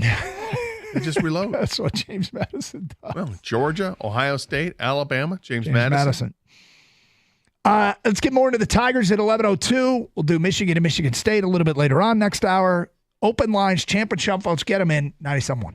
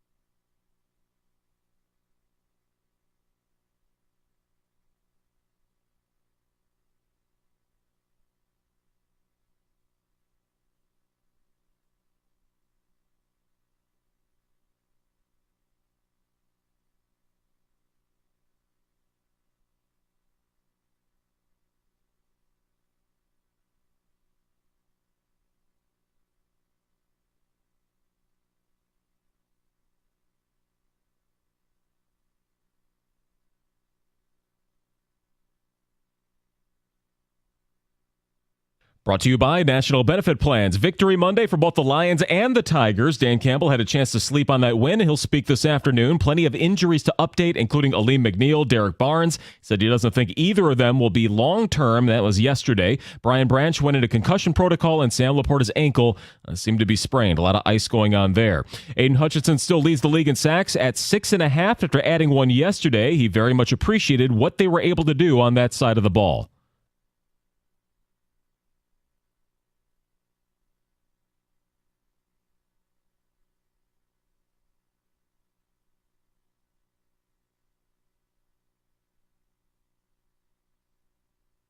Well, they'll have a long week to recover as it'll be a Monday night primetime game going into their bye. The Tigers have a breather today after stepping into a wild card spot following the weekend. They're a game up on the Twins and tied in the standings with Kansas City. All three teams idle today before their home stretch of the regular season beginning tomorrow. Just 2 days away from a Red Wings exhibition game. They're done in Traverse City. They'll be practicing tomorrow down in Detroit and then play the Blackhawks in Chicago on Wednesday. And week 3 of the NFL season going to wrap up with a pair of games tonight. Jags at Bills at 7:30. Buffalo favored by 5.5 at home. And then an 8:15 game between the Bengals and Commanders in Cincy, Washington. Full touchdown underdogs. From the Corewell Health Sports Desk, I'm Chris Villar. For more, go to 97.1 The Ticket and Odyssey.com.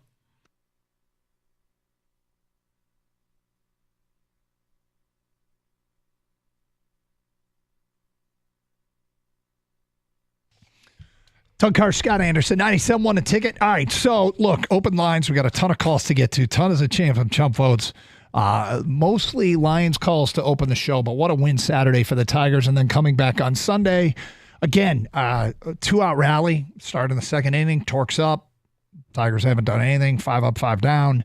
And then he hooks that little line drive around the foul pole, make it 1-0. Then back-to-back doubles from Jace Young and Trey Sweeney. Then the Tigers lead at 2-0. Then Carp hits a home run, makes it 3-0. And I'm sitting there going, this is incredible. This would be such a huge way to end this road trip, going 7-2. Baltimore battles back, ties it, get a 2-run homer, and then here comes Kerry Carpenter again, gives them a 4-3 lead. And then the bullpen. After the Orioles got their 3-run inning, I think the bullpen allowed 3 base runners the next 4 innings, including getting them 1-2-3 in the 8th and 1-2-3 in the 9th, and really keeping them from threatening and making it. I mean, look, anytime anybody can hit a bomb and tie the game up, but they kept runners off the bases for the most part and just got the job done. And we've had people right now we got a bunch of champ votes for the Tigers defense, and understandably so. They made plays. The Parker Meadows, one of the best parts about the Parker Meadows catch, okay? So he makes the catch, and then the Bally's cameras catch them in the dugout watching the replay on an iPad. And all those young guys gathered around and celebrating like that catch was so cool. It was so cool. You know, it's fun to watch after the games when they win and the outfielders, all 3 outfielders get together and they kind of do a 3-person hug and you know, jump around in a circle. Ring around the rosy. Yeah. And it feels like every game that they win, somebody's making a play in the outfield that helps secure that win, and that's why they should be happy to celebrate with each other, let alone come to, just back to the infield and celebrate with the rest of your teammates. But it's just been an incredible run in all facets of the game. They've gotten timely hitting. You know, the first couple games against Baltimore, I don't think they hit a home run, and I'm thinking, this is an easy park to hit home runs in. You know, it's not the biggest ballpark, and, you know, the ball carries very well at Camden Yards. And then yesterday, Kerry Carpenter said, thanks for reminding me. I'll pump 2 over to right field, and then Torkelson drills 1 to the left. They just keep getting it. And the timely fashion is unbelievable. Kerry Carpenter has a 952 OPS right now.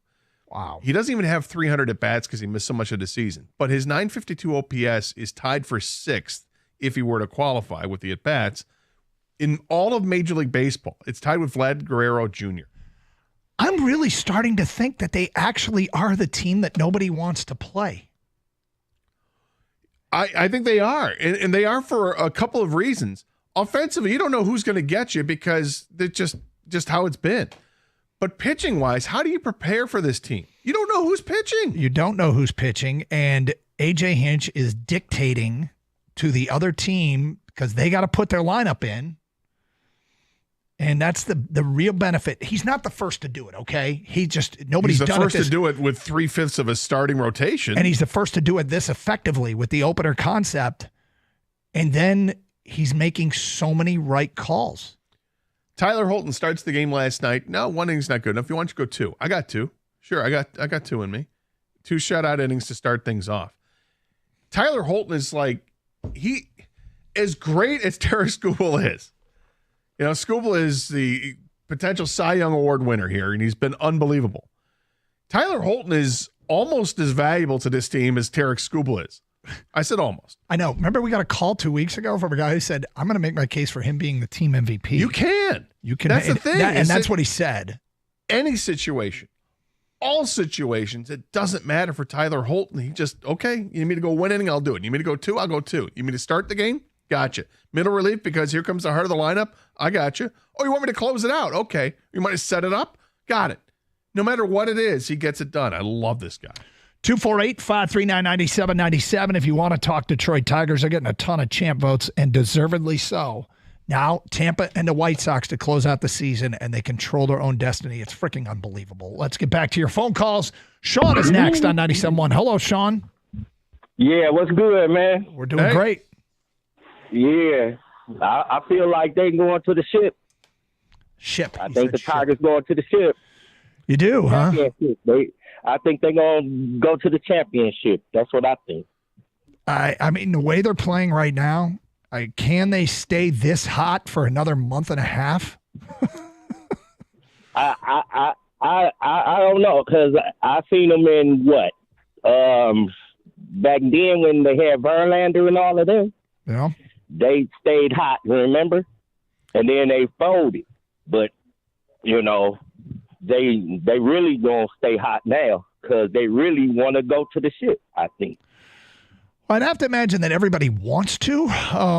What does this team have that's special is they are just on this ultimate heater. They've captured something that everybody tries to capture.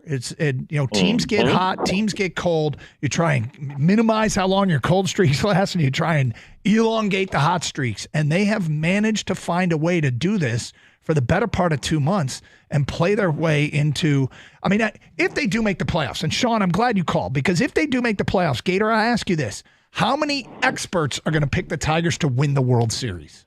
None. I don't think they're going to either. No, and they just guaranteed a winning season with the win yesterday. Their 82nd win of the year. Yeah. It's a winning season. It's a better than 500 year, and they still have the 6 games left. This has been a phenomenal run. What are they, 30-11 or something like that over the last 41 games? It's just an incredible, as we said before the show, he just said, it's a heater. Mm-hmm. King, this is unprecedented. This is a heater since like August 11th, which is insane. So you ask yourself, like, would you rather be good or lucky? And I'm not saying they're lucky, but are they good or lucky? You know what I mean? Like, this is so incredible. Why not both? That I told you guys like a week ago or two, like I was still in disbelief. I just don't believe it. Now they're actually in a playoff spot, and I still don't believe it because the guy mentioned, that caller, Verlander. Like, yeah, the Tigers have Skubal. But who else? Well, I mean, we're talking about Tyler Holton being a key cog in this, right? Like Trey Sweeney, Verling. These are the guys that are doing this, and it's so much fun to watch. It's so incredible. If I'm another team, I'm not sure I want to play someone who's on this much of a heater. It's incredible. You don't leave the table. No. This is where you said it, Gator, earlier. Feed me at the table. I can't leave. Let's go get something to eat. No, I'm good here. But if you want to bring a sandwich over and feed it to me, it's good. Right. You know, you have to go to the bathroom. I can hold it. Yep. It's been 12 hours. Meditator will go away. Yeah, I've just meditated. Go away. Exactly. I mean, it's. Try crying. I don't know. Release fluids another way. I'm just going to jog in place and work up a sweat. Yes. Because you don't leave the table. You can't leave the table. The Tigers have not left the table. It's been weeks. You know, and they've changed dealers multiple times. They just got Reese Olson back, and they're working him in. You know, he's getting 2 innings here, 3 innings here, whatever it is. I mean, if Reese Olson can become the pitcher that he was earlier in the season, if he can get back to being that guy, and let's say the Tigers make the playoffs, in a few weeks from now, all of a sudden, you've got a rotation in the playoffs that includes Tarik Skubal and Reese Olson pitching like he was. I don't want him to change anything that they've done. You know, don't announce a starting pitcher. Who's gonna start this one? Is it Ty Madden? Okay, sure. Let him go a couple innings. That's fine. You know, doesn't matter to me. Herder? Yeah, Herder. Woo! Here we go. Hannafy. All these guys. It just doesn't matter. They just get it's about going 9 innings, more if you have to, and just winning the game. This is the ultimate just win. Yep. Keep winning. And that's what they've done. They have put the pedal down, and they're not looking back on this one. They're only looking forward, and hopefully they're not looking too far forward. It's just to the next game. They get a day off today, a much-needed day of rest, and then it's Tampa for 3. Well, hold on. Is it a much-needed day of rest, or do we want to be playing today? No, I want a day of rest. Okay. Those arms I need thought it was some... a heater. I thought they didn't leave the table. Hey, look, it's a heater, but they could use a little ice pack here and there for the arms. 248-539-9797. We'll get back to your phone calls and feedback next. Carson Anderson on a Monday on 97.1. Hey, it's great to see our teams in the D back to their winning ways. We love it. It's just like the team at Sarah Chevrolet Southfield. Sarah Chevrolet is making sure that the customers win on every deal. The deals at Sarah Chevrolet Southfield are absolutely unbeatable. Starting with the Equinox EV at only $178 a month. The Blazer EV is only $239 a month. Chevy Trax is only $259 a month. And the Chevy Silverado, there we go, $299 a month. All these unbeatable payments with just $999 down. The taxes and fees are included. There's no games. There's no gimmicks. Just great winning deals for the customers. Need more money for your trade-in? Sarah Chevrolet Southfield has you covered. They treat trade-ins like a highly sought-after free agent. Big money. That's right. Huge money for your trade. Up to $2,000 more. Paying too much for service? Only to feel like you're in the cheap seats? Well, Sarah Chevrolet Southfield will have you feeling like you're sitting on the 50-yard line. Service is open every Saturday. Free loaner vehicles are available. No appointments necessary. Sarah Chevrolet Southfield will get you in and out quickly. Sarah Chevrolet Southfield at 696 and Telegraph.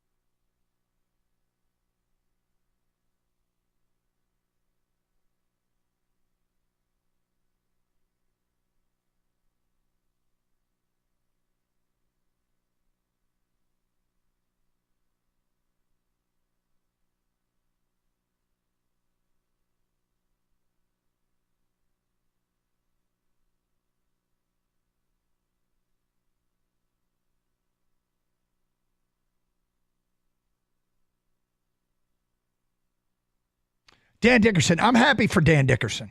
I'm so happy for Dan Dickerson. We've known Dan a long time. Yep. Dan has called some meaningless baseball games in September in his career. And He's also called some meaningful games. Yes, he has. And it looked like Dan was not going to get to call any exciting baseball games. And at the trade deadline, when they sold, you got to think when you're a broadcaster for a team, heck, when you play for the team, when you're a season ticket holder, you're like, 2 more months, season's over, and we're just playing out the string. You think you're playing out the string. Now, I guess one of the things that happens is for the players that get involved and the door open for all these young players. They don't see it as playing out the string. They're trying to establish themselves. They're all motivated to establish themselves as big leaguers. And Gator, like with each passing day that they do this, every chance that they have, that they keep coming through and keep coming through, it adds more credibility to what they've done from a sustainability standpoint. Like, what is going to be crazy already is the excitement for next season. Oh, yeah, absolutely. People are already starting to talk, well, they got to spend now. Okay, well, I don't necessarily disagree, but you start looking at the team and you start to ask yourself, where do you start? Well, I mean, there are places you can start, but I'm asking a serious question, though. Where would you start? My first gut reaction is pitching, maybe third base, but Jace Young has come up with so many big plays now in the field and at the plate. You go back to, do you want to block him? Because I don't want to block any of these guys. Well, that's the thing, and you can't. But it's not like their metrics. It's not like they're all hitting 350 with 900 OPSs. No, but everybody has lifted their OPS up to the point where now it's like getting towards league average, if not better. Yeah. So it's you have to ask yourself that question. And free agent wise, if you look at the crop early, there's a couple of big names out there. And okay, if you want to add someone like a Santander, an outfielder, who does he replace? I don't want to place Parker Meadows. I don't want to place Riley Green. I don't want to place Kerry Carpenter. And Matt Vierling is a jack of all trades. Plus, they're going to have to make room for Max Clark. Well, in a couple of years, yeah. Not right away, but yeah. All right, 248-539-9797. Back to your open line calls. Mike is next. What's up, Mike? Not much, guys. I called you on Friday. How you doing today? We're doing great. Oh, were you going to the game? Yes. How was it? And we stayed right next door, walking distance from the stadium. Wow. This is an incredible trip. This location is amazing. Walk to everything, dinner, entertainment, and so forth. But I have a champ and I have a chump. Okay. Okay, my champ are the Tigers. I can't believe this team. They're amazing. It's good or it's bad when the league starts talking about trying to shut down our manager's, advantage of openers. Yeah. And then my chump are NFL refs. Ticky-tack calls on Terrion Arnold. Blowing that call, that helmet-to-helmet call. But, yeah, sorry my voice is a little rough. There was a lot of fans there. The Let's Go Lions was nonstop. It looked, they had the opening shot where Chris Myers and Mark Schlereth were sitting there with the field in the background, and the angle that they were at and the stands that were in the background, it was more blue than red. Then they went to the sideline reporter, Hale. Is it Jen Hale? Mm-hmm. Yeah, name, and then I was like, okay, there are some Cardinal fans. But it looked like, I don't know if it was 50-50, but it looked close to it. It definitely looked like one sideline had a lot of blue in the lower bowl. I don't know if it was the same on the other side. The Lions side of the field was definitely more blue, but like I was sitting in the Cardinals side, and my section was, let's say those 3 rows were 75% Lions fans. We had 4 Cardinals fans in the middle of us, behind, kind of over my shoulder, and I had one chirping in my ear next to me. And by halftime, he left. Wow. Yeah, he'd had it. He was like, I don't want to watch this. I'm a baseball fan. I'm like, okay, whatever, kid. Enjoy. So are we. Tigers in the playoffs. It might get brought up a couple plays he thought went against the Lions. I can't even don't even start that. Lions got plays that went their way. Yeah, they got a huge play. Let's that not start that. Pendulum of luck, swinging back. It's okay. 248-539-9797. Rob's in New Baltimore. He's next. Hi, Rob. Hey, guys. Hey. A couple things. The Tigers are just unbelievable. Ever since they went and intermingled with all these little league kids when they played the Yankees, I think their attitude changed there. Also, trading and getting these new players, we got a bunch of guys that just want to play ball and get that opportunity to make something of their sport. I think their whole attitude just completely changed. And AJ, this guy's just unbelievable. What do you think it's any of that, or do you think somebody got Joe Boo from Soriano? I think it's Serrano. Yeah, I think it's AJ Hinch. I think it's youthful exuberance. I think it's the right collection of players that work well together. I think it's belief. I think they believe now. I've missed 4 games. Oh, I think it's Fetter. This year. I think it's a big part Fetter. Yeah, I mean, the whole attitude has just so much changed since they went and played in the Little League Stadium. It's crazy. Yep. And those that watch that game, I watched that entire day. For some reason, I sat down. I had the Little League World Series game on that morning, and I believe it was an international game. I was watching Yemen versus Australia or somebody, and so I'm watching this game. I'm watching this game, and the Tigers show up in the buses, and the kids go crazy, and they're out there and they're high-fiving, and then the Yankee plane lands, and the coverage shifts from, okay, that was cute and fun. Right, but here are the Yankees. rock stars, yeah. So as the rock stars, they got off the plane, they had cameras with them, they followed the buses, helicopter shots and all that. And the Tigers are off in the dorms playing like with some of the kids that aren't playing. And when the buses rolled up, like it was just a Yankee takeover. Like it was all Yankee. And then I get it, right? I get it. We're the supporting actor in this play and in this script. But then the game starts. And all these little leaguers that were in awe of the Yankees. And I think some of the Tigers were in that same camp, in awe of the Yankees. Because why wouldn't they be? Why wouldn't they look over there and say, wow, it's Juan Soto. I am fresh to the bigs, and I'm on the same field as Aaron Judge. And when the Tigers won that game, they scored a run in the top of the ninth. It was the bottom of the ninth to send it to extras, and then had a walk-off win in extra innings. And what was funny is the crowd erupted when the Tigers won. It was like the Tigers won over the Little Leaguers. Yeah. And the Tigers came pouring out of the dugout like Little Leaguers do. And it really did feel like this could be a special night. It could be cool. But I was thinking it could be cool long-term. But it might short-term be the night they turned it over. They turned this whole season around. Yeah, I mean, here come the Yankees, Juan Soto, Aaron Judge, Giancarlo Stanton, right? They have a 1-0 lead in the ninth inning. And then Jace Young comes up with a single to left field, scoring Colt Keith. I mean, Jace Young. Household names like Jace Young and Colt Keith. And then in the bottom of the 10th inning, the Tigers come back and they get Zach McKinstry to single home Jake Rogers and, to Trey Sweeney. And then Parker Meadows singles to left, and here comes McKinstry. And the Tigers win at 3-2 with a bunch of no-name players at that point in time. And then here we are in September. And if you have the box score in front of you, who pitched for the Tigers in that game?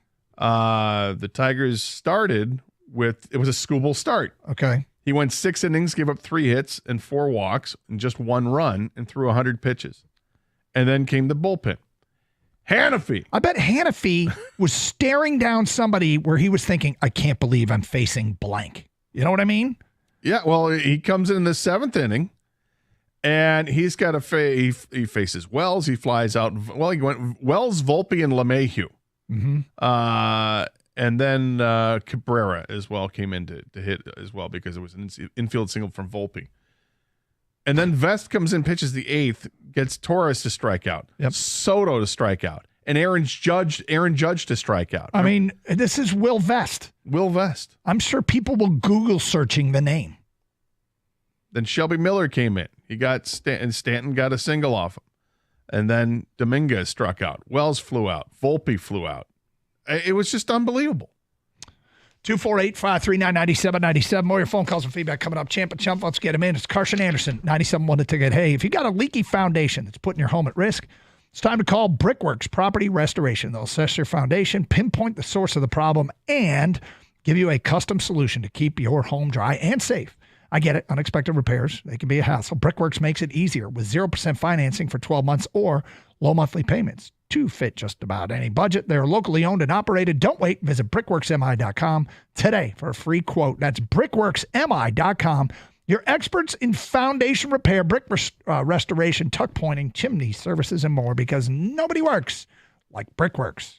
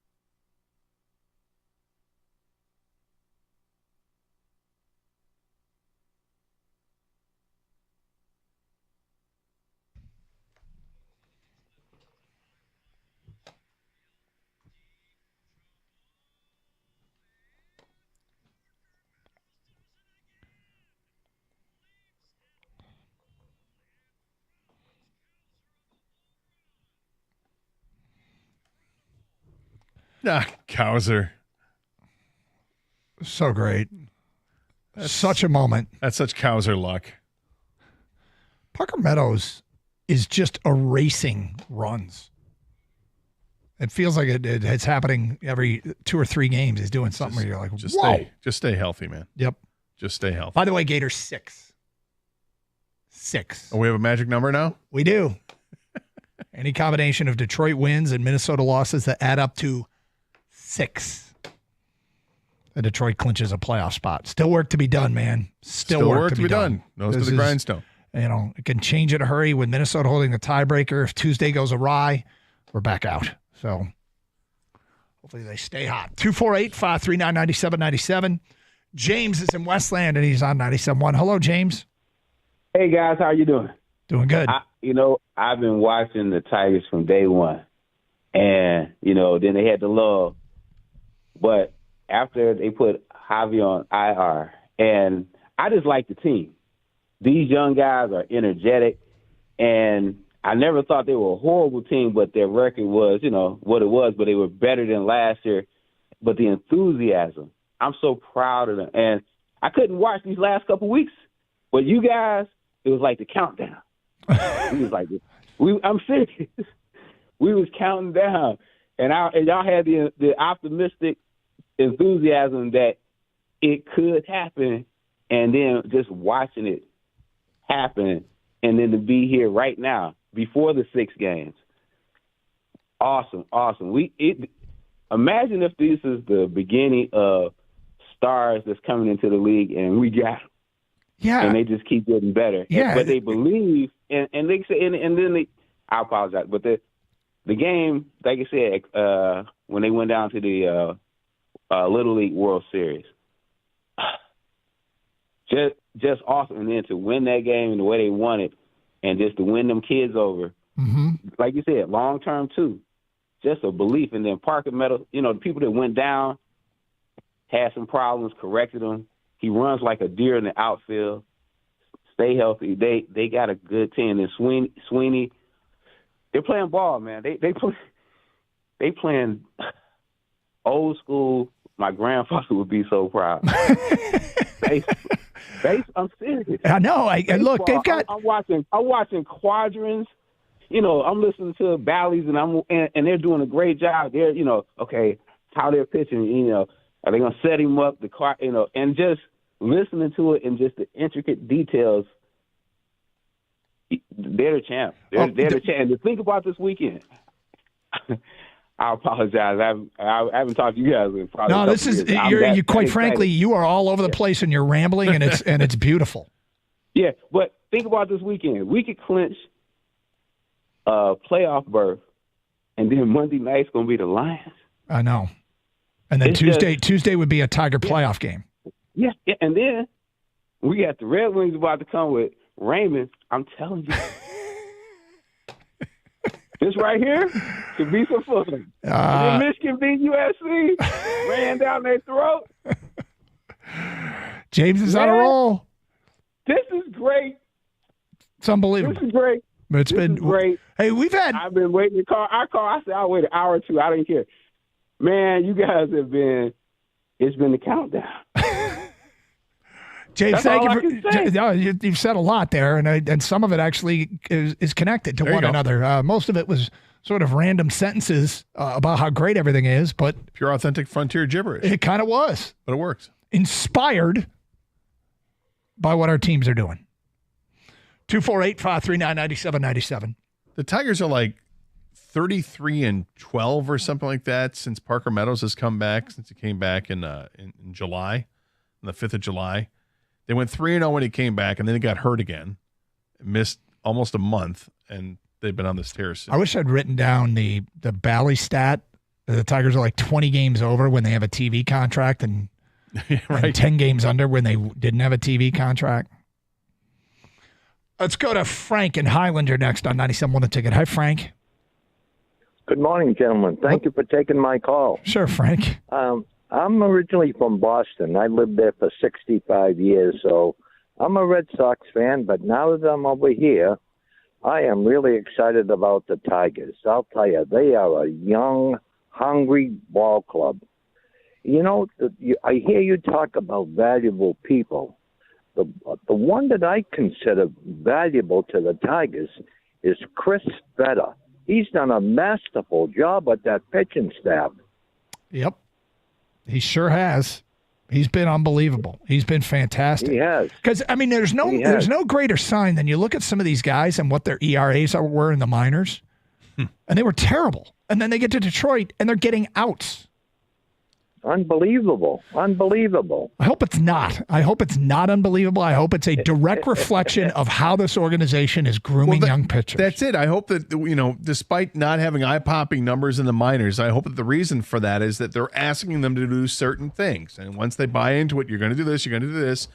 Don't worry about the numbers. The numbers will come as soon as, we'll fine-tune that stuff. And then they get to the pros, and that's where it gets fine-tuned because you got a different type of instruction altogether. We're going to call the game a different way. You prove that you can throw strikes, but now we're going to work on command. It's not just being able to control. You got to command. I hope they keep it up. They got a good outlook, one game at a time. Forget about looking to the White Sox series. No, they got to worry about Tampa tomorrow. Yeah. I hear you, Frank. We're all on board. Thank you for taking my call. It's our pleasure, Boston Frank. I'm not sure he's from Boston. You know what the funny thing is? What's funny about that is I saw something on social media where somebody was just retweeting all these other fan bases. I clicked on For You on X, which is always a dangerous thing, on Twitter, excuse me. Mm-hmm. And somebody had taken to the task of retweeting other fan bases ranting about the Tigers. And people from our team sucks. Why can't we be like Detroit? I'm just going to root for Detroit from here on out. Wow. We have that team. And you know what? It must be so much fun for these young kids to sort of be facing the reality that this could be the start of a wild ride. You hope it is. They need help. Now, let's be clear. You want to bring in some veterans, right? You want to bring in some people that have been there, done that, and can help you navigate the challenges of being a contending baseball team. But that's next year's issue. That's this offseason's issue. Right now, there's just a lot to love. An awful lot. 248-539-9797. Greg is in Westland and next on 97 The Ticket. Hello, Greg. How you doing, guys? My head just stopped spinning from listening to James, but he did hit on a few things, kind of stole my thunder. With Trey Sweeney at shortstop, boy, we're finally getting contact out of that position. Yep. With Baez, it really got annoying watching him swing at balls a foot out of the strike zone. And I think he really solidified and really made a difference at that position for us. Well, it's been twofold. Not only is he hitting more consistently than Javi Baez, but his fielding has been way more consistent. Was Baez's calling card was he was a slick fielder at short. Well, it's kind of slipped a little bit the last couple seasons, and that's not the case. I mean, Trey Sweeney comes in and he's done a great job. What do you think they'll do with Baez? Will they keep him or will they? I'm starting to think that they got to buy him out. Try and find some sort of solution and say, all right, we will pay you this much. Will you go away? I think if they're going to buy him out, they'll buy him out at some point next year if he just shows that nothing's changed. I mean, he's recovering from surgery on his hip, and it depends what happens there. I mean, if he comes back from hip surgery and all of a sudden, hey, that was the issue. His hip was a problem. He was overcompensating, and then he just couldn't control himself in his strike. I don't know. I mean, I think it's a stretch to think that he's going to be a contributing factor to this team in the future, but I wouldn't expect him to buy him out in this offseason when, he's do you recovering. think the hip was a problem last year? Because he really had an off year last year, too. I mean, I don't know. I mean, I sure as hell hope so. Yeah, right? Yeah. It's again, I don't even want to have Javi Baez discussion to bring us down. What's going on has been so much fun. But Trey Sweeney's at 247 with a 720 OPS. His WAR, for what it's worth, I hate the stat, but it is what it is worth, 0.9, and he's only played 31 games. It's Carson Anderson, Champ and Chump. Get your votes in. 97.1 The Ticket. Doubleheader alert. There's two NFL games tonight, and you got another chance for a big win on FanDuel, America's #1 sportsbook. You get started with $200 in bonus bets guaranteed when you place your first $5 bet on tonight's game. So, Jags, Bills, Commanders, Bengals. Here's the thing. Same game parlays. You can get a same game parlay, and a lot of times they're no sweat same game parlays. Look at the banner at the top. I also like the profit boosts, where you can bet on a heavy favorite. Click on the profit boost and get yourself good value for that. Check them out. Some of the specials they have on FanDuel. Visit FanDuel.com/Doug to sign up. That's FanDuel.com/Doug. FanDuel's the official sportsbook partner of the NFL. Must be 21 or over and present in Michigan. First online real money wager. Only $5 first deposit required. Bonus issued as non-withdrawable bonus bets, which expire 7 days after receipt. See terms at sportsbook.fanduel.com. Gambling problem? Call 1-800-GAMBLER.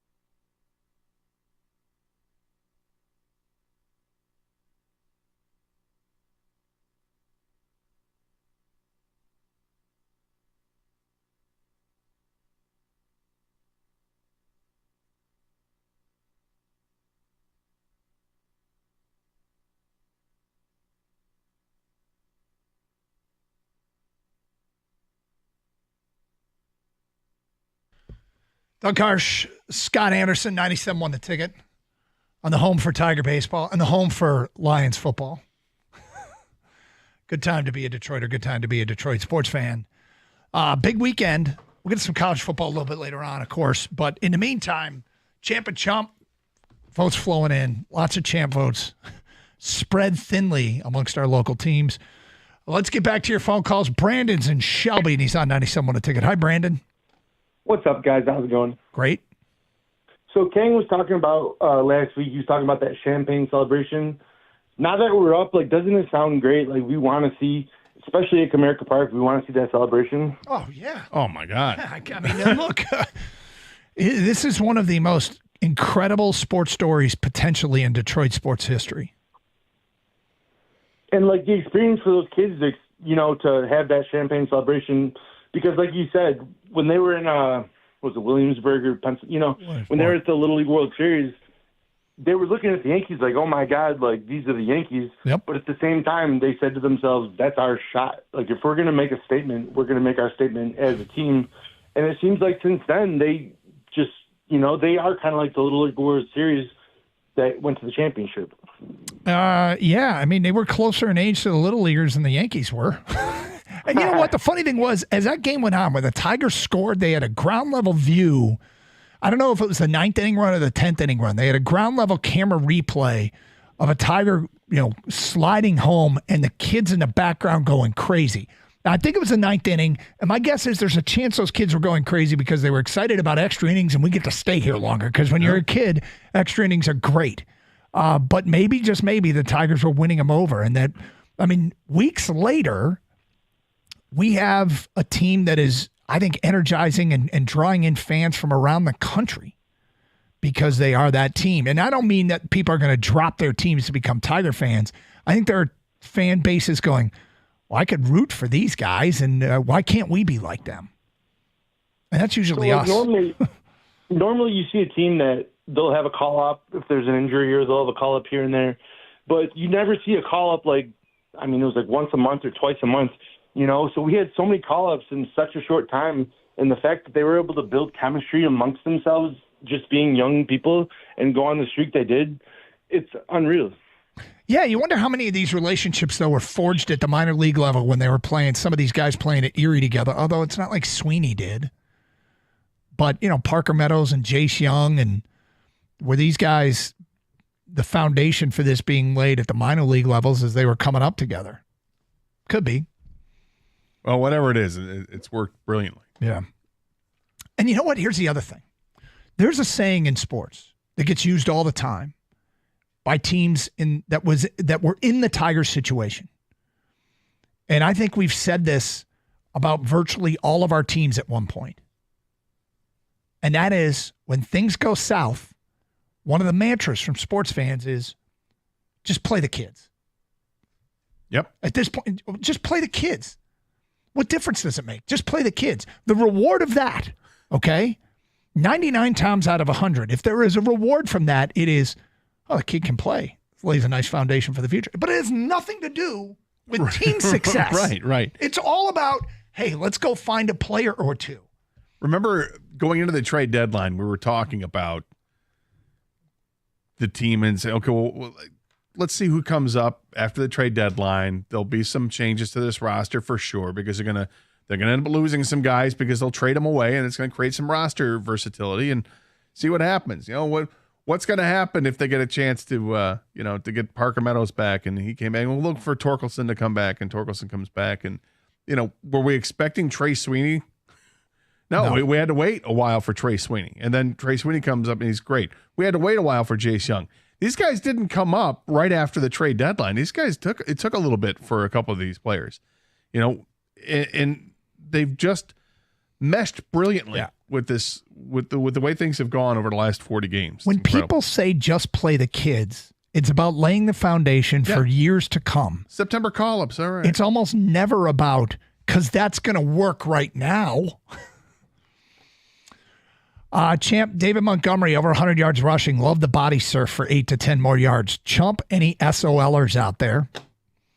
From an unnamed texter, I completely agree regarding Michigan. Just win, but I do think it shows that they might be a 4-loss team if they can't throw the ball at all. Could be. Champ, Kalel Mullings, what a great run to get us a win. My Chump, all the Detroit fans nitpicking a victory. It's from John in Richmond. 248-539-9797. Let's get back to your phone calls. Dominic is next here on 97.1 The Ticket. Hello, Dominic. Hey, guys. Hey. Quick comment about Baez. I know we got a problem with him right now, and there could be a solution to this. Buying out the contract, that's a lot of money to eat, $75 million. He is pretty good with runners in scoring position, right? Why not demote him to being strictly a pinch hitter? And that way we can get some kind of return on the investment, because from what I understand, his average is pretty high when there's runners in scoring position. Correct me if I'm wrong. But No, you're right. It's one of the weird anomalies with Javi Baez on the season, because he has been so bad this year that you wouldn't expect it to be any good. But the reality is it's quite good. With runners in scoring position, his OPS was 884. It was actually up over 900 going into the last time that he came in a situation. Remember that because he struck out or popped up, and then it knocked it below 900. But 884 you don't expect that from Javi Baez. Crazy. It makes no sense. I mean, instead of eating his contract, I know Illich doesn't want to do that, but at least try to maybe keep him on as a role player and get some kind of value out of him. I don't know. It makes sense to me. Yeah, 65 at bats. He drove in 32 runs. In 65 at bats with runners in scoring position. Yeah, I'm not a Baez fan by any means, but if we got to keep him, at least don't start him every day. Just put him in a pinch hitting role. If you remove the emotion, okay, and any bitterness over what has happened, and you look at what is best for the organization moving forward, that might be the answer. I'm not sure of that fact. I don't know how you can't at least look at your options to buy him out, and I suspect that they will. He did the same thing last year. Last year, his OPS with runners in scoring position was 829.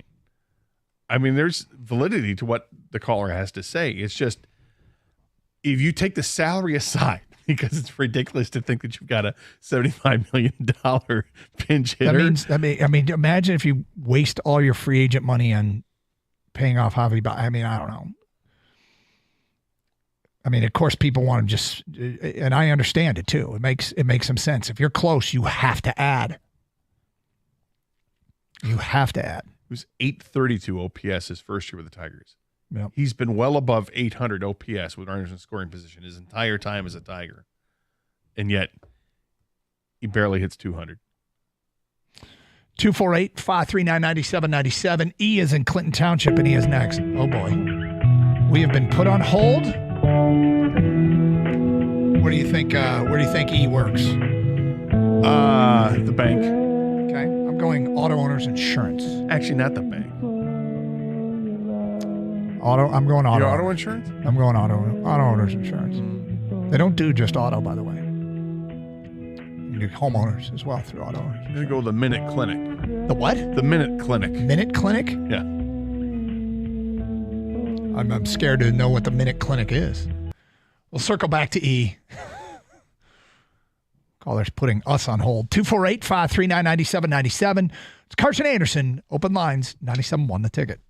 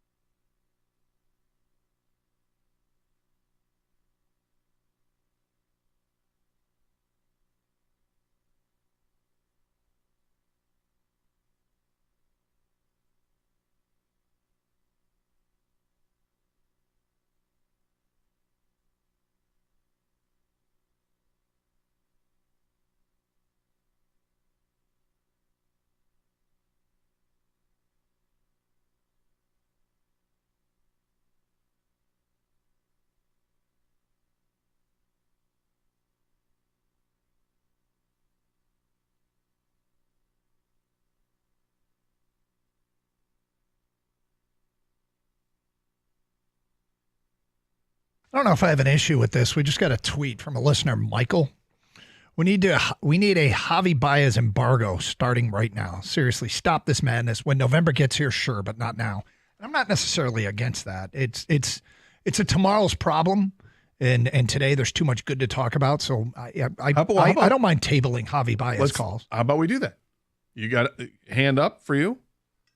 No Baez? No Baez Kang, for a while?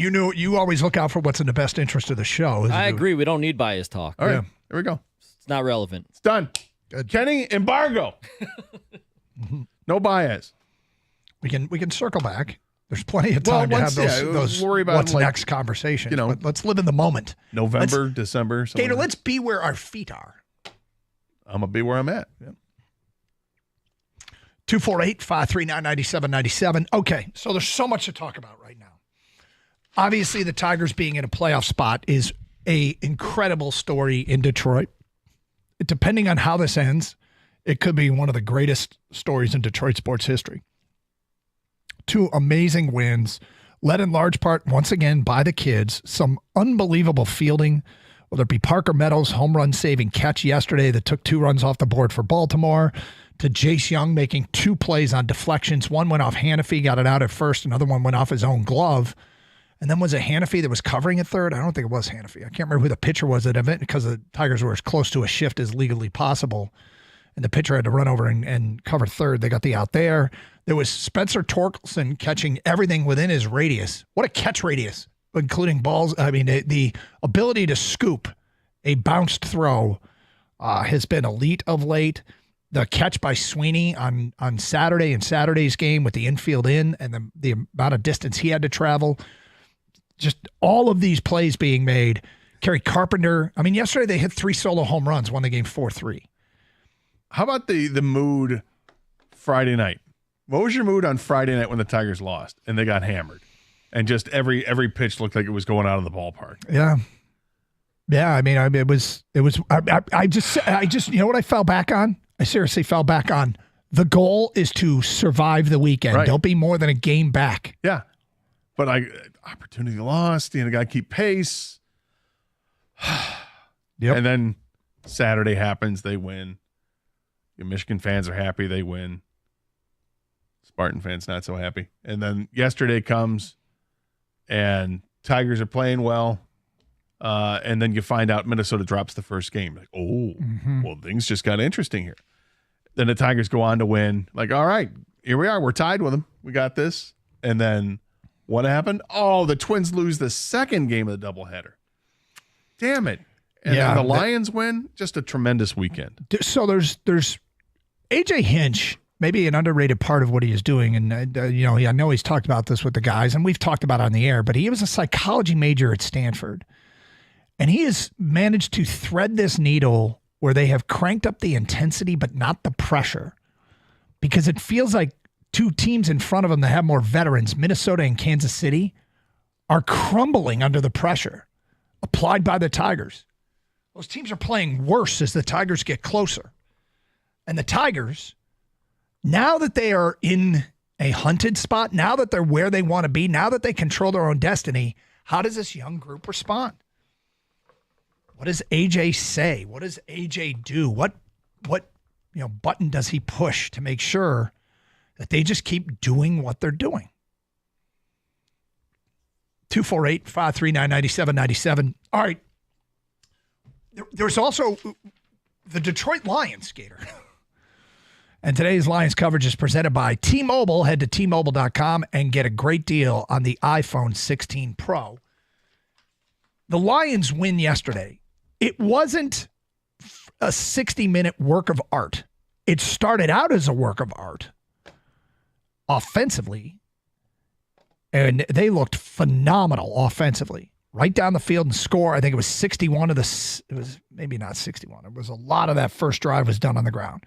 David Montgomery, 6 carries, 39 yards on a 70-yard drive that resulted in a Montgomery 1-yard touchdown run. Was a work of art. And they gave up a scoring drive. And Kyler Murray looked like he was going to be a problem. Tigers come back, 13 plays, 70 yards. Lions come back. This is easy to do. I apologize. Sorry, we're just talking about winners today, folks. Lions come back, 13 plays, 70 yards. They lead at 13-7.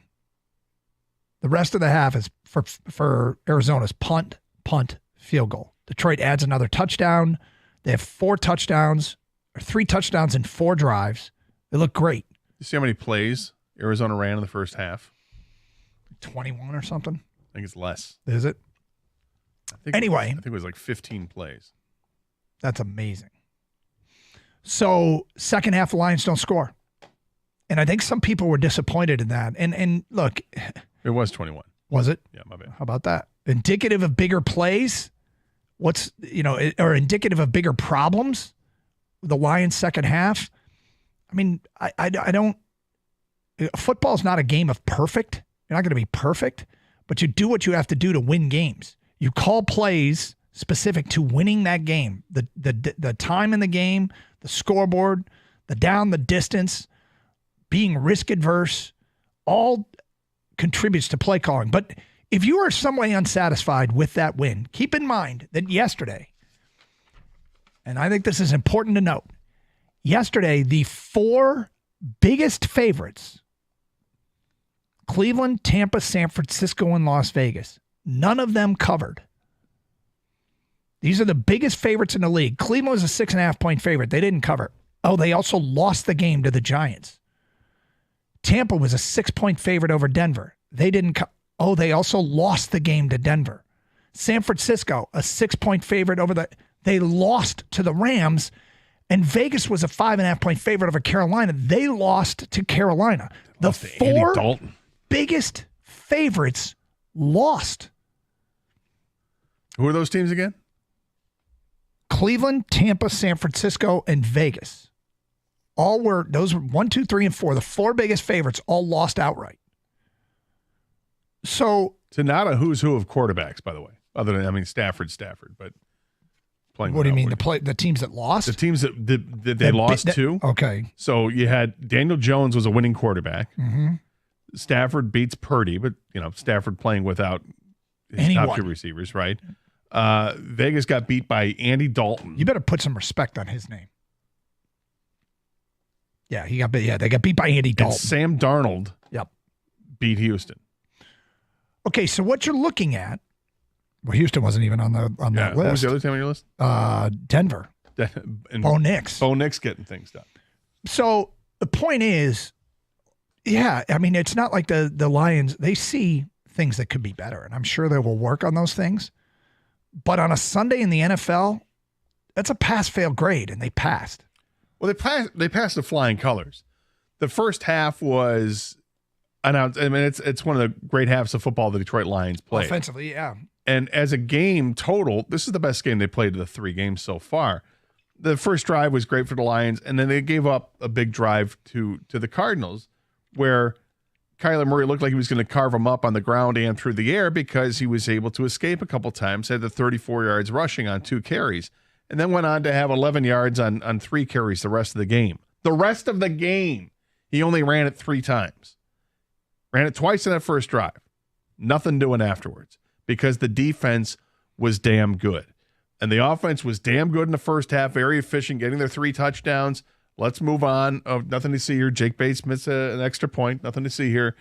And the second half comes, and Dan Campbell's got an opportunity. They're up 20-10.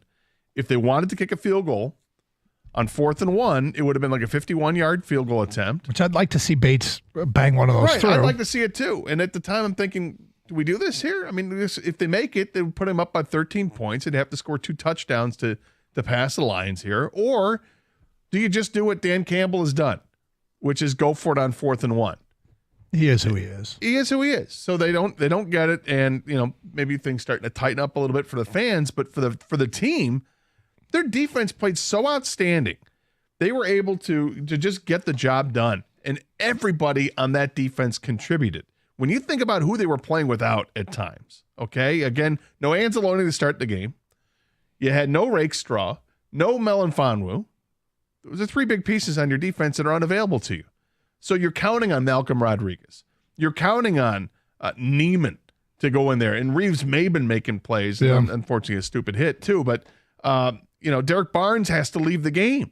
Now, Jack Campbell's the guy who's got the green dot. Do what you can do. Aleem McNeil leaves the game with a shoulder injury. Now you're starting to, these are starting to pile up. You saw Unzarika come off the field and then come back on the field, fortunately. And, that's just on the defensive side. Everybody stepped up and made plays. Carlton Davis, that tackle on 4th and 1 on Kyler Murray to keep him away from the first down marker. It's a great play. A fantastic play.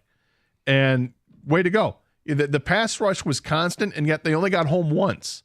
But the pressure in the second half that they put on Kyler Murray, he had no time to throw. And he was just, please God, just get it out of my hand. He had a couple plays that looked like his receivers let him down. And then he had several plays where there was no shot because the rush was too much for him, and he just threw it away. The Lions got an interception. Kirby Joseph, a nice pick. They almost had at least one other interception. I was so impressed with the defense, and now it's 3 games here. This is a 3-game resume for the defense. 2 against teams that were playoff teams last year, and a third in Arizona, who for the first 2 weeks of the season were all the talk of the NFL with what they've done offensively. Really were. And they shut them down.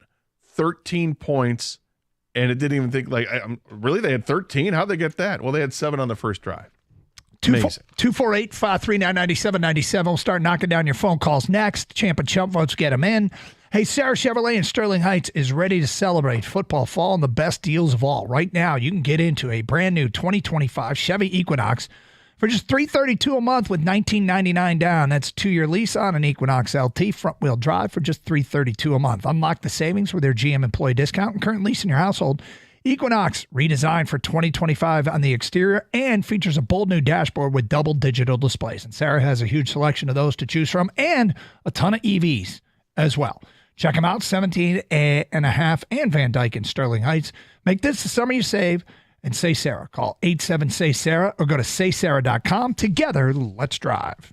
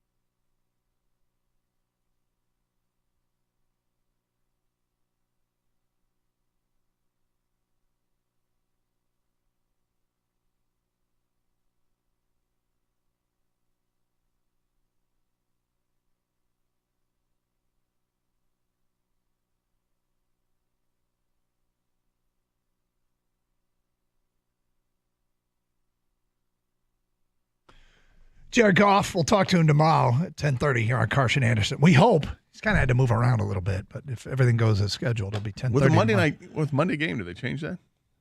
I don't know. The schedule is Wednesday the new Tuesday? Kang, do we have any idea? Yes, it's Wednesday probably. Probably be Wednesday Yes. this week. Mhm. Okay. 248-539-9797. I'll stop promoting it for tomorrow then. Let's get back to your phone calls. Ryan, you're next on 97.1 The Ticket. Hello, Ryan. Hello, how you doing? Doing great. Long time, first time. I was just calling to tell you I was up in northern New York back in August at a concert, and I was wearing my Tigers hat. Yeah. And I had a couple brothers come up to me and corner me, and they're just giving me crap. But, the Tigers are so bad. Why are they so bad? And I'm trying to, talk to them, tell them they're young, they're learning, they'll be around next year. And I just thought it was ironic that from that point on we played them in the Little League game and then beat them there, and then we've just been on this incredible run. And Yankees fans are so Yankee fans. So when you say, this was there's two guys that approached you, and they were brothers? Yeah, they were brothers, all in their Yankees Twinkie gear, Jeter jerseys, Yankee hats, and they just kind of corner me, and they're like, "Oh, the Tigers are so terrible. Why are they so bad?" Do you have any idea who these guys were? No, just some guys at a concert. I was up at a concert in Just northern some New York, jackasses and, from New York. Yeah. That's all. Yeah, just Yankees fans being Yeah. Yankee fans. Yeah. But, it's good to be getting a little laugh now, and hopefully we get the last laugh here in the end. And it's just been a real exciting couple months here. It's been absolutely wild. It's been wild. I just also want to tell you guys that Mondays and Fridays are like holidays to me, especially during the football season. You guys are great. I always look forward to waking up in the morning and popping you guys on, listening. Well, thank having you. my coffee.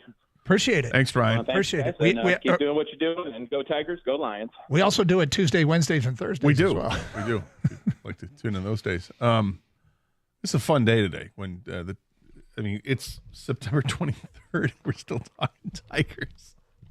And now they're actually, right now, They're stealing the headlines. If the season ended today, Yeah. if the playoffs started today, the Tigers would be Next Tuesday in Houston Playing against a the game. Astros.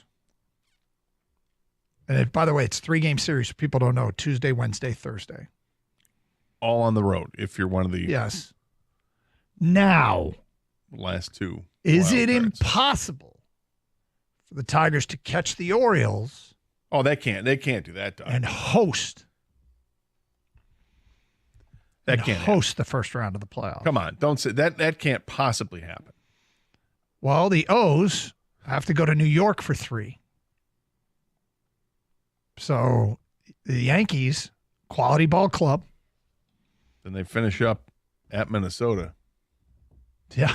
I mean, they finished their last 6 games are on the road at New York and at Minnesota. No, that can't happen. That can't possibly happen. No. The Yankees are trying to fend off Cleveland for the number 1 seed, and Minnesota's trying to make the playoffs. So the Orioles are going to be playing 2 teams that are playing for something. Maybe, yeah. That could all change by the time they get to Minnesota. but no, Doug, that's not a possibility.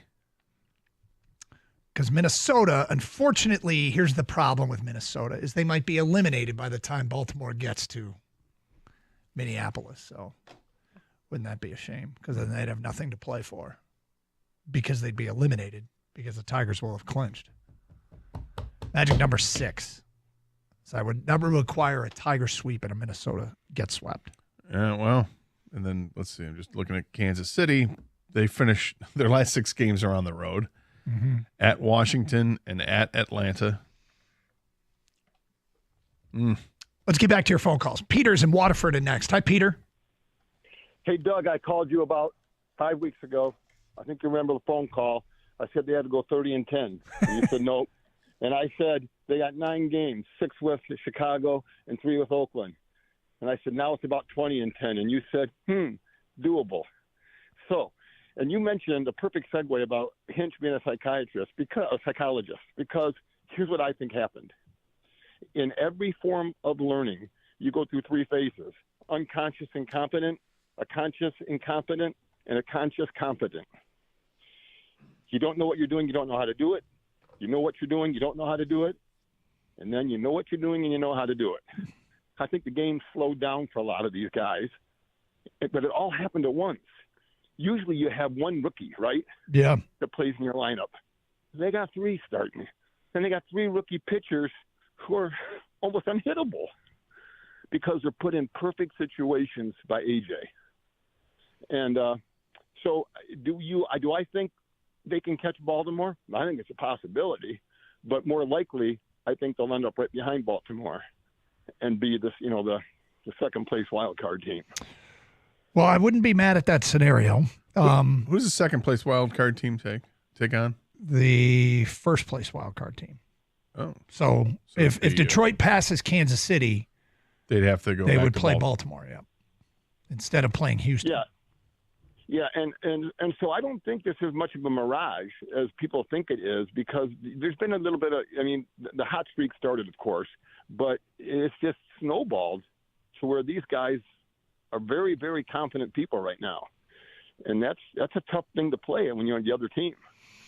And it seems like, divine intervention on some of these plays. It's unbelievable. Well, look, what this is, right? The best case scenario, it is a blossoming young core that's going to be here for a decade, and that they have all come together at the right time. And credit Al Avila, and credit Scott Harris, and credit the organizational philosophy, which includes those guys at the top, like Scott Harris, but also includes A.J. Hinch and Chris Fetter, and at every minor league stop, developing their players to make that next jump. I mean, we're at a weird point now where, can you imagine a player getting drafted by the Tigers right now and going, that's a great organization for me. I am so fired up. I get to go to the Detroit Tigers organization where they develop players. Ryan Garko was hired several years ago to kind of oversee the scouting department and whatnot in the minor leagues, and he's done a real nice job of that. Lynn Henning had a article about him today, the Detroit News. Yeah. Talking about some of the prospects that they have, the guys that they just drafted in this past draft class that are going to get some work now, getting ready for the fall league, and guys that have gotten some work behind the scenes at Lakeland on those backfields. So it's nice to see this coming together and competency reigning again with the Detroit Tigers organization. Chuck is next on 97.1 The Ticket. Hello, Chuck. Hi, man. My champ is Bo Brisky, and my chump is the Dallas Cowboys. Can I talk about baseball, or are you guys going to football? No, I tell do whatever you want. So, but not. Oh, okay. Brisky, that Saturday game was improbable, impossible. I can't think of any more I am words. Imbecilic, that doesn't apply. Let me see. Brisky, how do you get out of second and third, nobody out? It never happens. Somebody makes an out and they score and walk us off. That was just incredible. Yep. I mean, that game was just beyond belief, all the stuff that happened, and losing the lead in the ninth and come back to win it again. It was absolutely amazing, and Bo Brisky deserves the champ vote. He pitched 3 1/3 innings against the Orioles in the 6 games. He appeared in 3 games. In the 4 1/3 innings. Gave up no hits and no runs. He walked a couple guys, but Bo Brisky was unbelievable. Absolutely. They should make him a starter. No, they should do what they're doing. Change a damn thing. They should do what they're doing. Okay. What? Who's your chump? My chump was the Dallas Cowboys. Okay, that's right. Man. Yes, thank you. Every year they just falter when they're so much expected of them. It's incredible. And 2 at home. Who does that? Yeah. I don't know, but one of my the absolute pleasures in life, and I'm embarrassed to admit it, is the Jerry Jones post-game media scrum after the Cowboys lose again. I enjoy that way more than I should. I got to be honest. It feels like it's like petty. Mm-hmm. And it's probably because it's petty. It's okay. Bo Brisky, in his last 12 2/3 innings, has given up 2 runs, but they're unearned. He's also walked 11. Wow. And struck out 13 during that time.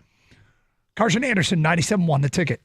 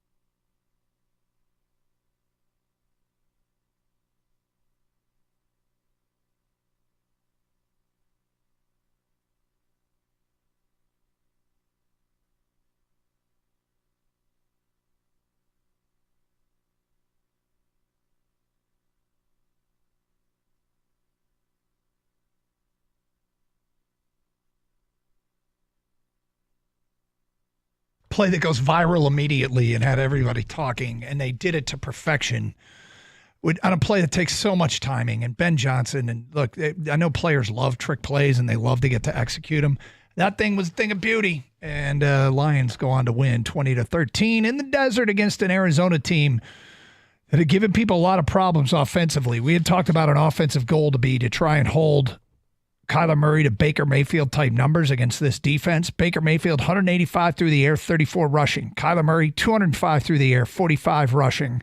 Pretty damn good. And the offense in the first half looked elite. Now, did the game plan and some adjustments happen in the second half that didn't work out as well? Sure. And at the bottom, but you'd love to see them put up 40 on a day like that.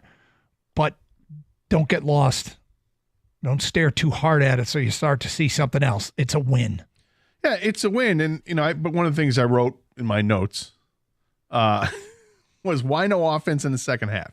Because I figured we were going to talk about it. Yep. There's a lot of contributing factors. Not having Sam Laporta available to you for all the plays in the second half and kept coming out of the game, that's going to have an effect. When you have a 3rd and 1, but then you commit a false start and it becomes a 3rd and 6, that's no good. Obviously, an interception is not going to help you out. But then when you have the lead and you're trying to salt it away and you're running the football and they're ready to try to stop the run, that's not going to be easy. When you get 4th and 1 play and you get stuffed on 4th and 1, again, these are things that are going to stop the drives and drives you normally would expect to continue. There was a sack on what looked like a missed assignment from the offensive line when the guys twisted and stunted. A roughing call. There was, the missed pass deep to Jamison Williams, or did he turn the wrong way? I don't know. But look, there was a lot of things there that went on in the second half. And in the end, they didn't score, and that's disappointing. But at the same time, they were playing the entire fourth quarter. Basically, we're going to try to run the ball to end the game. Yeah, I mean, football's not a game of perfect. Very rarely are you perfect. And so, yes, those things are disappointing. But again, I'm not going to stare at this one so long that I see something other than what it was. No, what I just come away saying, what a great, tremendous defensive effort against a team that was smoking hot through 2 weeks. A team that led the NFL in third down percentage at over 58% going into the game. They were 1 for 9 on third down conversions. The Lions defense came to play. Let's get back to your open line calls. Dennis is next on 97.1 The Ticket. Hi, Dennis. Hi, man. Hey. Listen, I'm sorry. This is a circle back call. I just cannot give up anybody on this team for Baez. Okay, hold on. We have implemented a Javi Baez embargo. We'll circle back in November. No Baez. So do you want to call back in November, or do you have anything else to say? No. Okay, I won't talk about him anymore. All right. All I want to say is this team is a great team the way it is. Our manager should run for president. He's so smart. I think that anybody on this team to give up would be a very big loss. We got a lot of young rookies. I love this team. I watch every pitch, every game, and I'm not joking. Is it too late for him to run for president? Vote Hinge. Yeah, I think he should run for president. It's too late. He's smarter than anybody we got. Actually, I really like his current job. I like his current job. And his staff doing an amazing job with this team. There's this, what I've really liked about him, if you really narrow zone in on what's working, it's the pitching, it's the hitting, and it's the defense. It's the defense too? Yeah, you like all that? Let's go to Eric next on 97.1 The Ticket. Hi, Eric. Hey, guys. How you doing? Thanks Doing for taking good. the call. You're welcome. So I just want to point out that Jim Leland's retirement game, August 3rd, right? Top 5 sporting events I've ever been to, and that's before the first pitch. Just how electric that was, and not the fact of the matter that we walk it off in 10. This is my dad's first game back in Detroit. He's been a lifetime Tigers fan. Eric, your phone is killing us. I want to put you on hold and circle back, but your phone is breaking up a lot, and let's see if we can get you into a better cell. We go to Danny next on 97.1 The Ticket. Hi, Danny. Hey, how you guys doing? What's up, Danny? Not much. I'm going to give you a champ. Gotta love Jack Fox, man. Two actually. Jack Fox and Brock Wright. I love Brock Wright. That guy gets no love when the Porter's out. He's blocking. I think he had 4 catches. My chum, just your guys' thoughts. I hate the new kickoff. Talk about boring. Just give it a touchback every play. I mean, there's no excitement to it. No, teams aren't. They're not willing to let the guy return it. They're not playing along. No, teams have changed their approach, and it's now becoming just kick it through the up. Yeah, they're like they thought it would be too punitive to move it out to the 30, and teams are like, we'll just give you the ball to 30. We'll take it. Yeah, I mean, it makes sense, obviously, for obviously player safety and things like that. But I mean, it's it's almost like a bathroom break play. But that said, go Lions, go Tigers. Enjoy the show, guys. Thank you. Yeah, I've been disappointed in the kickoffs. Yeah, 3 weeks in, I still want to give it some more time. I don't like it. It's pointless. I actually love that. Hey, they still do it in college. If this is such a safety issue, I get to watch kickoffs in college at least. Yeah. And people think like, oh, bring it to the 30, punitive, they won't do it. Guess what? Scoring and passing is down in the league 3 weeks into it. So they don't even care if you put out to the 30. The defenses are stepping up. They are. And what they were hoping to get was returns. And teams are just cashing in and saying, 30. So now what do they got to move it out to the 35? I think they should just do the old way. I mean, that's me, man. I mean, I don't want to sound like were guys getting hurt that much? I don't. That's what I'm trying to figure out too. So they have to have data that supports it, but they can look at other options. But yeah, this looks weird. And it's bringing very little excitement. There's rumblings and discussions about, do they just hate kickers, right? The rumblings and discussions about, do we need to raise the crossbar or narrow the uprights? And, kicking is kicking. Guess what? They get better. And now you got to keep changing the rules? I don't. Yeah. It's becoming ceremonial again, and that's what they don't want. Yep. Let's go to Harvey in New Baltimore. You're on 97.1 The Ticket. Hello, Harvey. How you doing, guys? Thanks for taking the phone call. Sure. I wanted to make one quick point before I tell you what I called about. You had said that, nah, that's not possible, Baltimore. Anything's possible. Yeah. It wasn't possible for Kansas City to lose 7 in a row and get swept at home for 2 series, but it happened. Yep. So you never know on that one. No, I mean, look, this is sort of a if the Tigers win Tuesday and Baltimore loses, this is all we're going to be thinking about is catching Baltimore to host a playoff game. That can't happen. Then the reason I called was, me watching every game and seeing, for me, and you tell me what you think about it. For me, the turnaround of the team, their whole dynamics changed.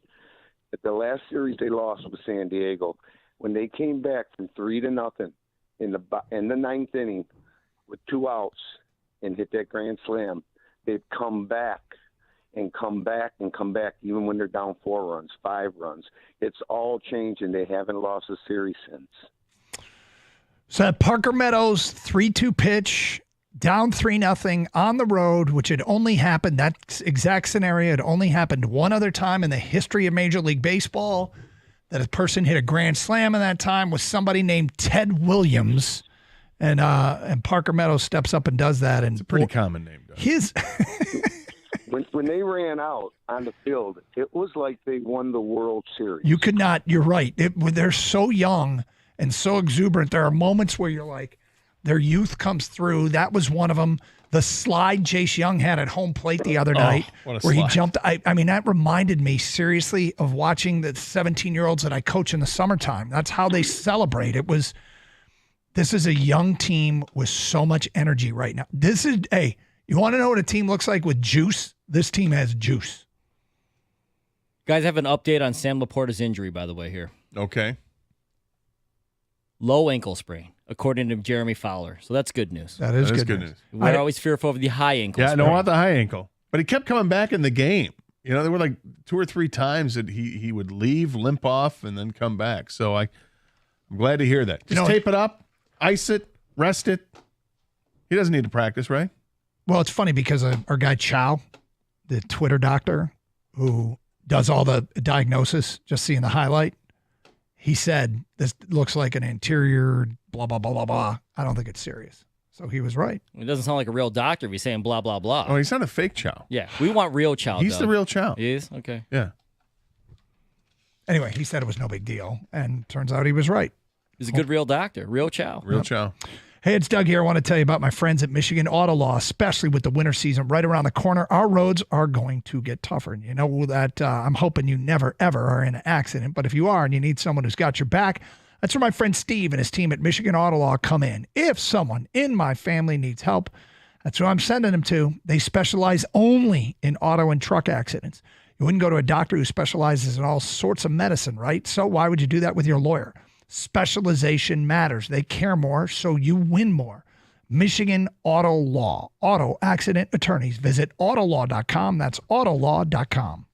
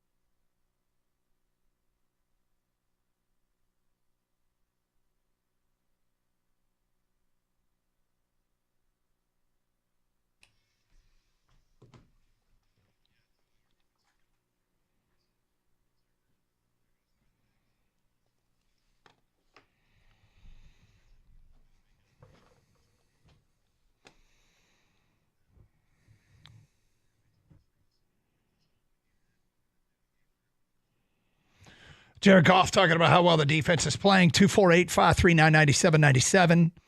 We'll get to some college football stuff at 102. We have barely had a chance to talk about the Wolverines and the Spartans with interesting games. Paul is in Clinton Township at next year on 97.1. Hi, Paul. Hey, guys. Thanks for taking the call. Sure. Hey, with the Lions, one thing that I for sure took out of watching that game was Terrion Arnold. Okay, first off, I disagree that was a pass interference penalty, and I don't think he'll get those in his future. But he went up against the guy that everybody is saying is the generational new wide receiver talent coming into the league, a surefire guy, and he played him pretty much straight up with no help the majority of that game, and he pretty much boxed him up for the vast majority of it, being left alone. I mean, and I think that definitely bodes well for the future and should be acknowledged because he took some grief on these airwaves the past couple of weeks, and I thought he for sure deserved a shout out. Yeah, he definitely held his own. I mean, Marvin Harrison Jr. had 5 catches in the game for 64 yards, which was less than 13 per catch. He had a long of 17, and I'm not sure if that was on him, if that was on Arnold or not. He wasn't guarding him the whole time, or covering him the whole time. But your point is valid. I think he's been a solid player through the first 3 weeks. Yes, he's a rookie. Yes, he's made some mistakes, but he comes back and he learns from those mistakes. And that interference, the 3rd week in a row, we're talking about a pass interference call with Terrion Arnold, and yet I didn't have much of an issue with that when he just kind of stood in his place. Stood his ground, the receiver runs into him, gets the call. We go to that same play a week ago, and Jamison Williams runs into a defender who's just standing there, and he doesn't get the call. But they throw the PI on Arnold. Well, and he's a rookie, and I think it was on your show. You guys had noted what Carlton Davis had said about how he was officiated during his first year being a press type man-to-man corner. And he said that it changed over a period of time when, refs got used to him and he got used to how they were going to call it. I thought he played great yesterday against, and he was matched up. I don't know what the percentage, but it sure seemed like about 65, 70% of the time with Harrison Jr. And I don't think he did very much against him. I mean, he was okay. Paul, I'm glad you called because there were ample examples of him being in phase, running stride for stride with a wide receiver. And somebody, yes, against Marvin Harrison Jr. There is a lot to like so far about Terrion Arnold. And I know people will focus on the penalties, and yeah, they suck, but he's a rookie. The penalties suck, but getting them, but he's a rookie. He's, there's ways he's going to get officiated, and there's things that he needs to learn. The biggest challenge is being able to be in position in the first place. Almost every one of those PIs is him being in position and doing something wrong to pick up a pass interference. The toughest part of the job is being in position, and he's doing that. It's so strange because I don't have any concerns with Terrion Arnold. And he's got all these penalties on him. I think he leads the league, actually, as far as the defensive back, but he's tough. I think he's got ultra confident about his skill set, and Dan Campbell speaks about it all the time. He's out there the very next play on the receiver, stride for stride. And I think he's got to clean up some technique stuff, but I think that stuff, it can be cleaned up, and it's correctable. So I feel like he's going to be a good corner for the Lions. And I thought I heard them say during the TV broadcast at some point that the percentages of throwing on him that they've completed a lot of the targets towards Terrion Arnold. And I'm like, okay, I think they have, but have they been damaging? It doesn't feel like they've been damaging. Not particularly. No. The most damaging. I mean, the interference calls. The interference. In the first couple of weeks, but I don't feel like he's given up that 50-yard play or even a 20-yard play. No, he did well in man coverage yesterday. 248-539-9797. Matt's in Bay City next. Hello, Matt. Hello, how you guys doing? Great. So I'm going to say something about the Lions defense that made me really excited. You lost some players in that game, but they still stayed as a group. They played good. They lost Branch for a little bit, and then they had the backup linebacker, and then Barnes getting carted off. But you had Newman. You didn't really hear from him from the preseason. he played really well. You know, Neiman, yeah. Levi goes down, and then you have other people that just mesh up. And got to give credit to Aaron Glenn, man. This defense is looking really good. Yeah, Terry Arnold made I don't think that was pass interference either, but he's been going up against some really good receivers, and he's been playing really physical. And this is the type of defense, you know, Aaron Glenn wants to play, you know, man-to-man on the outside and then physical with the defensive line. I mean, yeah, they're getting a job done. Aaron Glenn has been given more material to work with, and there is no indication yet that this group is taking anything but steps forward. And, yeah, they had to do it with depth guys. So as we're talking about this, Lions fan report has tweeted out. They do a lot of analysis. Terry Arnold versus Marvin Harrison Jr. 6 targets, 2 receptions allowed for 31 yards. He also had a pass breakup and no touchdowns allowed. So, it's a decent day. It's a pretty good day. If those numbers are accurate, that's a decent day. You got to credit Aaron Glenn, and they're pretty and they're pretty deep. Like the caller mentioned, they had a lot of injuries. I got to ask you again, Gator, and it's not picking on you by any means or anything, but like because you're a James Houston guy, inactive, and they're getting some injuries. Do we see James Houston play a big role this upcoming week? And I'm just worried about the confidence the coaching staff has in Houston to not put him out there, you know, on Sundays at this point. I mean, I want to see him, but only if it makes sense. Like if they have, I don't know what the injuries are to the team this week. They're getting a pass rush. They're not getting home as much as you'd like to see them, but they're forcing early throws and they're incompletions, and that's getting the pressures and getting the quarterback hits. That matters. But we'll see who's available and who isn't. If Aleem McNeil is banged up, I mean that's not a James Houston replacement. That's bring up Pecco and let him play, or you rely more on the other guys that they have. So I don't know. At this point, don't we totally trust Dan Campbell to make the decisions on who's going to play on game day? So 100. As much as I want to see Houston play, it's whatever Campbell says. Yeah, they're making so many correct calls these days that, I mean, if things start to go south, you can look and say, could they be doing it any better? But right now, defense is just not their problem. No, it's not. It's been their specialty to this point. 248-539-9797. Bill in Sterling Heights, you're next. Hi, Bill. Hang on, just one. Sorry about that. Sorry. White cheddar Doritos. Sorry about that. Not bad. The white cheddar Doritos sound good. Yeah, lunchtime. But Champ. Excuse me, Champ and Chump. That guy stole a little bit of my thunder because I was going to say Aaron Glenn because this defense for a while now, going back like a season and a half, has been like really consistent with the different personnel. And I just think, in the beginning he was a scapegoat. I think he's gotten some of the props he deserves, but Aaron Glenn is my champ, and my chump. My wife and I were in Frankenmuth over the weekend, and you guys know that whole deal in there. You walk down that main strip. There's a lot of kids, a lot of families, a lot of dogs, and these D-nozzle. My chumps are these D-nozzle bikers that drive through Frankenmuth on their Harleys, which is fine, but they've got their music turned up like all the way, roaring through the middle of town, and they're not stopping. They're just driving through. I mean, hey, if you want to go take a drive on your bikes and crank your music, that's cool. But I don't need to hear. But not up in Frankenmuth. But listen, man, like at the stop sign, cranking Highway to Hell at 300 decibels. Driving through Frankenmuth, that's like a total D-nozzle move. Trying to get the party started. Thank you. We got your vote down for rude motorcycle riders being loud in Frankenmuth. What was this, from 1957? What is? Write down his vote, Doug. I did. I wrote down bikers with loud music. In Frankenmuth. Be specific. Yes. I did. Okay. Playing Highway to Hell. Playing Highway to Hell, 300 decibel. Yeah. Up in the Muth. That's pretty loud. That's loud. Highway up to in Hell. the Muth is that what you call it? Up in the Muth. Yep. Carson Anderson, 97.1 The Ticket.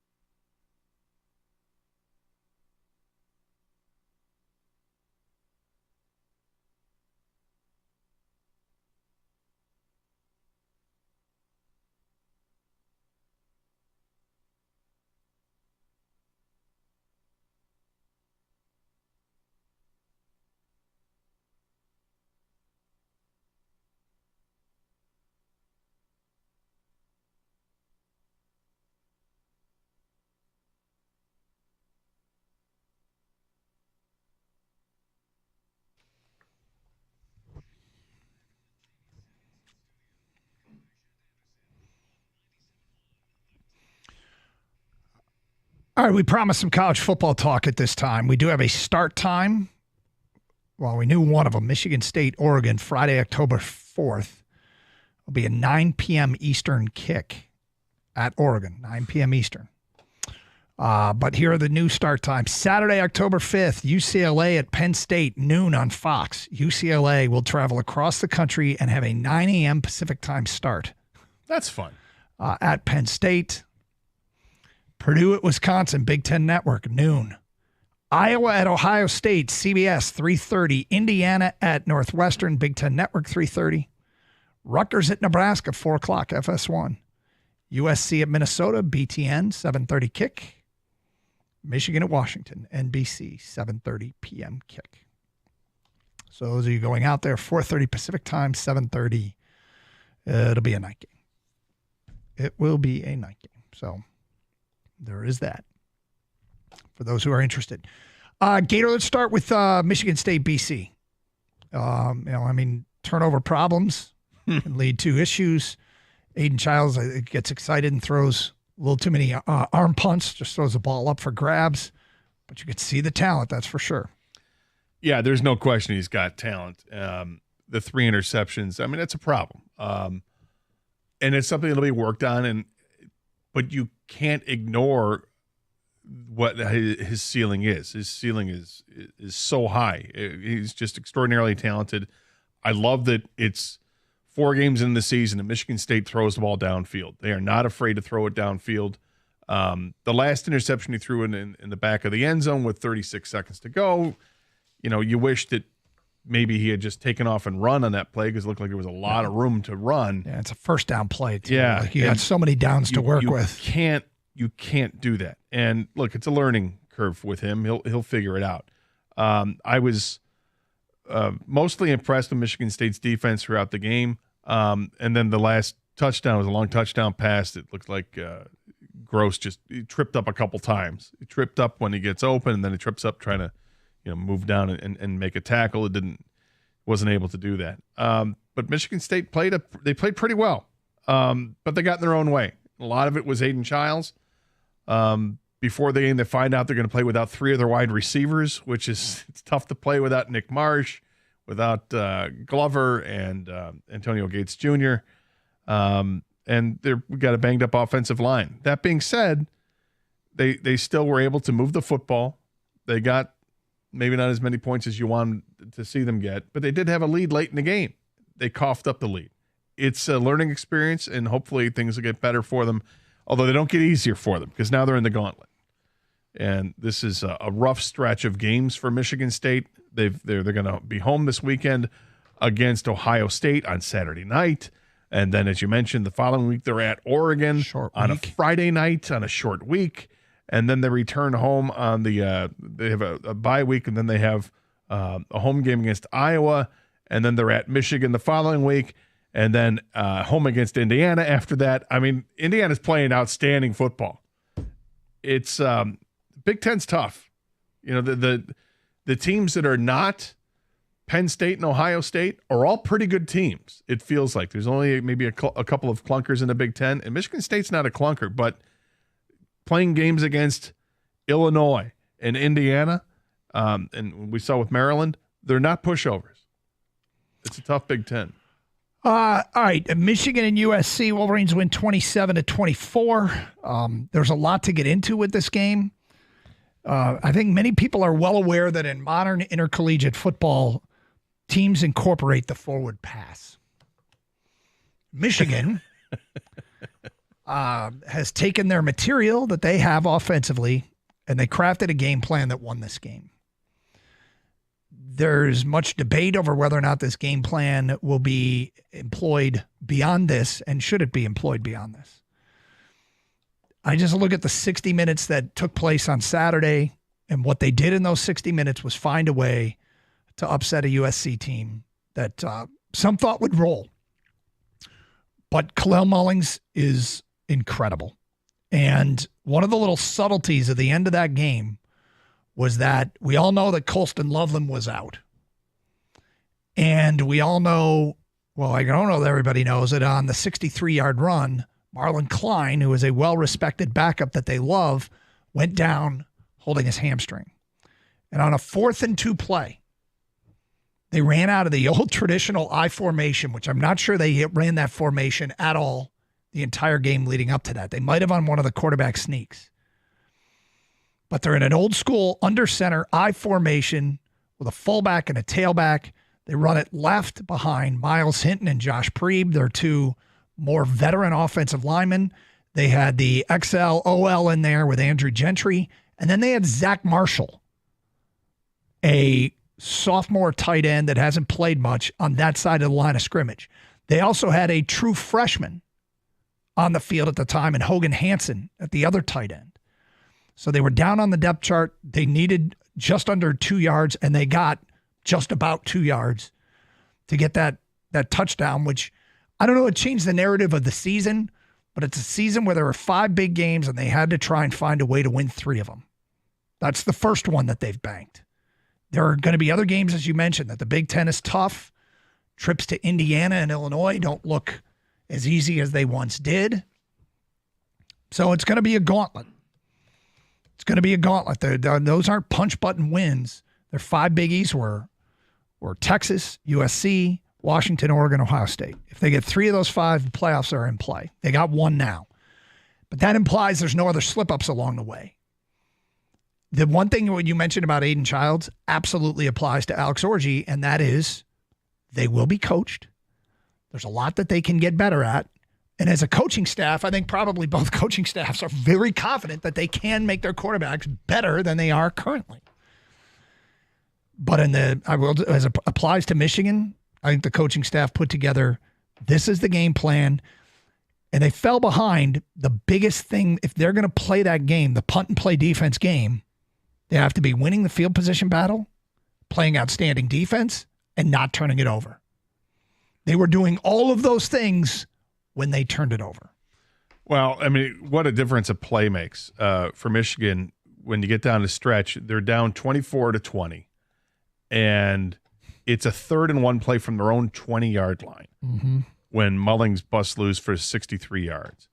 And that comes a play after they complete a pass for 10 yards to Klein. I mean, things start to look bad. If it's 3rd and 1 from your 20-yard line with 2:21 to go, you don't get it.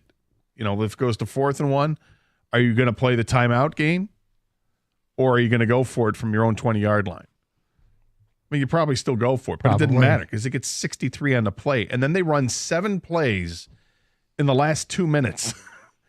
It's a lot of plays to run in the last 2 minutes, and it's a ballsy call on 4th and goal at the 1 to do what they did, and they get the touchdown. And then USC runs a bunch of plays, but not good enough. Give credit to Michigan's defense, stepping up when they needed to step up. You had the pick 6 from Will Johnson was just massive, and I'm sure that Mason Mills would love to have that one back. It's Milton Malloy. Did you mess up the name at all? I did not. I messed up a name or two. I listened back to him. I'm like, oh my God. But I got Miller Moss right every time. There you go. But Miller Moss made he's good. That was a bad throw. It was really a terrible good. decision, and it cost his team in a game where you couldn't afford to make a mistake like that. But for Michigan, getting that win, they were a 5.5-point underdog, I think, going into kickoff. It's a nice win for them to get, particularly after you lost at home against Texas. You want to have a better taste in your mouth and not lose another home game. Hold serve there. They did. They got plenty of tough games coming up in their schedule, but this is a big win for them to go 3-1. Good for their confidence. The offensive line doing the job, getting a big performance, 290 yards on the ground. But the question is still going to be there, and it's going to be there until proven otherwise, and that is who is going to be the quarterback. Is you still go with Orji? Does that change based on on who you're playing against? Or are you trying to get somebody else up to speed? Is Jack Tuttle 100% in practice now? Is he competing for that spot? Is Davis Warren completely out of the discussion? Is it a 3-horse race? I'm dying to know the answer to these questions.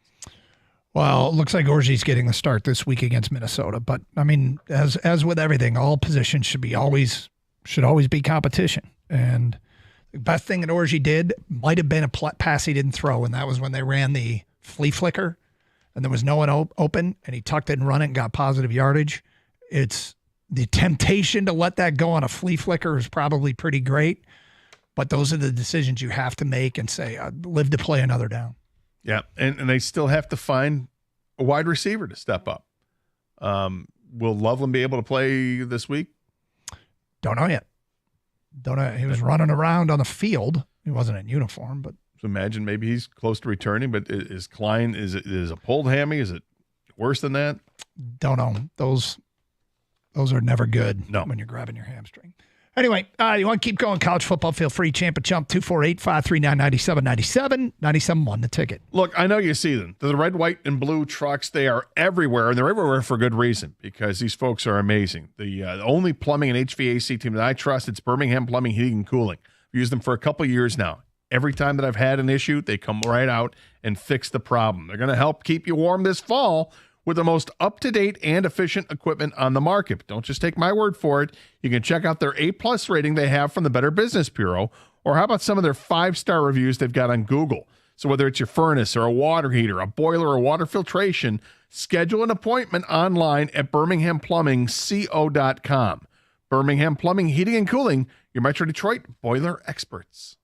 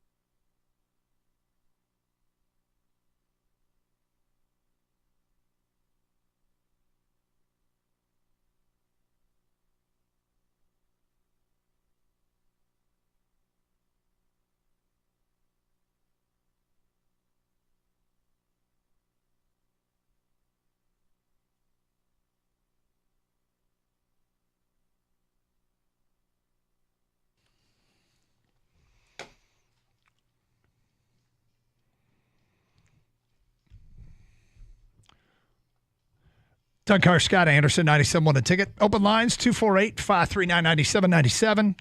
Let's go to Matthew. You're next on 97.1 The Ticket. Hi, Matthew. Hey, fellas. How you guys doing today? Great. Thank you for calling.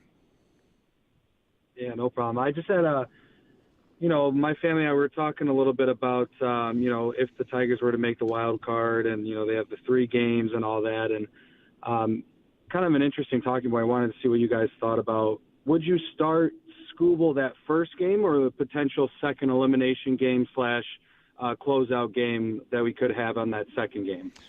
So here's what's going to be interesting is Skubal scheduled to go against Tampa on Tuesday. So you have to feel good about having him out there.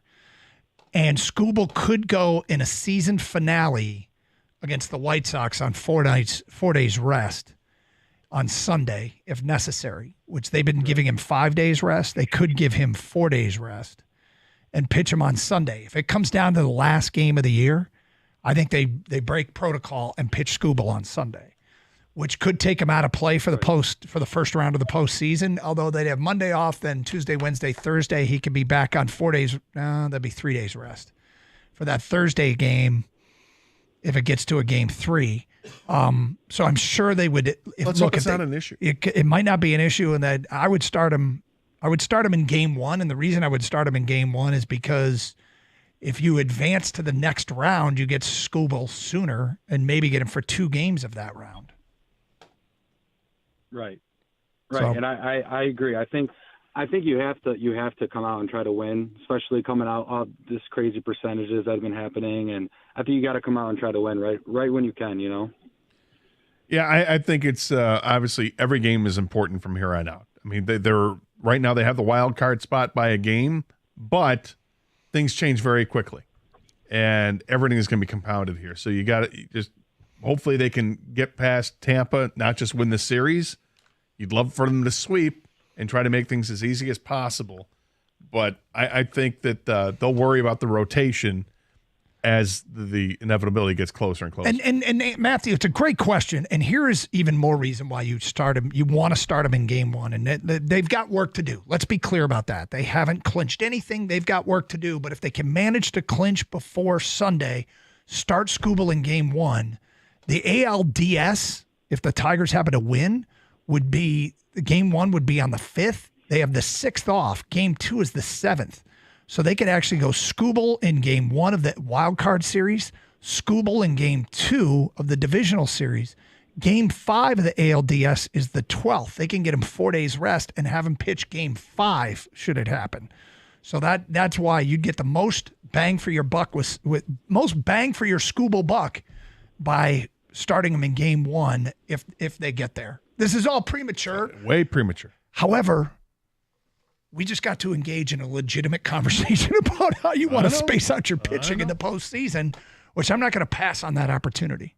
No, the crazy thing, it was several crazy things. Obviously, it's crazy to talk about Tigers and playoffs and all this year because nobody expected this. But it's also crazy because the way they've cobbled together this rotation. If it's a normal 5-man rotation, it's like, it'd be too bad to not see this guy get a chance to pitch in the first couple games.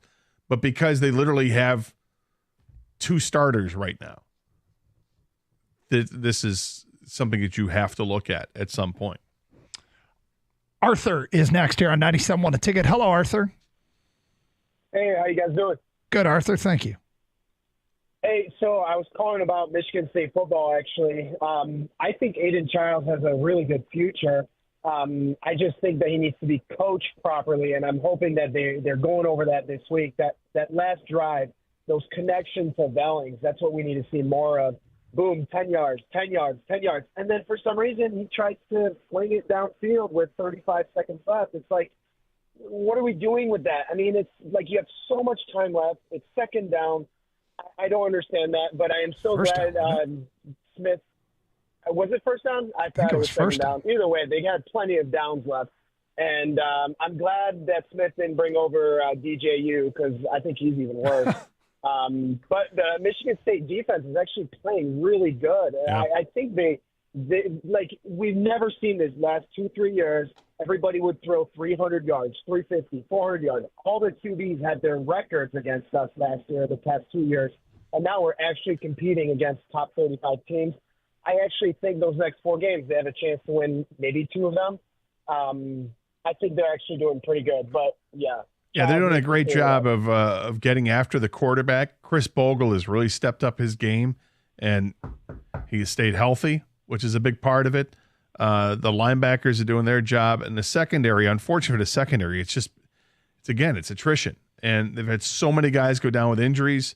Hopefully they get some of these guys back, but they played well. They played well so far. Castellanos made some plays late in the game, which was unfortunate for Michigan State, and obviously the turnovers from Childs are too much, but can't help but think that's just learning. And that's what, being an 18 or 19-year-old quarterback, it hasn't started a whole lot, hasn't played a whole lot, that he can just chalk it up to inexperience. And now he's getting that experience, so it won't happen again. Marcus is in Ann Arbor and next here on 97.1 The Ticket. Hello, Marcus. Hey, Doug. Hey, Carson. What's going on, guys? Thanks for having me on. Sure. Doug, I know obviously you're the play-by-play of Michigan. You were at the game. I was there this past weekend also. That was an electric atmosphere. The strikeout was phenomenal. One of the best games. I was telling fans, it's probably one of the best games I've seen since the 2011 Notre Dame game when I was in the Big House, because I haven't been there since 2019 before COVID, so this is an awesome welcome back for me. Did you have any, just real quick, we'll give you time, do you have any interaction with the SC fans? Oh, my God, I love them. Yeah. They were so awesome. I shook hands with all of them. I said, hey, welcome to Ann Arbor. It's awesome that we're finally playing against one another again. It feels like old Rose Bowl times. And they were just the most awesome fans. They were all saying, we love the Big House. We love this experience. This has been so much fun. You guys got to come to LA Coliseum, check out a game sometime over down at the Rose Bowl. It's an absolute blast. And I'm like, I would love to. So they were class acts. I have nothing but positive things to say about USC fans. Okay, cool. I just wanted to know what that was like, because I heard great things, but I'm there's always like getting firsthand account. You were saying though regarding this season. Well, I got to give. I need to give Sherrone Moore needs to get a little bit more credit than he's deserving right now. Obviously, the passing game is struggling, but he saw a recipe for success against USC, because if you remember when USC played LSU their first game of the season, they got thrashed in the running game, 113-69. And Michigan's a ground and pound game. And when you've got a player with Kalel Mullings who had 17 carries for what do you have, like 169 some yards like that, 2 touchdowns, that's almost an elite level in NFL right there for running back status. He was phenomenal. I mean, they ground and pounded it all game long. I think the biggest concern going forward when we got to that third and fourth quarter was that USC was finally seeing success in the passing game, because the bottom line is Michigan got torched in the pass. I mean, they even Will Johnson got burned a couple times. I mean, if it wasn't for his pick-6, they probably don't win that game, because that was the biggest difference maker in the fact that they had that turnover, because both teams had 2 turnovers in the game, which is pretty crazy to think about. But USC Weird, overall 2-on-1 play. Yeah, and then Michigan got outgained 379. Hey, look, here's the thing, Marcus, and USC is going to do this to a lot of teams. Their passing game is going to be a problem. I mean, the Marks kid coming out of the backfield is an additional weapon through the air, and he had an 83 catch season when he was at Mississippi State playing under Mike Leach as a running back. I'll throw the ball 50 times a game. Yep. Everybody's going to get it. We got some bad news for the Lions front. Wasn't that long ago, Ken, you asked me about James Houston and is he going to play? I'm guessing he's going to play. According to Ian Rappaport, Lions pass rusher Marcus Davenport suffered what appears to be a serious and significant elbow injury in Sunday's game, sources say. Davenport, who put a sleeve on it and tried to return, could be lost for the season. He's currently undergoing more tests. This has been his MO, Davenport. You just can't stay healthy, man. And this is the chance you take when you sign guys with injury history. And we know it can happen to anybody, but guys that have significant injuries on their resume, you worry about a little bit more. And that sucks, because when he's on the field. Yeah, I'd have to look at what his injury history is. I think it's more lower body than it is upper body. No, overall, I know. Yeah. It's one of these things that's like, okay, if he's had a number of knee injuries, I'd worry about him injuring the knee again. But it's an elbow injury? Yikes. Well, that's why Carolina over the Vegas Raiders is so good, because if the Lions need to make a splash at the edge rusher. Oh, boy. Just say.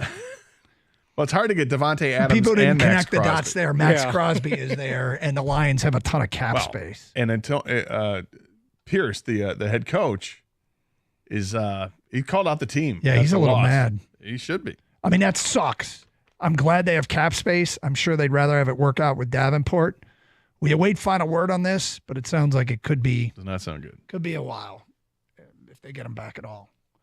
248-539-9797. It's Carson Anderson, 97.1 The Ticket. Look, these days it can be really hard to find reliable service. So when you get it, we're going to talk about it. And the reliable services from Precision Garage Door, they are amazing. They came out. I needed some, I had an issue with my garage door. So they came out and looked at the batteries, had to rechange the batteries. We had to lubricate all the joints and everything else. It worked out great until I needed to get my new doors. And of course, I called Precision Garage Door. They were fantastic. And you can schedule your appointment on their website for a time that works for your schedule. You talk about customer service.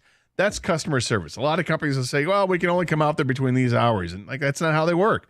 Go on their website and you could schedule a time that works for you. Or pick up the phone and call them yourself. 1-800-DOOR-REPAIR is the telephone number. They offer the industry's leading warranty. All calls are answered 24/7. And weekends are available at no extra charge. And if you mention 97.1 The Ticket, they're going to waive your service fee. So give them a call today at 1-800-DOOR-REPAIR or visit the website at precisiondoormi.com and schedule that appointment.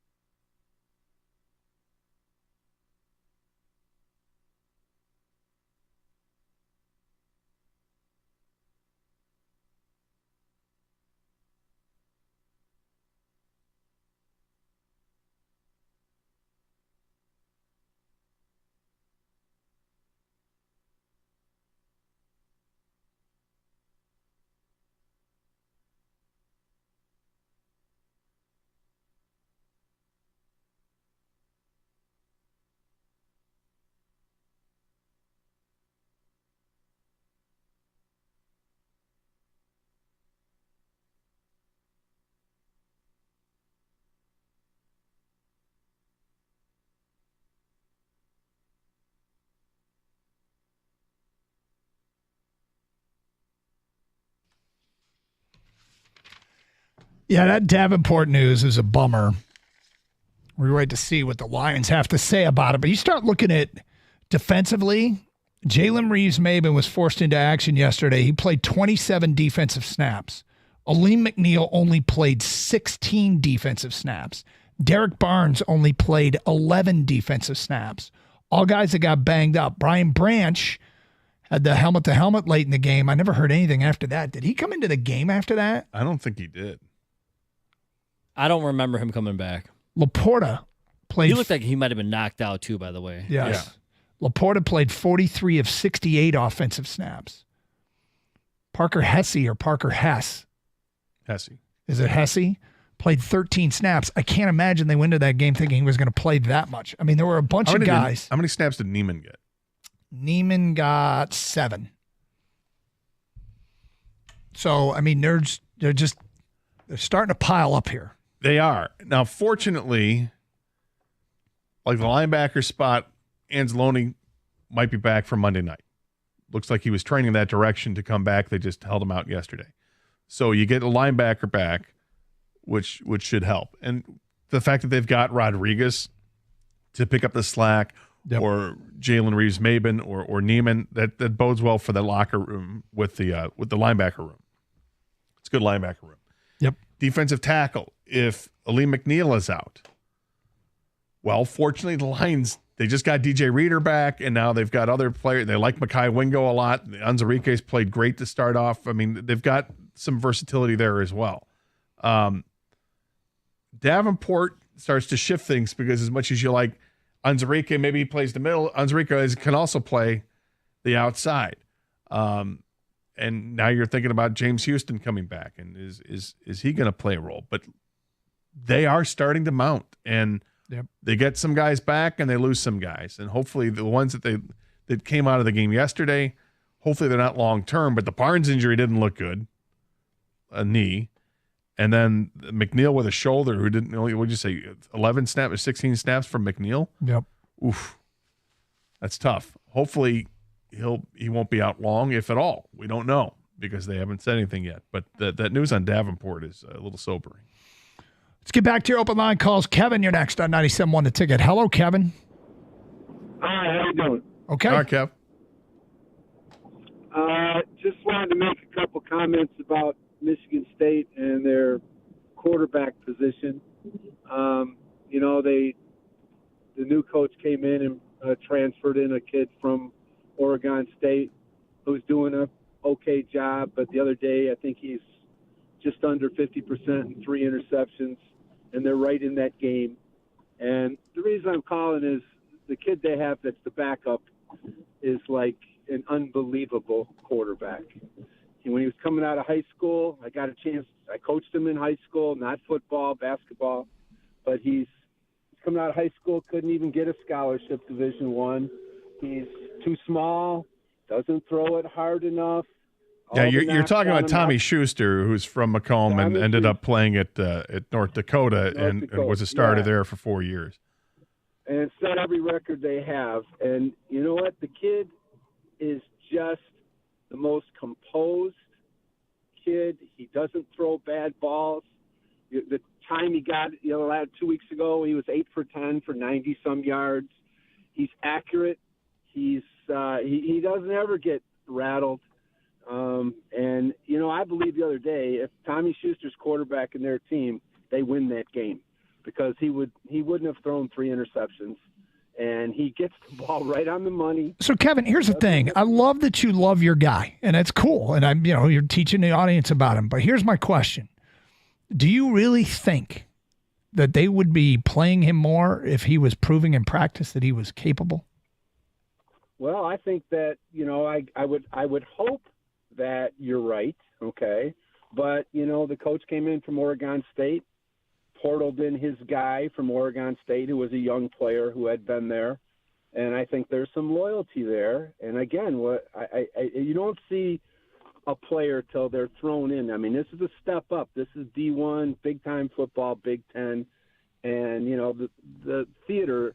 But this kid has something that I coached 38 years of high school basketball. This kid has something that very few kids have. He's not rattled under any situation. All right, you've made that point. All right, so what do you think? I thought Tommy Schuster, when he played last week, stepped in, did a real nice job against a horrible, horrible team, but did a great job. Like, he did everything he was supposed to do, completed his passes. He looked competent. He didn't look – I agree with him. He didn't look rattled. I agree with a lot what he had to say. I think you still you start Aiden Childs because Childs makes plays that, as good as Tommy Schuster might be, he can't make these plays. He can't run like Aiden Childs can run. He can't buy himself the extra time that Childs can do. Childs has made mistakes, but they're correctable mistakes, and he's going to get better with the experience. He's clearly the future for Michigan State. Now, do I think that there's a little bit of giving him more time to work through this because he's the guy that they brought through with the head coach? Yeah, I can't disagree with that. I'm sure that there's some of that goes there. But I also think that the coach is going to make the right decision and the best decision for Michigan State moving forward. And, will we see Tommy Schuster against Ohio State? Things might get out of hand. Ohio State's really good. And Michigan State is not at Ohio State's level. So we'll see if he gets some experience this week against the Buckeyes. But I'm more curious. I feel like I like what I can see from Schuster as a backup quarterback, but I'm dying to see more from the starting quarterback. And that's Aiden Childs, because his talent and potential is so high. I want to see how much he's learned over the first 4 weeks of the season and carry that into a really fun environment to be a night game there in front of your own student body against a really, really tough opponent. How is he going to handle that situation? He was going to bat for his guy, though. Oh, no, absolutely. And look, if you watched Schuster mop up last week or a week and a half ago, you couldn't help but say, he looked pretty good. He looked pretty good. And it was one of those kind of under-the-radar transfer portal moves that made a lot of sense. You got a quarterback who has a ton of experience, although not in the Big Ten, but he's got a ton of experience starting 3 or 4 years at North Dakota. Tom on a cell. You're on 97.1 A Ticket. Hi, Tom. Hey, happy Monday, guys. You too. The Davenport news stinks, but really it doesn't come as a surprise given his track record. Probably we got to admit that. Probably not. But my thing is, don't mess around with the defensive line. I know you guys have mentioned that maybe moving McCoy, whatever, to defensive end. But what about maybe signing a guy like Yannick Ngakoue, who's still out there? Yeah, he's 30 years old, but really you only need him for 10 or 15 plays a game. Rush the passer. We've got the salary cap flexibility, so, I don't know what you guys think. I don't know if they're going to say, well, he's not a locker room fit or whatever. I don't know. This is a Super Bowl run, guys. You do what you have to do to make it, and I just kind of want to get your thoughts about what you thought about that. I would say this. I like the idea, but I fully trust Brad Holmes to make the right corresponding move that needs to be made at some point.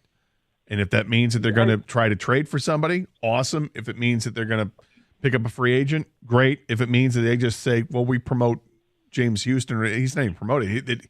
He'll be active on Sunday or on Monday night, then so be it. But I think Brad Holmes has earned that trust from us as a fan base that he knows what he's doing. I agree with you on that aspect, Gator, but think about it. He signed somebody, in Davenport that's got that injury history. Now you're going to rely on James Houston coming back, who has the same track record of history, of injury history in his first few years in the league. I mean, what's wrong with adding depth? Well, there's nothing wrong with it. I'm not going to question the guy who's in charge of adding that depth. And maybe it is as simple as, you know what? Let's go and look at the free agents. Here's Ngakoue. Let's bring him in. Maybe it's that simple.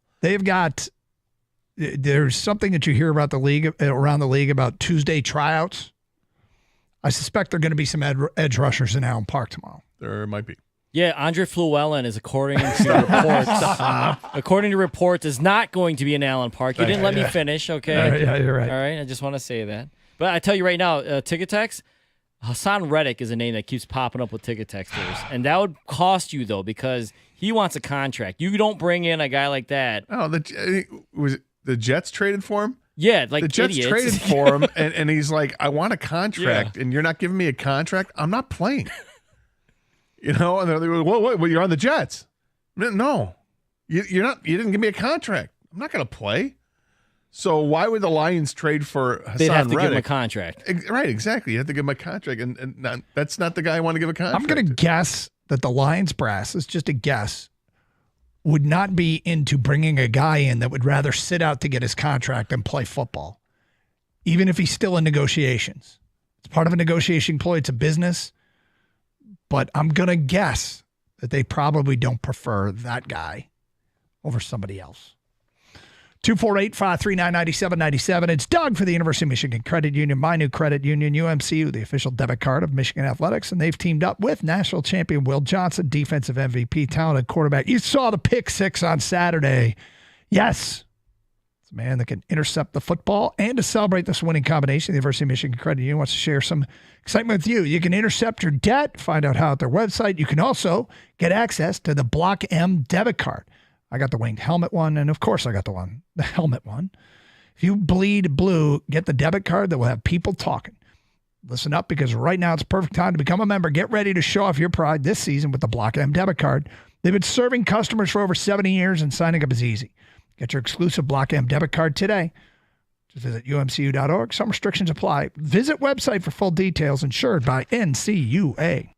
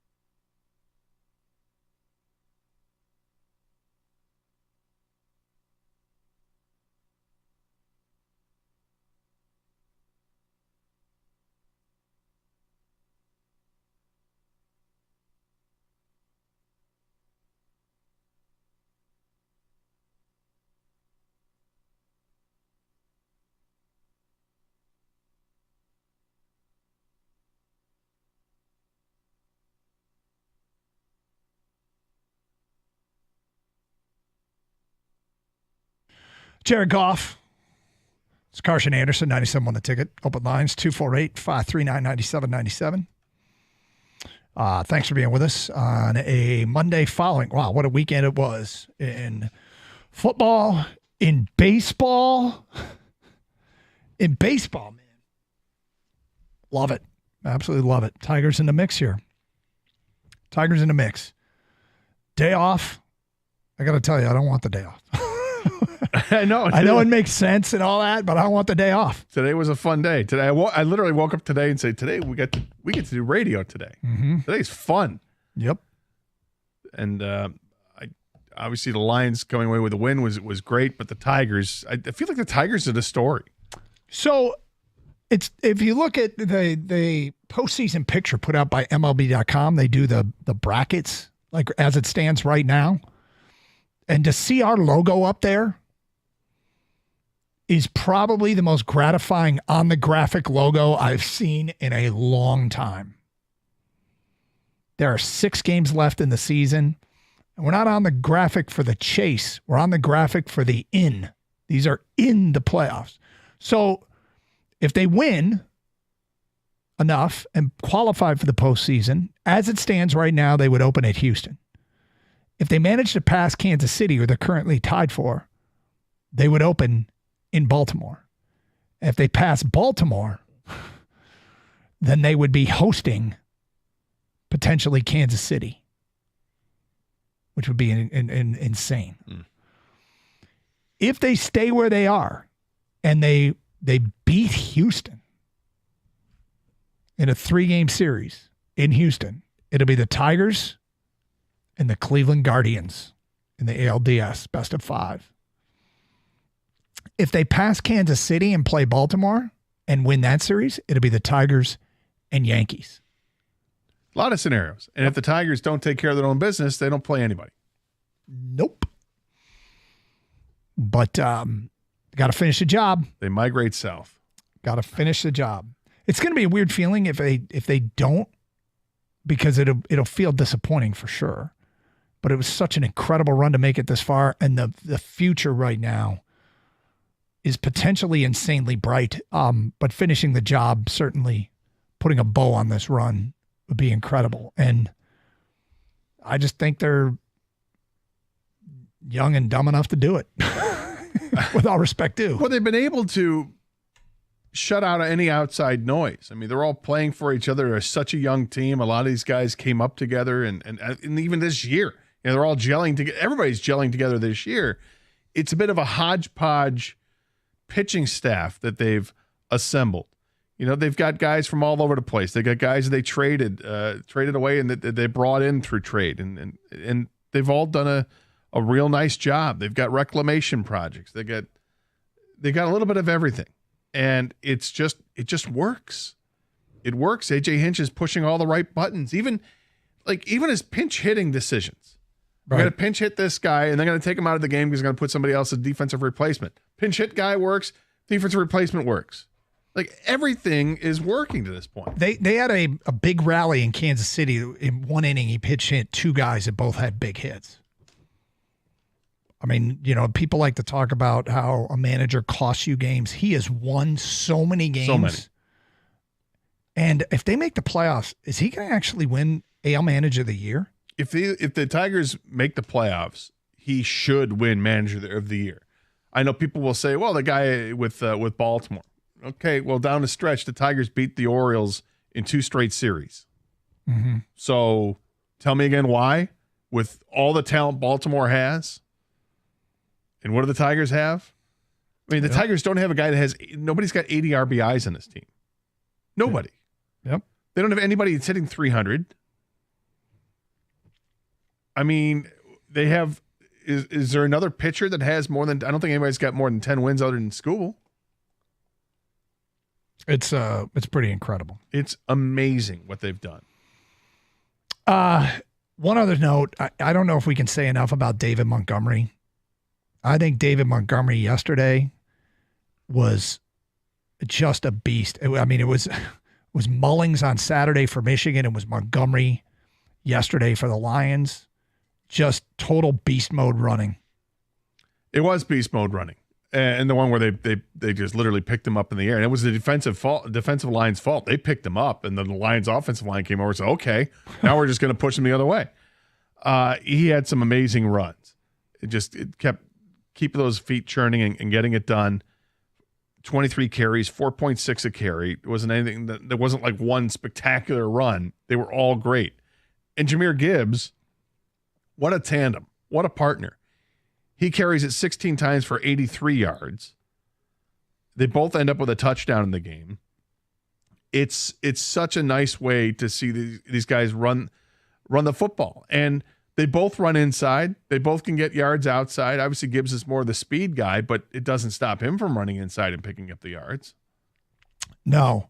Lions PR put out it's the first time since 2006 that the NFL's had a running back duo each logged 70-plus scrimmage yards in each of their first 3 games. They're rotating these two. They're keeping him fresh, and they are getting production out of both of them, which is pretty remarkable. Yeah. Well, the Lions' running game this year through 3 games has 489 yards, and they're averaging almost 5 yards a carry as a team. This is a good football team. We know this. Yep. And is their identity more as a running attack than a passing attack? That's what's great is it depends on the day. What do they need to do today? And then that first drive in the game yesterday, they did it all. They were surgical. Jared Goff completed everything in the first half, and they ran the ball effectively, and they jumped out, to a 20-10 lead. Well, they're top 6 right now in the pass and top 5 in the run. So we can sit here and talk about, there were some disappointments in terms of yesterday's second half. I think a little bit had to do with the context of the game, and they made some mistakes. But bottom line is, their offensive problems relative to some others are pretty minimal. Well, and they're 8th as a team defense in terms of points allowed. They give up less than 18 points a game at this point. Rico Beard has made his way in studio and joins us now here on 97.1. Hello, Rico. Hello, Gator. How are you? I'm fine, Rico. Do you know you work with a celebrity? Oh, I know this. I know. Look, I was watching a game on TV, and they're playing radio highlights. Okay, there it is. I'm like, wow. Yeah, I'm calling up. Hey, that guy. I knew him. He was my roommate. The crazy thing is, people are like, I work with him now. That's Gator's partner. Is what they say. I'm like, oh, it's nice. Yeah. Yes, they are. As they should. Yeah. Yep. Well done. Yep. It's the guy that is on that show that warms it up for Rico. There you go. There you go. How are you today? I'm good, man. I mean, just it was quite a weekend. Yep. For everybody. Yep. Except for me and Gator. I mean, it's almost. We couldn't pull off the I don't know what you call it. It's not a trifle. It was 4. So yeah, a little bit of a quagmire there on Saturday night in Boston. I think somebody should probably let Nate Carter know it's not customary to wear boxing gloves when you're trying to catch a ball. No, it impedes you. I forgot about that play. I did. I had totally forgotten about what should have been a touchdown. It turned out not being a touchdown. I did. But I mean, Doug got to witness probably one of the biggest upsets. It's bad when Jansen and Desmond are saying, "Yeah, I'm picking USC." None of that stuff really matters when it's all said and done. And it was a game that could have gone either way. They found a way.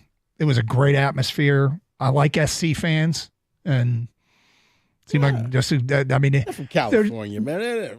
There's something cool about those helmets on the field together. It was a cool. It's cool. The songs. I was glad they brought their band. Yeah, I think they got a classic fight song. No song girls. I was thinking that. I just wasn't saying it, but But to me, that's just USC. It's all part of it, right? But it was funny. Now, Doug, in hindsight, because I had this conversation with a friend of mine, if you're USC, wouldn't it have just been better just to let Michigan score instead of We fighting had that discussion on the air. We talked about whether or not they should have, when they had them 3rd and 2, and Khalil got the first down, and there's about a minute to go. That's when that's the time to let them score. But they tried to. I mean, I understand. They had a chance. It was 4th and 1, and they went for it to get the touchdown. USC had their chances. They just couldn't get it done.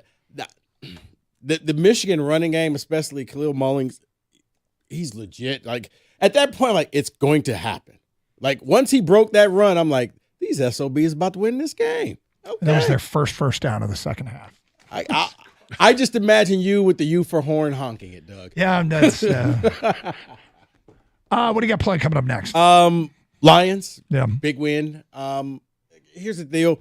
The way I see this is it's not clicking yet because they didn't play in the preseason. So you get some spectacular plays like the hook and ladder, and then the defense plays well, and then the offense once again didn't show up in the second half. But you know what? It's a win. Mm-hmm. You move on, and you are now focused on Seattle, the 3-0 Seahawks. Who saw that coming? Have a great show. Stay safe, everyone, and treat each other with respect. 97.1.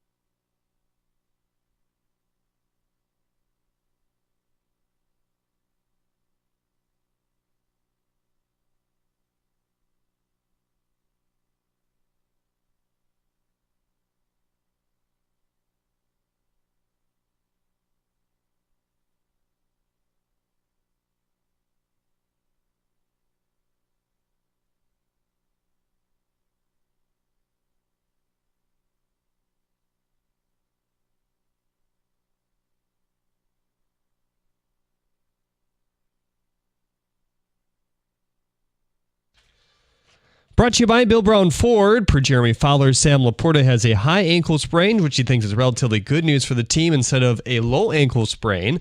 With the West Coast game yesterday, Dan Campbell doesn't speak until 4 today, so hopefully we find out more there. And according to Ian Rappaport, Marcus Davenport suffered what appears to be a serious and significant elbow injury in Sunday's game. Davenport, who put a sleeve on it and tried to return, could be lost for the season. He's currently undergoing more tests. Michigan football coach Sharon Moore was asked if Alex Orji was still a starter this week after throwing for just 32 yards with no scores against USC.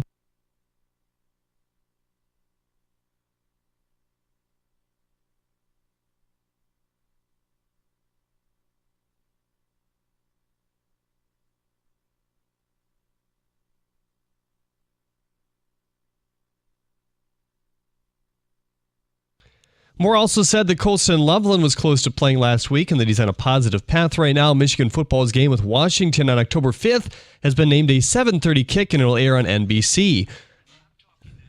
The Seattle Mariners are the only team in the AL wildcard race who play tonight as they open how up. he skips right over state, Rico? You deadbeat. 3 o'clock. Just wait, okay? There's a tease for you. The Seattle Mariners are the only team in the AL wildcard race who play tonight. Mike is riled up today. Has opened up a series with the Astros. Seattle currently 2 games out of the last wildcard spot. St. Clair Shores product Hunter Brown takes the mound for the Astros tonight. Next starting setter Mitchell Robinson is still on the mend from his ankle surgery in May. According to The Athletic, he may not be a go until December or January. They will not rush him back. At the Corwell Health Sports Desk, I'm Jeremy Otto. For more, go to 97.1 The Ticket or Odyssey.com.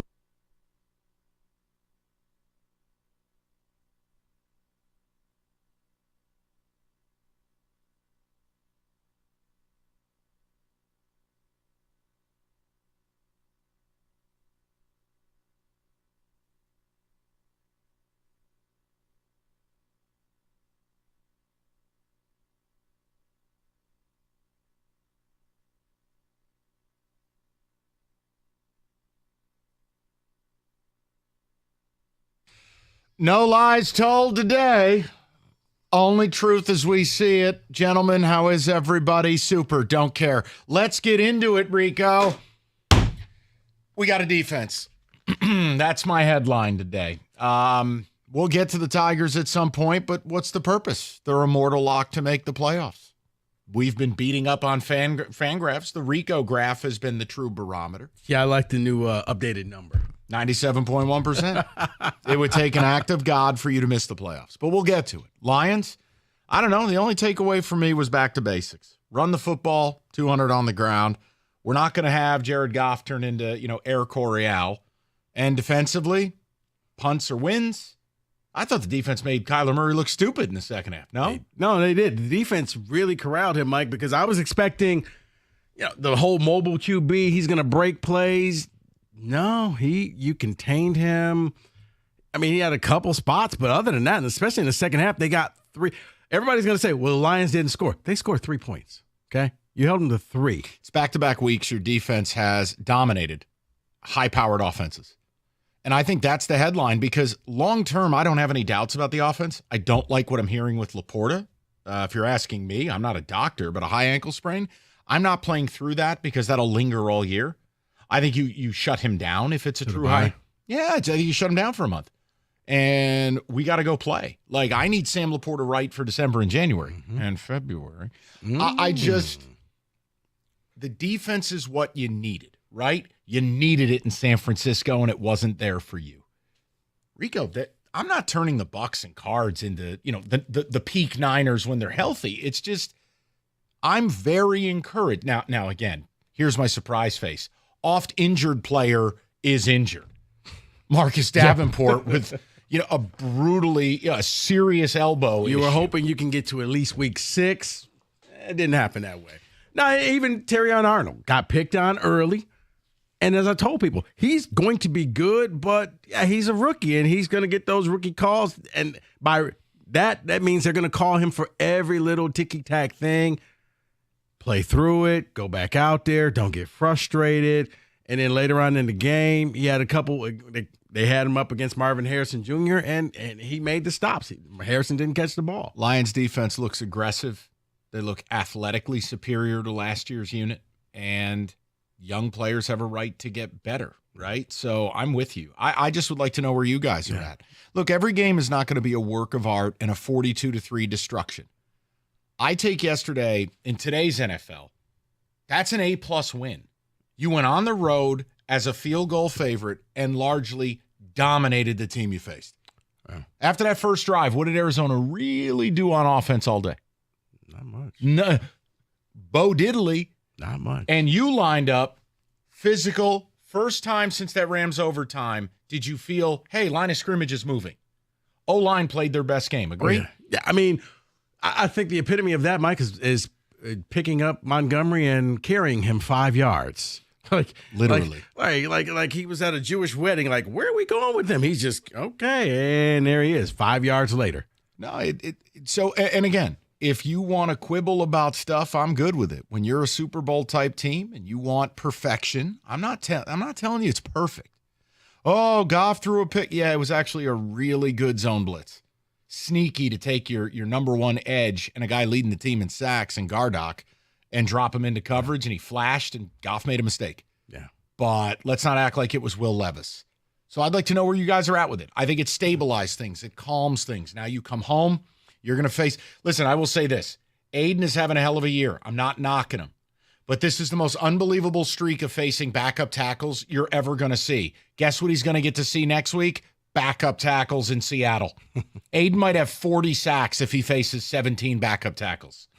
So you're home, you're settled, you're going to have the home field advantage, and then we got to stop the voodoo. Enough with Rico's hero, Geno Smith. We are not allowing this man to come in here and win again. That's my hero. Damn Geno Smith.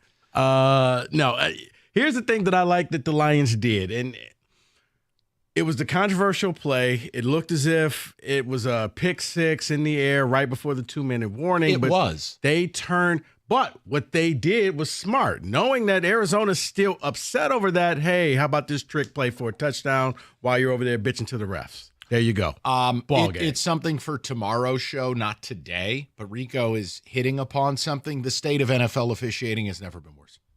Ever. Yeah. Ever. And I mean, don't even get me started on Chiefs in Atlanta. We'll just leave it for tomorrow. But it is the officiating in this sport is making the sport itself hard to watch. It's brutal. And you're right. Missed calls, please get a notepad. For I love a sport who wants to review more stuff, but all that's doing is having them miss more things. But this is not reviewable. But they took that and used it to their advantage while Arizona is still upset about that. Yeah, how about this trick play? And now we're going to go into halftime. And look, here's what we'll do. Rico, if you're okay with it, I'll leave it open-ended if people want to call about the Tigers. But guys, I mean this, and it's the ultimate compliment I can pay you, is I've been saying for weeks, Fangraphs can go to hell. Your odds are way better. But we've reached mortal lock stage. Like now, I view the Tigers' playoff chances. Now it's a disappointment if they don't close this thing out, and if I have to start Scooble next weekend. Literally. Yeah. There's no drama. As we have been telling you, Kansas City and Minnesota especially, they can't win games. We are watching the Voodoo live as Costa and I are doing the Lions pregame show, and it's NFL games on all the different monitors at B-Dub. It's one with the Tigers, and Mike, that's what everybody was watching, and we're like, wait. Saturday afternoon, Rico. Orioles tied at 4, bottom 9, second and third, nobody out, and the Tigers got out of that. Cue the Godsmack. That's voodoo. Parker Meadows goes up, takes home run away, and he keeps it tied. He's a Gold Glove caliber center fielder, and he's a weapon, but it's voodoo. Like, let's just be real. It is. But it's also reached mortal lock phase. But we can get to that as a separate topic. But if you're all horned up to talk baseball on a Monday, God bless. I don't care. Rock and roll. We wanted to save some of the college stuff. Because if you get me going on it, I won't stop. It's going to be a problem. We'll save. Well, to hell with it. You know what? Maybe I won't be here tomorrow. We could just do it all day. You'll be here. Maybe I'll just not show up. 248-539-9797. David, the 3-0 Pittsburgh Steelers #1 fan, Mr. Hatchett, your thoughts on the Lions? Must be nice to be so privileged. I know. What is it like where your team can't score in a whorehouse, but you're 3-0? I don't know. I think we're going to be the third pick of the NFL draft. So. Yeah, see, you're right. I'll take that. What I won't take is not so good Detroit Lions offense. Oh, dear. I'm not impressed with what I saw yesterday. The defense, sure. It's the offense that I have the problem with. You need a trick play to score. Oh, David, that was a brilliant hook and ladder. I'm that sorry. was brilliant. You should have been down. Who's the deflator today? You should have been down 14-13 at halftime. That was an interception. They got the ball off before the 2-minute warning. You would have been losing, and then your offense did nothing in the second half. So if you're losing at halftime and then your offense does nothing, which has done nothing all year, then you would have lost that game. You should have lost that game. That offense is pathetic right now. David, here's what I'll say. I cannot agree with you. I can't agree with much of what you said. It's your opinion. The only thing that I will say, I had one problem yesterday. On the 4th and 1, kick a field goal, go up 2 scores. It's math, okay? It's not bravado. It's not, that was my only, no. Kick the field goal. Because one day he may have to make this field goal in real life. If he misses it, you still have the lead. But that was my only gripe of that was a mistake. The penalty, that's the NFL's fault because that should be reviewable. You're getting You worked talk up. about the 2-minute warning. Yeah. Yeah. That's the NFL's fault, but I applaud the Lions for taking advantage of it. Because think about it. If it was the other way around, Detroit probably would have been angry at the refs and not paying attention, and they hit them with the 2-piece combo, and nobody saw that play coming. So good for Detroit for taking advantage of a bad situation. Mobile golf. You know At the what? end of the game, I did text that to my friends. Mobile Here's the golf deal. season. Here's the deal. From here on out, in the prop bet casino, there will be a mobile golf stat. Yes. Over under 7.5 rushing yards. Every time he does it, I feel like he's muttering like the Hamburglar F. Costa. And he's just like, I'm going to seal this game with my feet. Mobile golf. Because it was the play that no one saw. 3 games, 3 critical first downs. The defense, is that allowed? Is that fair? David, here's all I'll tell you, right? When you look at, and box scores can be misleading. Oh, yes, they can. But when you look at this, let's start out with the bread and butter of the Lions defense. You will not run the football on us. James Correct. Conner, 9 carries for 17 yards. Correct. James Conner's been a menace. You just took away the running game. From a quarterback standpoint, David, Kyler Murray threw the ball 35 times. He barely had 200 yards passing. That's the defense. And you took it away. Yeah. Now, offensively, here's where I take issue with what you said. You're right in that it wasn't as effective as you'd like. You'd love to get to 30 points. But your quarterback goes 18 to 23 for 200 yards, 2 touchdowns. The 1 pick, that was a tough moment. Understood. That's tough. But the running game, David, they averaged damn near 5 yards a carry for 40 carries. No, that's wonderful. The part I have a problem with their offense is other than the overtime game this year, when you went out and scored when you needed to score, when else have they been able to do that this year? And that's my problem because when you come in the NFL, you're going to have to go out there in the middle of a game and have a drive and say, we have to score on this drive. They haven't shown me that ability yet this year. Right, but when you're up to here would be my argument, and then we'll get to the people. 248-539-9797. When you're up 2 scores in an NFL game and your defense is balling, you as a Steeler fan ought to know it's okay to punt, play defense. You want to do this ego stuff like you're on PlayStation. That's just not real. Yes, the offense is going to round into form, but I'm listening to the fearless leader, Dan Campbell. Hold on. I'm listening to Dan Campbell, and all I'm saying to you is, by the bye week, I think this thing we will come out of the bye, and it's going to look right. That's how I feel. People, give me your thoughts. And if, as I said, if you are walking around fully engorged and you want to bring baseball to the mix, go for it. It's a mortal lock. You're in. Now I'll be disappointed if we got to pitch Scooble this weekend. Why? Because the Twins can't win games. We've been trying to tell you this. Hell, they shouldn't have won Friday night. Did you see that clown car? Mm-hmm. All right. Talk to the people. I'm out of here. I'll see you tomorrow. All right, buddy. Let's talk about the Chevy dealer in the area that's been leading the way. It's Hamilton Chevrolet in Warren. Andrew and his sales staff want to be your Chevy dealer, and they'll guarantee you the lowest payment on your next Chevy, period. All September long, Hamilton Chevrolet is participating in the Step Up for Kids. It's a shoe donation drive to support underprivileged kids right here in our local communities. Stop in and drop off new shoes for kids ages 4 through 18. And hey, while you're there, check out the latest Rico deal, a new 2024 Chevy Equinox EV. This all-electric SUV has great incentives to drive off with a payment as low as $289 a month for 24 months. You walk in with $995 down, you drive off with 10,000 miles a year. Yes, an Equinox EV for under $300 a month. The Equinox EV has the power to go the distance, and Hamilton has them in stock, ready for immediate delivery. You know the best deals are found at 14 Mile and Mile. Just stop in and see my guys at Hamilton Chevrolet for details. Make Hamilton Chevrolet your Chevy dealer. Visit HamiltonChevy.com. Together, let's drive.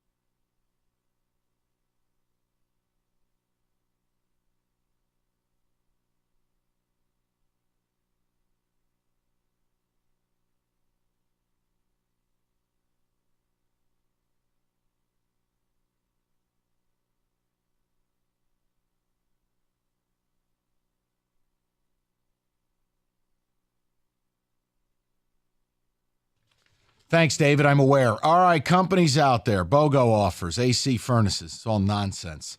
You want a fair deal, you go to Mastercraft Heating, Cooling, Plumbing, and Electrical. Got you covered 24/7. Locally owned for over 40 years, and they back their work with a 5-year warranty. Mastercraft, your one-stop shop for heating, AC, plumbing, and electrical, and they'll beat any price. Now bundle a new high-efficiency AC and furnace. Save up to $2,000. Fast installation, great same-day service. Just go to mastercraftheating.com.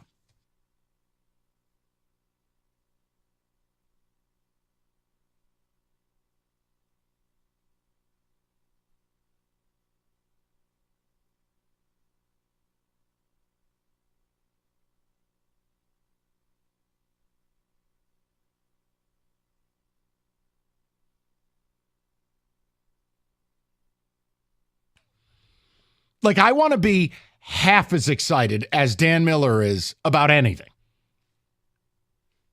You can almost feel like his head was going to explode. I want, but I need the playoffs to be that excited. You mean like Ben Johnson? Yes. I'm above this. It's about the playoffs. David, ticket text rolling in. Talk to me. What do the people have to say besides you being a negative ass? Whatever. It's safe to say our defense is our best unit, and Goff had a 3 3 subpar games so far this year, a rookie pick, and missed J-Mo twice for big plays with all day to throw from MT. Wait. Hold on a minute. Let me collect myself. 18 of 23 for 200 yards, 2 touchdowns, and a pick. You know what? I quit. No. Go enjoy Greg Landry or Milt Plum or Chuck Long or Andre Ware or Rodney Peete or Eric Kramer or Stoney Case or Gus Farrat. I'm done. Time out. Here's what's happened. I think the fans have been seduced by Ben Johnson and the greatest offense put together with the greatest offensive line put together. And therefore, if Goff does not go out there and give you 400 yards and 4 touchdowns in every game, he's underperforming. You're leading me into a point that we will expand upon during tomorrow's show. People. Wow, that's 2 for 2. This is the NFL preseason. See, you've been told it's week 1, week 2, week 3 of the NFL. This is preseason. These games are ass. That's why so many players are getting hurt. That's why the performances are uneven. That's why things look wonky. You can't practice, you can't hit, you don't play in the preseason. Well, here we are. And you know what happens when it goes live fire? Chaos. I mean, if it looks this way in week 8, Rico, I'll be the first guy to agree with these people. But right here, right now, you're 2-1. You should be 3-0, and your defense looks like a legitimate top 10 or top third of the league unit. Exactly. But a lot of people expect the offense to pick up right where they left off the first half in San Francisco. It should be a juggernaut. You should be seeing these trick plays, and you should be seeing all of this stuff. And every receiver gets a touchdown. Every running back gets a touchdown. And it's like, no, that's not how it works. It's NFL Blitz, the video game. Right. The Lions not going to score 70 points a game, people. That's just no. But wait. 97.1's Rico Beard reporting, Lions will not average 70 a game. A lot of the fans expect that because, well, we have weapons. It's too early in the week to get in trouble, but I had a great one-liner for you.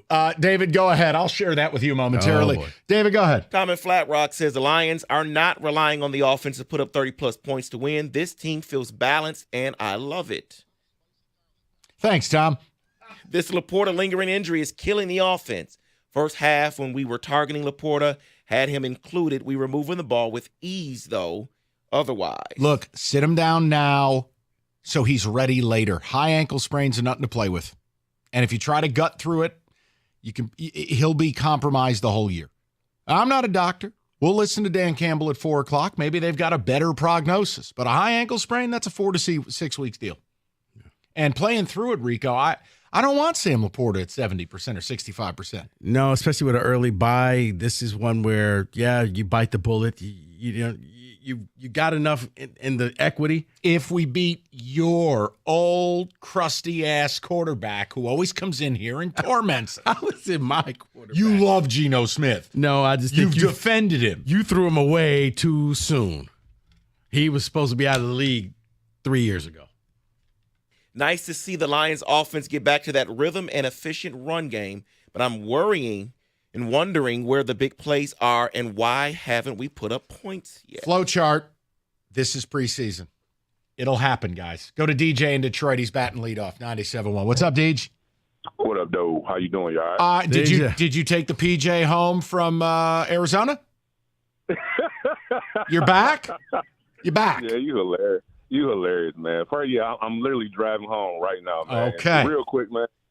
Shout out to all the Detroit fans, Mike. We literally took that stadium over. It was probably like 45, 55. It was very evident on television. Mm-hmm. Yes.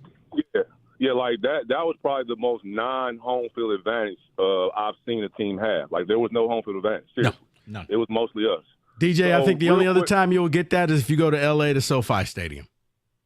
Nope, I was there last year. Nope, it was a lot. It was way more. Maybe because the Detroit fans, whatever, couldn't fly out there. But no, it was a lot of Rams out there last year. Not like this. This was crazy. It was mostly us. But, so look, man.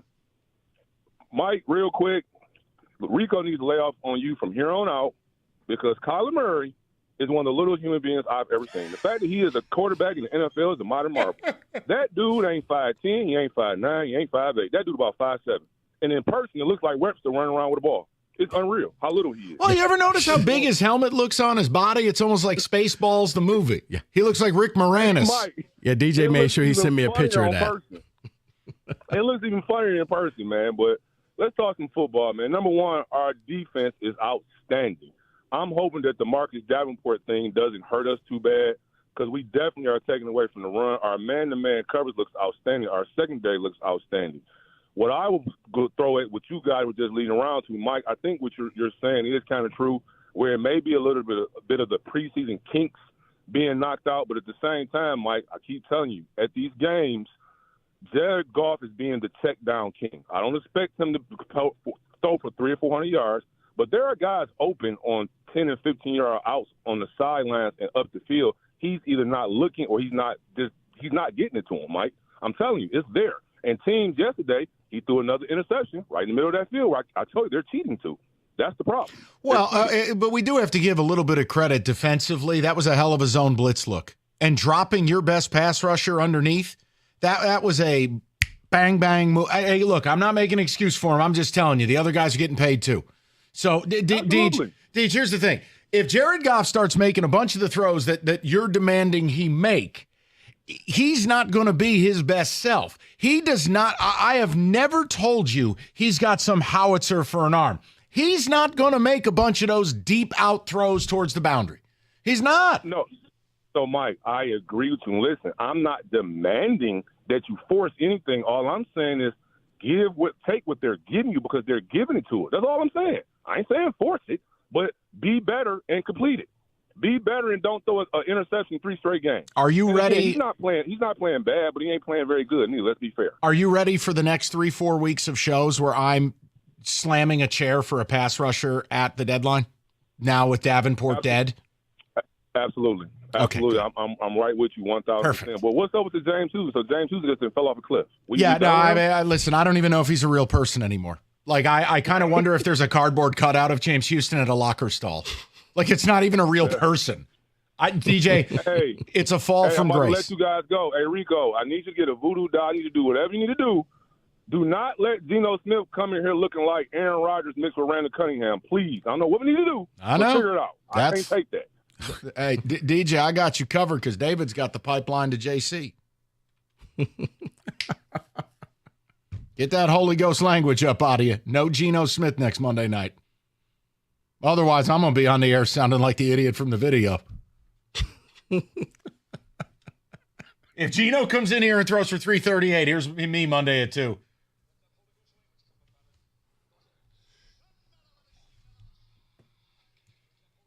No. Sorry. Accidental. The point I'm making, there will be no Geno Smith nonsense this go-round. No more. Every time you order a flavored crust pizza from Hungry Howie's, you're getting delicious pizza. Enjoy it with the family. But in October, which is right around the corner, it means more. This is where Hungry Howie's donates a portion of the proceeds to breast cancer research. And October's Love, Hope, and Pizza Month. So you're going to get a great pizza. You're going to donate a little money to a great cause. And away you go, and you'll watch the Lions garbage can teams on Sundays. It's National Breast Cancer Foundation. They've been paired up with Hungry Howie's for 15 years. And with your help, they've raised millions towards breast cancer research. So to raise more dough, they're giving you free Howie bread with any online order of $25 or more. So tonight, don't just order pizza. Make a little donation here by ordering that pizza. It's Hungry Howie's.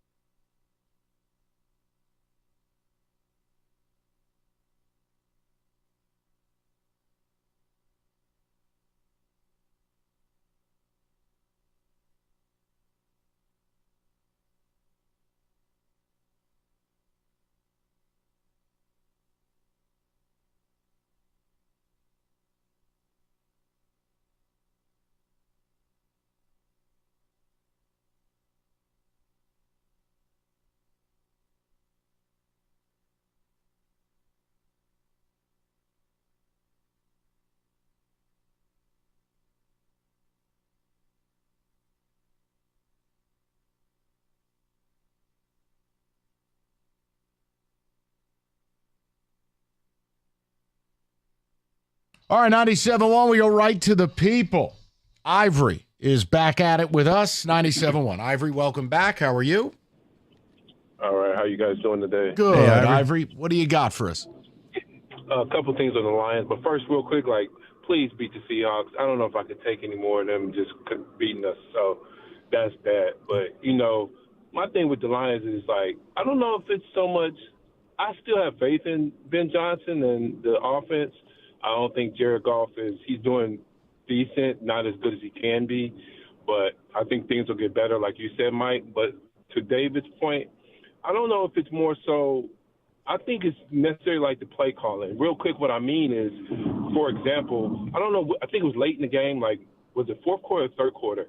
They missed a pass to J-Mo on the left side, and it was 3rd and 2. They had just ran Jahmyr Gibbs back-to-back, for 10 chunk yardage. I just don't like when they get cute and do unnecessary plays. Your strength is your run game. Run it. Too many times I've seen over the first 3 games, especially last week, where they run plays you don't need. At moments that you don't need. It's not like you're up 2-3 scores. They just do plays to me at times this year in the 3 games where you don't need to do these things. You have a dominant line. You have 2 great running backs. Use them. So, that's that. The play calling, I'm just not a fan of. I think it'll get better. But my last point is, to your point, Mike, about the deadline. I saw this Marcus Davenport news, and I'm 2 things. I don't know if it'll happen. Just follow me. I don't know if it'll happen, but can you please at least make an effort? Can you please go and rescue Max Crosby from Las Vegas and put him opposite Hutch? Just try, see what they want, and rescue him from Las Vegas. You'd be talking multiple first-round picks at a minimum, and I don't even know if they'd still do it. But no, Ivory, listen, you're not wrong in that. Brad Holmes' job is to canvass the league and acquire, have conversations, and it is clear. Listen, I never liked the Davenport. Tom Reddick or somebody. Well, he'd require a contract. I get what you're saying. Ivory, my point is this. We, as a radio show, never understood the Marcus Davenport thing. Always hurt guy comes here and wait for it. Check my notes. Oh, dead. So he may be out for the year. He's never healthy. You were banking on him bucking the trend. And that was on top of signing Carlton Davis, who, when healthy, is good, but is not healthy. So you were kind of tempting fate. I'm with Ivory in that if we are in it to win it, I need to see some reports here the Lions are going after it because you cannot be thin on the defensive line, specifically edge. You are 1 rolled ankle away from having no pass rush. Agree? Agree. Aiden is 1 bad step from you having what at edge? Houston, we have a problem. Literally. I mean, he's not even a real person. Let's go to Cameron, 97.1. Cam, how you doing, buddy? I'm doing good. I mostly felt positive about the Lions game. Goff looked very good besides the interception, but that was more so a good defensive play. The thing that I see throughout these first 3 games that has me concerned, and I hate to say it because this player has been a linchpin of the team for ages, and everyone loves him, but at least in terms of pass protection, we might need to start a dialogue about Frank Ragnow because he has – out of everyone on the offensive line, he is, by a significant margin, looked the weakest out of everyone in pass protection. Well, here's the problem. And now, again, Cam, if you have an issue, that's fine. If you look at do you do the PFF at all or no? No, I don't really check up on all right. PFF. Now, I'm not using this as a Bible, so I'm just offering this to you as a piece of information. Mm-hmm. Of your top 6 graded players, regardless of position yesterday, I believe Frank Ragnow came in at 4 or 5. Sewell, Zeitler, and Ragnow were your top 3 rated offensive linemen and players overall, according to Pro Football Focus. That's funny because I kind of, with Cameron, I saw a couple times where he was getting beat. And it was just but don't we always just talk about when a lineman has a bad moment? No one ever talks about the 35 snaps where you didn't see a thing. I don't know. No, Mike, that's fair. Just offering. fair. You know, I love people bitch about the Goff interception. You got anything else to say about the 70 other snaps he took? Getting you into the right play, setting the protections, checking to some of these runs that you had 4, 5, 6, 7 yard carries on. Like, I understand, okay, Ragnow had a bad moment. How many snaps and part of running for 200 yards, true or false, Ragnow is the centerpiece of that line who sets a lot of the fits. Do what you want with it. 248-539-9797. Let's go to Shane, 97.1. Shane, what's up? Hey, good afternoon, gentlemen. Afternoon. I'm fired up. I'm fired up about this defense. After what happened in San Francisco last year and a couple other games, this has been such a blessing to see them really turn it around. And one thing is we're missing, I think, was probably next to Hutch, our best defensive player last year. Melifanu hasn't seen a snap yet. And that guy was all over the field last year, intercepting, sacking. He's coming back. A little concerned about some injuries, but I guess the question that I really have for this defense is who is going to be that next guy on that defensive line? I know Davenport's probably going to be out. Who's going to step up besides Hutch? Hutch is getting chipped by, the offensive line, tight end, running back. He's getting double team, triple team sometimes. There's got to be some guy to break through. That's where I want to see this team take it to the next level. There should be a second level guy that's going to start really eating up if he's constantly blocked and can't get into the plays. Well, I think that guy currently plays for another team. If I'm being just straight up with you, I don't think that person's here. They put a lot of eggs in the Marcus Davenport basket. Yeah, and I agree with you in the last caller too, Mike. This is the year they are buyers. I don't think they stand pat at this. Make a move. The window, the windows in the league are small. We're in our window right now. Go get someone to wreak some havoc with Hutch. That's what I want. And again, I mean, Shane, listen, I'm trying to have real conversation, not just with you, but this entire town when we talk about this team. I can be very positive about someone's work while not across the board agreeing with everything. Shane, this is where these wasted 3rd and 4th round picks on Darkman come back to bite you in the ass. You know, you're busy taking a Broderick Martin who doesn't play a big role with this team. You could have taken Yaya Diaby. Or a couple of years ago. Pascal, all these guys that we thought were going to be, No, I'm not even talking about them. Shane, listen, at least those were D linemen. I'm saying you drafted a Canadian dude without a profile pick this year. You mean to tell me there wasn't a player considering their wonderful talent evaluation?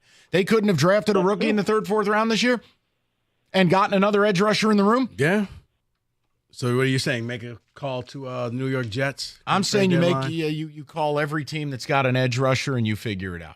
Because there is no scenario if Davenport's out for the year, I'm not buying at the deadline and getting Aiden some help. Aiden Hutchinson is exploding. Part of it is he's getting better. Part of it is he's facing tomato cans that are backups at right tackle. Bottom line is I got to get the guy some help. Beauty of it is he's taking advantage of tomato cans. 100%. He's a terror. Right, that's what I'm saying. And he'll still be a Pro Bowler facing starters. What I'm saying is, no, he's not Derek Thomas every game. Yeah, he had 2 sacks against the tight end against the Bucs. I'm just making a point. Like, eventually, that's going to be Trent Williams on the other side of you. Let's get the guy some help. 248-539-9797. All right, Old Nation Brewing, M43 Hazy IPA, their flagship beer, the one you probably know best. But they've got a complete lineup of incredible, thoughtfully brewed beers that are done, well, right here in Williamston in our backyard. They are local. They are independent. They are one of the last. A lot of people have claimed they're local and independent, and they're owned by some Portuguese company. The point is, Old Nation is still doing it right, and they're all on their own.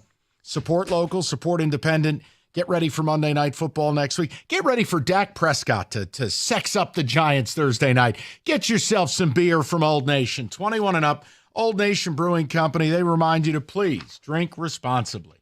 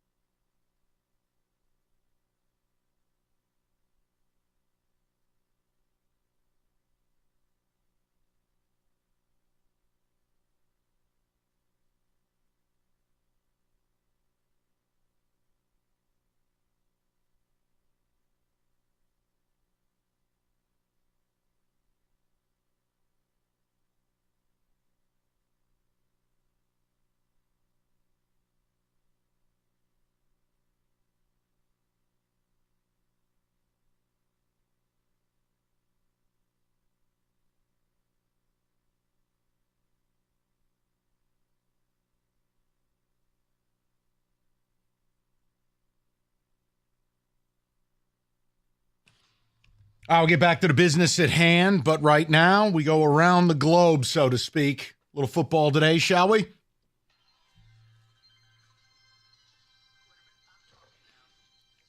Yeah, let's go. Aiden Childs just threw another interception.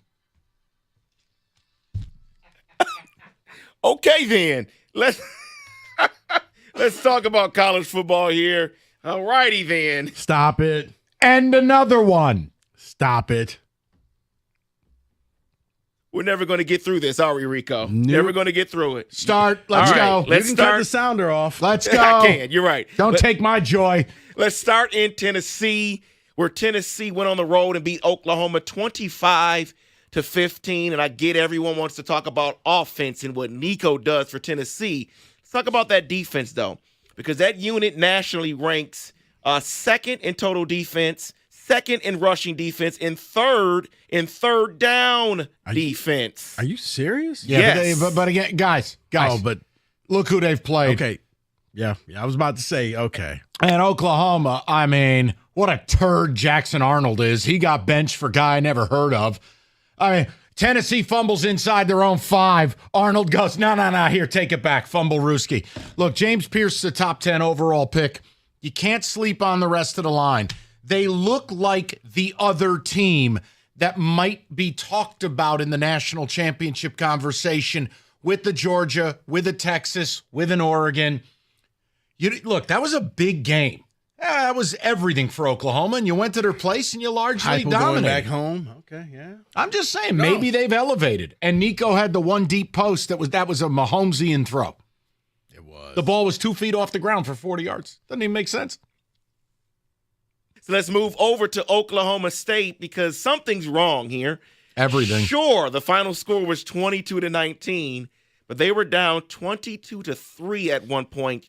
They benched Alan Bowman, then struggled again, and then brought him back in the game. What is going on there? You want first dibs? They're not good. Okay, nuanced. No. Here's the thing. They seem to be like, oh, well, you know what? Everybody's gone from the Big 12. Here's your chance. You get to be the top dog. And they are falling they're falling without any help, David. I don't understand, but I actually do, because this is one of those teams that every year you're told they're going to be good. They're going to be good. And then they're not.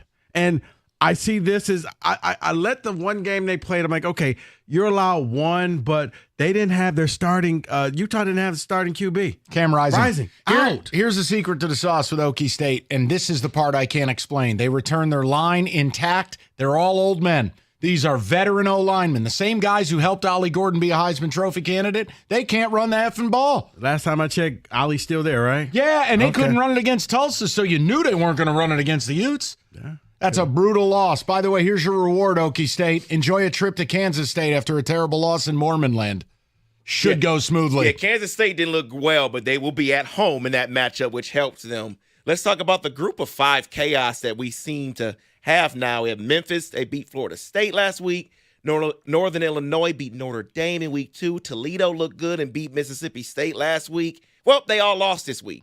Memphis lost to Buffalo. Memphis lost to Navy. Buffalo lost to NIU. And Western Kentucky beat Toledo. Which means, as I've been saying all year, Boise State is going to be That's your what I was going to wreck. ask you. That's what I was going to ask you. Because there's James Madison no looked good. universe we're letting Falwell sit in the corner and get in on the action. That ain't happening. What about James Madison? They beat North Carolina. Go to hell. I want Ashton Genty on a national stage with those beautiful stencil Bronco helmets. I Rico. thought Northern Illinois, it was the value pick. Like, you could get them on FanDuel. They were plus 4,000 just to make the playoffs. I'm thinking. And then you know what Thomas Hammock did? He slid his pants off and sat on the bowl.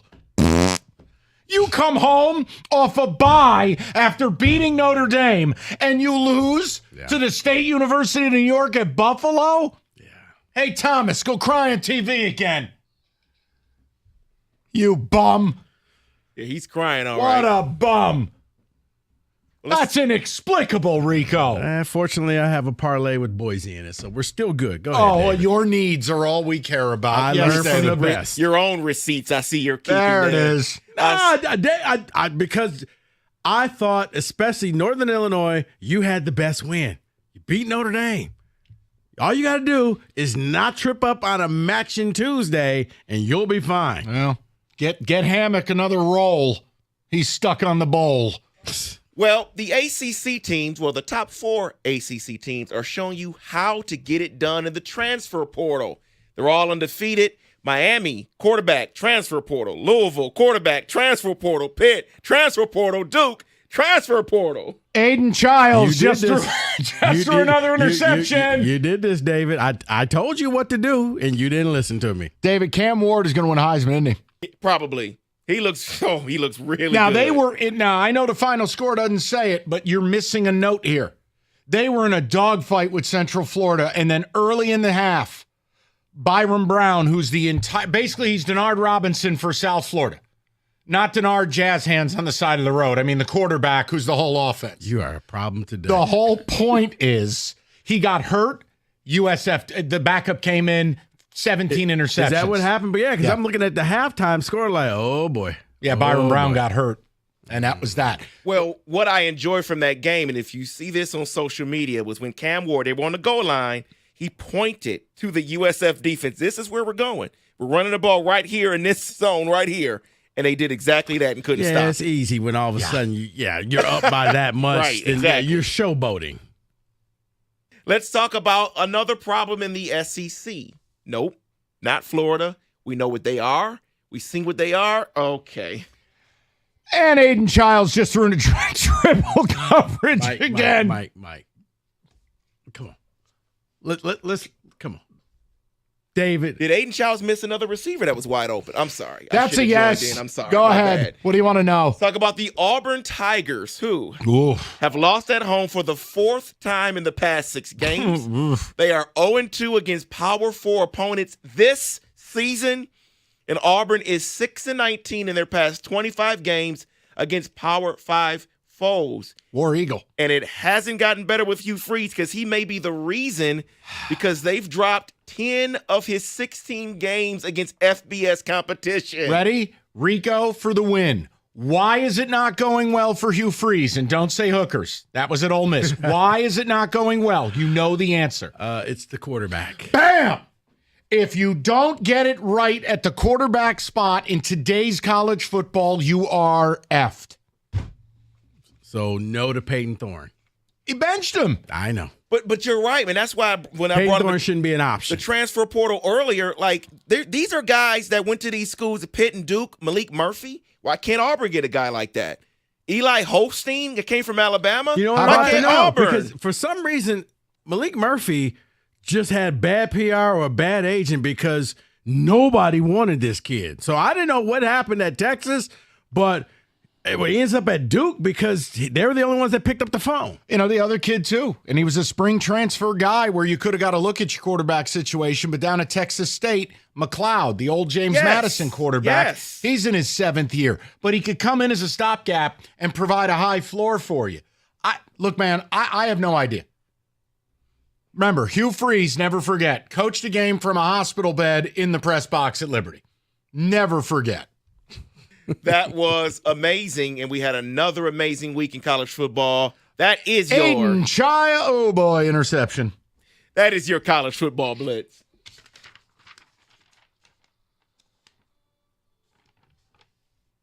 Kidding.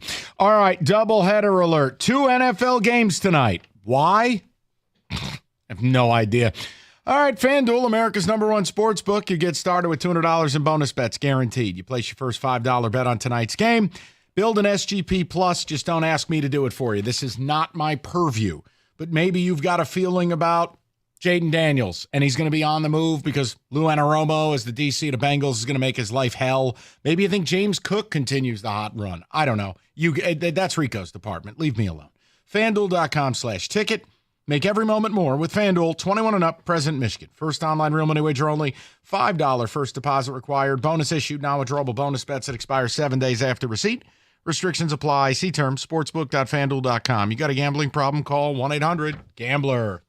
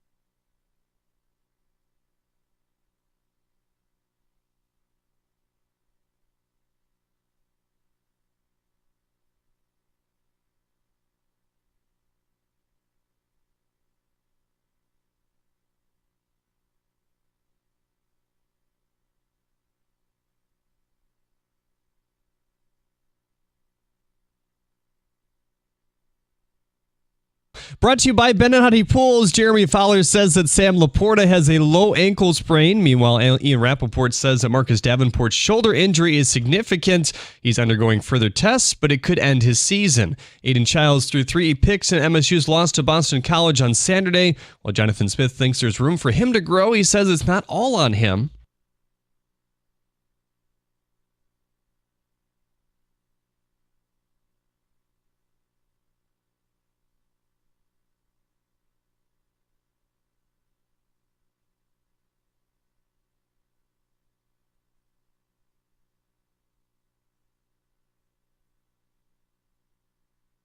Sherrone Moore told the media today that Alex Orji will remain his starting quarterback this week. Colston Loveland was also close to playing last week. If the American League playoffs started today, the Tigers would face the Astros, Kansas City would battle the Orioles, and the Guardians and Yankees would have a bye. The Tigers have the night off tonight. They'll begin a 3-game series with Tampa Bay tomorrow at Comerica Park, and you can hear it right here on 97.1 The Ticket. According to Tom Pelissero, Vikings QB Sam Darnold's MRI revealed a knee bruise and no structural damage. And Memphis, Tulane, and South Florida will not join the Pac-12. They're staying put in the ACC, according to Brett McMurphy. The Pac-12 will now look into schools closer to their footprint, including UNLV, Utah State, Air Force, and Gonzaga. At the Corwell Health Sports Desk, I'm Jeremy Otto. For more, go to 97.1 The Ticket or Odyssey.com.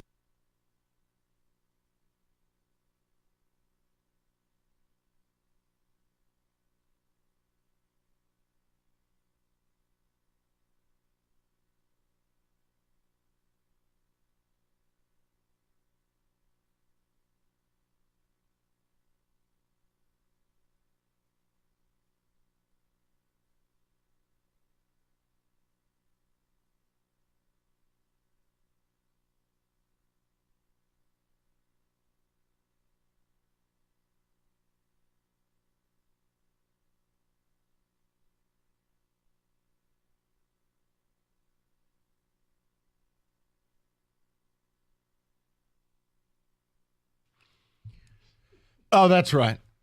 3 o'clock. Good to have you with us. We have offered, if you want to call about the Tigers, you can. There ain't nothing to talk about. They're a mortal lock. The Reekometer is up to 97.1%. They're getting in. And they don't play tonight. So it's a Lions Monday, but I'm not ignorant to what's going on. We have given them a ton of airtime the last few weeks. And I think we've done a good job of bleeping all over Fangraphs and saying how much better their odds were. The Royals and Twins, you could combine them together right now. They're not a good ball club. So take the night, breathe. The NFL's greed has provided you with 2 NFL games on a Monday, which no one needs. And more is not better? No, it is not. But we'll talk about the Tigers, and I do have a topic in mind. I don't know what the response will be. But we have talked Lions because I feel really good about yesterday's win. Wondered where you guys were at with it because we have a defense. This is the second straight week you have shut down a high-powered offense. And Kyler Murray, flat out, he looks stupid. You made him look stupid. His only out was force ball to Harrison. There was no one open. He was being harassed. I just felt good about it. Now, several callers, Rico, have called in and, the offense and this. Here's where I'm at, just so I can be transparent. Guys, this is the preseason. The NFL has wrecked its product in the first month of their season. You just aren't aware of it, and they don't charge you less. This is preseason, man. They don't hit, they don't practice, they don't play in preseason. Well, guess what? It's happening now. Your offense, your coach told you, we probably won't be firing on all cylinders by the bye week. So you know what? What have we not had? A defense to step up and carry the mail. So I felt good about yesterday. Oh, Deflator over there, your protege, he does not. So we were having a conversation. I'd love to know how the people feel about it. 248-539-9797. Go ahead. Yeah, David was really not happy with what the Lions did. I looked at it as this. You went back to, you found your identity. You ran the ball. You enforced your will. You went out there. You played great defense. Now, you didn't score in the second half, and that was a problem at some point, and you were scoreless. You had an opportunity to, get some points and play the points game. You didn't. You went for it. But other than that, Goff, kept him under 200 yards, kept him on 23 pass attempts or something like that. That's what you want to see from Goff. You don't need Goff at 40-plus passes unless you are down by double digits in a game.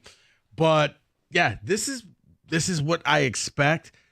This high-powered offense, yes, you have all the pieces there. And Laporta's just not right. And I don't think until he gets right, that's when I think you see better red zone. I mean, they did finally score in the red zone. I think one was from like the 21-yard line they went or something. 2 for 2 in the red zone. And so I like what they're doing. This is the Lions. Mike, you put it best. It's a work in progress. Now, next week, you're going to have Seattle, Monday night. Your guy. You threw him away. I said don't. hate Geno Smith. He can't come here and do this to us again. I said don't throw him away. But the report on Laporta, big difference. Now they're reporting from high ankle sprain to low. You know what I do? See you after the bye week. Same. Yep. Here's a walking boot. Get used to this. And we'll see you in, week 5, week 6? Yep. Yeah. We'll talk to you second week of October. That's what I would do because it's not about right now. Mm-hmm. It's about December, January, and everyone's got to be right. Now, the bad news from yesterday, wait a minute. Tell me if you've heard this before. Oft-injured player is injured. Marcus Davenport might be out for the year. No way. So we're going to play the hits. Chair drop theater. Trade deadline, you're damn right. I don't know who this year's Montez Sweat is or Chase Young or whoever it may be. You're going to have to get an edge. Aiden is playing great football, but he needs help. And you are one injury from having no pass rush. So do you agree? No, that's fair. That's fair. I mean, Aiden is he's playing at a whole nother level. He's going up against backup tackles, but not his fault. He's taking advantage of a bad situation. And that, to me, is a sign of a great player. You know what else I like about him? You don't play down to the competition. You make them rise to where you are. What I like with Aiden, it's all effort. I don't ever feel like he's not giving it 100, and that happens in this league, and people get uncomfortable talking about it. Like with him, no, he gives it everything he's got. You know what I'd like to be able to give him? About 10 less snaps a game. I'd like to be able to give him help. See, here's the thing that I like about Aiden. He's learned it's not always about pinning your ears back and just going for the quarterback. Sometimes it's better to keep the quarterback in front of you so that he doesn't run around, so that he doesn't break containment. And then when the play breaks down, you slowly squeeze in, and then you go after the tackle. That, to me, is progress from Aiden. 248-539-9797. We're going to get to the people in a second. And again, I'm not ignoring the Tigers, but there's going to be plenty of Tiger conversation the rest of the week. But 97.1%, you're in. You're at a point now you could play 500 baseball and get in. Mm-hmm. Hell, you could play below 500 because the Minnesota Twins do not want to be paid to play baseball anymore. They want to go home. I would suggest you not play below 500, but I understand what you're saying. Go winless. You're still in. David, go ahead. No, Mike. They need to win some games. And Aiden Childs threw another pick. Go ahead. Oh, my gosh. I'm going to read some text here. Mobile golf is quickly becoming my favorite golf. Rumbling, stumbling, and a roller coaster of emotions as he runs for his life. Mobile golf season. I'm not expecting the Lions to win by 40 every game, but would it be too much to ask for them to score something in the second half? No, but games are uneven, and your defense was carrying the mail. There was no reason to be hyper-aggressive. I at no point felt like Arizona was going to drive down the field. I'm not upset by it. I don't know, Rico. Maybe I'm just too laissez-faire about it. But for me, I viewed it as a positive. That defense was balling. They made Kyler look stupid. No, they didn't take any unnecessary mistakes. I said the only one bad thing was on 4th and 1, kick a field goal, play the points game. You walked away with a victory anyway, but other than that, when your defense is playing that well, you don't have to take chances. Here comes the analytics police. I can already hear them. Where is this goofball? Take the points. Listen, I'd be doing the same thing in Philadelphia right now. Would it kill Sirianni to take the points once in a while?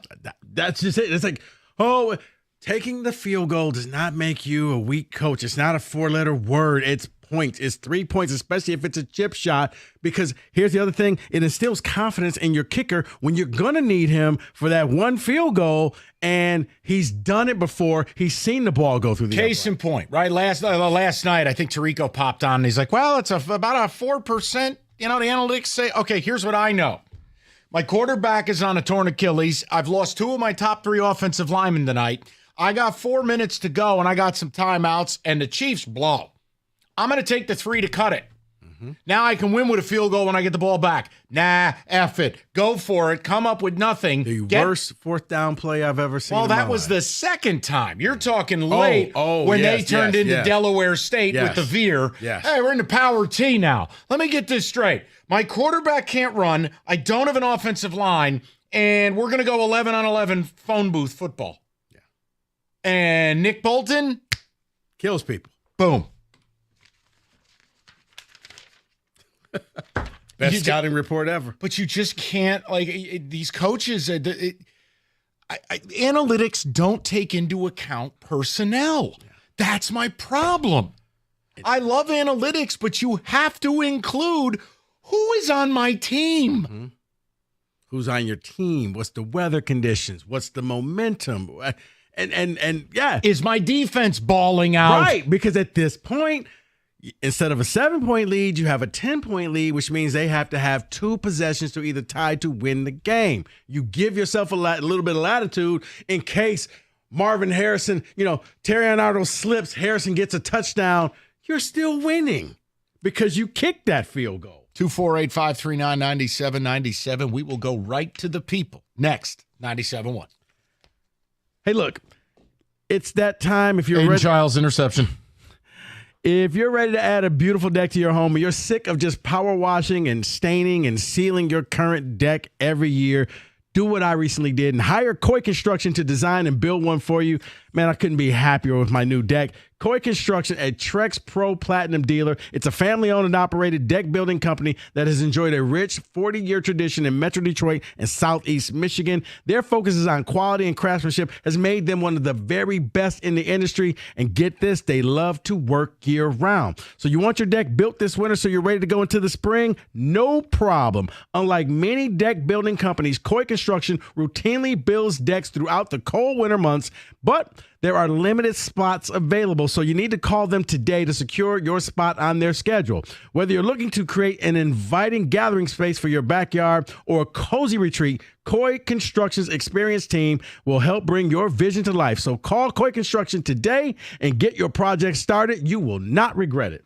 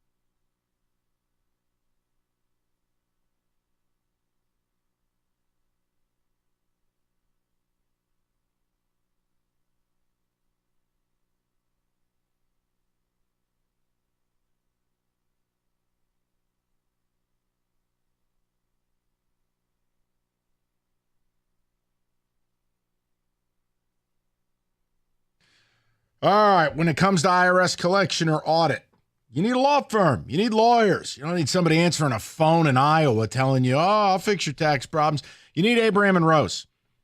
These guys have been in front of the Supreme Court, Maurice and Jerry. They know what the IRS is up to because Jerry used to work for the IRS. They will be your advocate, which means they're not going to sit there and get punched in the face. They're going to get on the offensive. Save your time, save your money.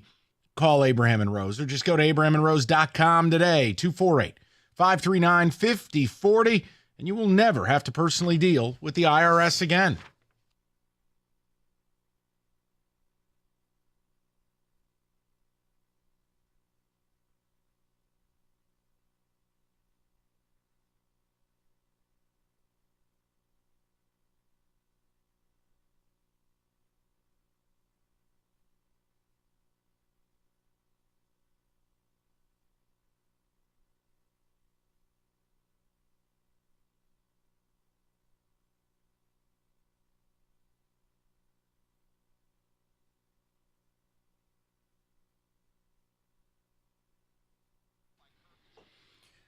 Boy, TJ, that broadcasting school's really paid off.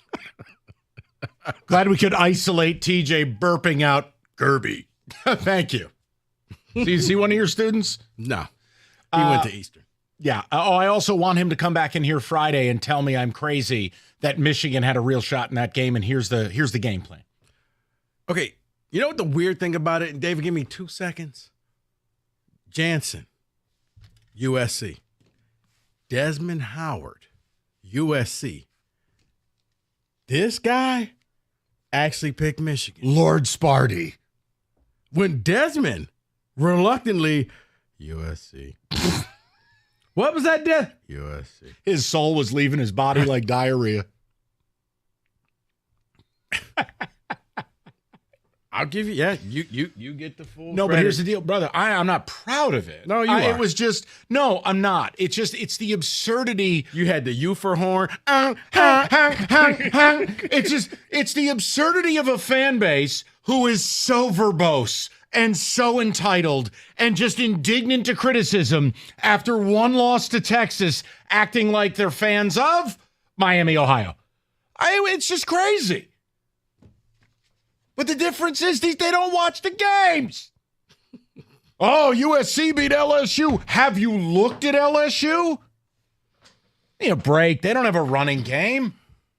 I'm not telling you it's pretty. And yeah, you're a service academy. It's how you're gonna have to play. Do I think Orji could get better? Yes, he has to.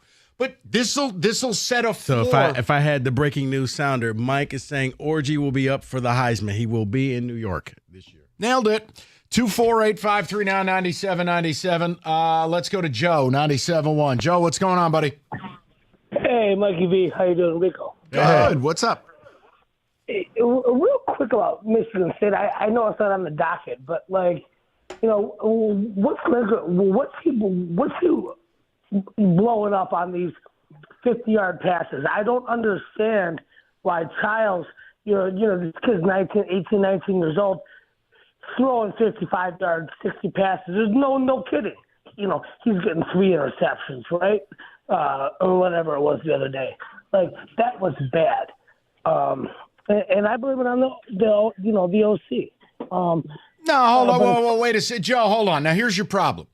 If we're going to give lingering credit for scheming guys wide open, and we're all excited when they run the touchdown play, you can't knock the OC. The fact that they were on the road in a driving rain and scheming scrubs wide open. We were down 4 of our top 5 wide receivers. Aiden Childs, Joe, I'll let you get to your main point, but see, this is why I saved this for tomorrow, because I'm very annoyed. Yeah, I'm pretty sure Aiden Childs borrowed Brady Hoke's iPad, because it ain't plugged in. What is on that iPad that you're looking at? Because no headphones. I get it. It's so bad. He could have thrown 6 interceptions. Hey, Mikey B, was it Foster Jr. that dropped the ball in the end zone? That was terrible. That was Nate Carter, team captain. Do me a favor. You got married? Go on your honeymoon. Don't need you. Get out. Catching effing football. Get out. No, you're exactly right about that. No, but I just, And Mike's the calm. Well, no, I'm irritated because, again, I talked to you guys last week. I'm sick of nobody wants to talk about Michigan State because it's all U of M, go blue, yada yada, and that's fine. And they won the game. But as far as Michigan State, I'm like, this team, that guy was wide open in the air. He drops the ball. I know. I'm at a wedding. I'm 42 years old. I'm at a wedding. I wanted to kill myself. Okay, now hold on. All right, now let's not. That's not fun. No, not really. But you know what I mean. I hear you. I just listen, Joe. I promise you, if you're listening tomorrow or you use Odyssey.com Rewind, it's going to be a feature because I have a solution for all this, but it also shows you why I hate the sport. I shouldn't be that upset at an 18-year-old, but the fact is he makes more money than anyone who was in the stands in Chestnut Hill. You want the money? Take the expectations. The guy's out there playing like Stevie Wonder. Here's the funny thing about it, guys. He's the calm one.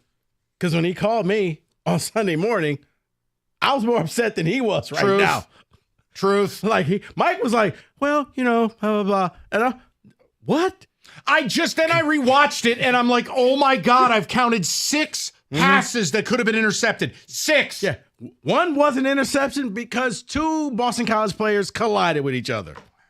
So, no, that's why I'm laughing, because he was the calm one. I didn't have my coffee yet Sunday morning. So coffee makes you – no, you were calm. Like, okay, wow, Mike is very – you know what it was? Resignation. I was like, wow, this is – that was personal growth. Like, yeah, I was just livid that night and hearing all types of excuses. Like, you can't make that excuse. I'm sorry. No, there's no excuses I'm for not catastrophe. I'm not into the participation trophy. No, and the point is, if you are inaccurate, that's a growing pain. Hey, there was a guy open, but you checked it down. Growing pain. Hey, you want to run too much because you're not patient enough in the pocket. Growing pain. When you are handing the football to the other team. There are 2 safeties there. What are you looking at? $1 million, my balls. The final, stop throwing interceptions. The final play of the game, you threw into double coverage. Look, I'm thinking maybe he's smart and he's throwing it out the back of the end zone. No. Wait, he caught that. Look, game over. It's just I tried to be patient early on, and I go, okay, we got the Maryland game. We're going to play Prairie View. We're going to see some improvement here decision-making wise. Rico, you are so fortunate as a fan that Boston College outfits their players with hamburger helper mitts instead of gloves. Because if they Did Nate Carter borrow those? If they had functioning hands, they intercept 6 passes. Yeah. It's untenable. He throws a second interception against Ohio State, you bench him. And you say, listen, love you. Lord knows the check cleared, but you cannot keep killing us as a team captain. Some of these throws are heinous. And we'll get to it on tomorrow's show. Let's just go to Mac. No, I'm pissed. Ridiculous. Mac, go ahead. I'm sorry about that. Welcome. Hey, no worries. Mike, just wanted to say first, congrats on Malik Neighbors. He looks awesome.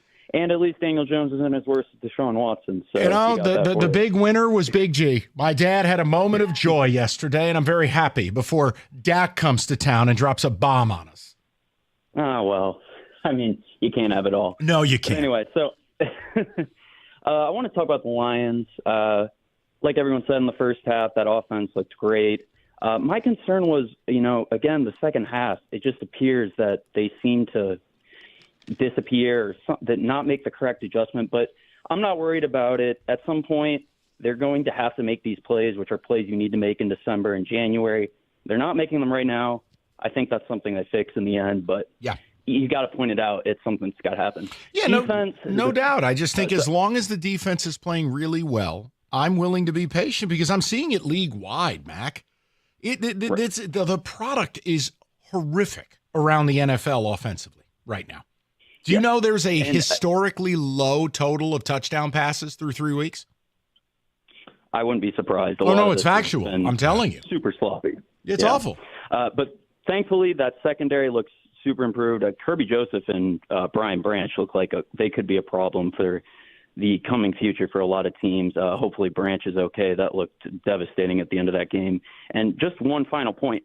Maybe I'm a lunatic, but I heard the whistle on that broadcast at the 2-minute warning, and I think Goff did too. If you see the replay right after he throws it, he's like, "What the heck, guys? Like, I thought the play was stopped." I thought everyone on that broadcast was a complete idiot, and the refs behind Goff are morons as well for not hearing the whistle. I thought I heard it on the broadcast. You did hear it. I don't know if anyone else did, but no, you heard the whistle. My point was they shouldn't have blown the whistle.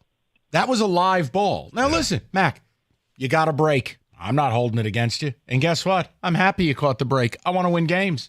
But Mac, that was a live ball. It's the truth.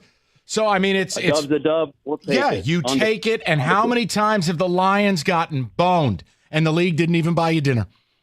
The league just put the money on the nightstand. You deserve that. Okay, you're good. You take that. You take that call. But that was a live ball.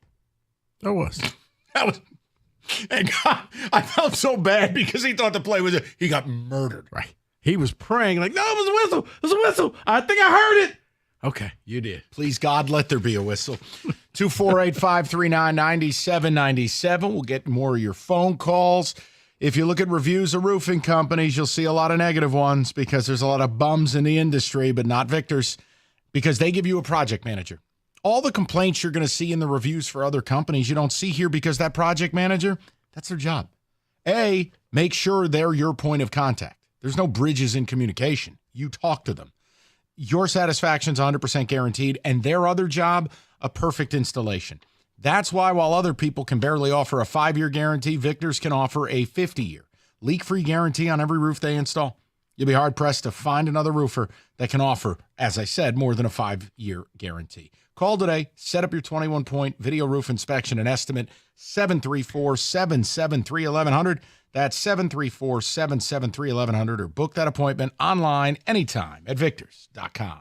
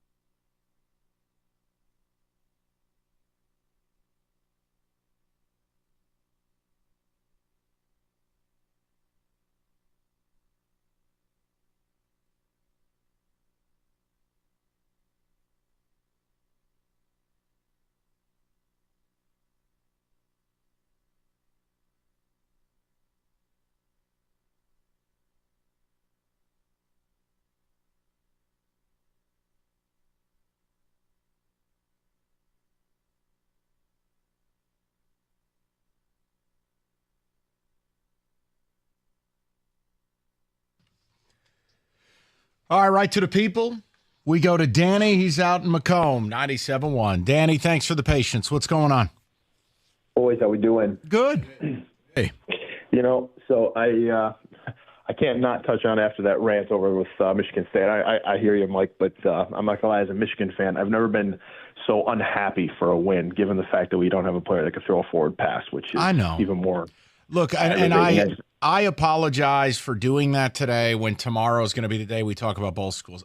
Danny, I totally understand that what you're going to watch with Michigan is largely not going to be fun. You just have to ask yourself, how bad do I want to win games? Because you got one way out.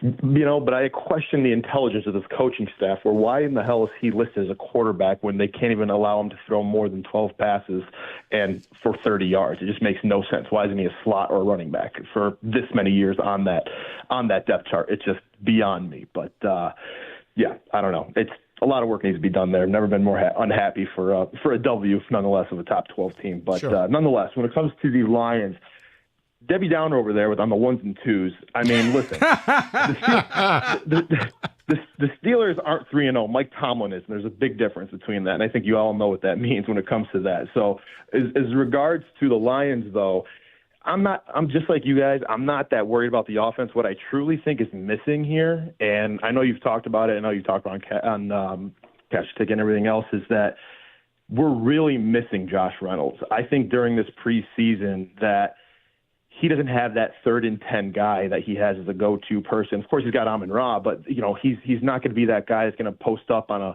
12-yard post and hit him in stride. That was where Josh Reynolds came into play. So I think he's still learning how to figure that out and who he's going to go to.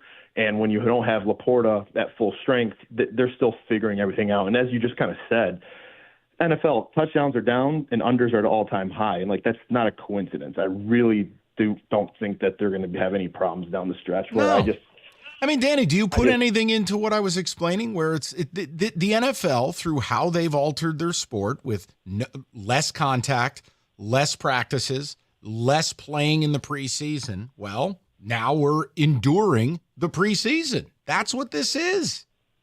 I agree with that, but I also, I know when we saw on Hard Knocks, Dan Campbell does. That is the one thing that we knocked him for, that he would almost go too aggressive in the preseason, and also with all of the pairings with all the preseason teams going, with live practices with those guys. So, I know that they're not real games, but he does everything to get as closest to real games as possible for preseason. But I get it. The lights aren't on. We're still in the preseason, so I'm going to give him the benefit of the doubt that the offense still has to kind of. I think your season's really going to begin from a functioning standpoint and performance standpoint after the bye week. And if you can get into that bye week at 3-1, you know what? Yeah, that's pretty damn good, Danny. Now, after it, we got to figure out if Davenport's done for the year.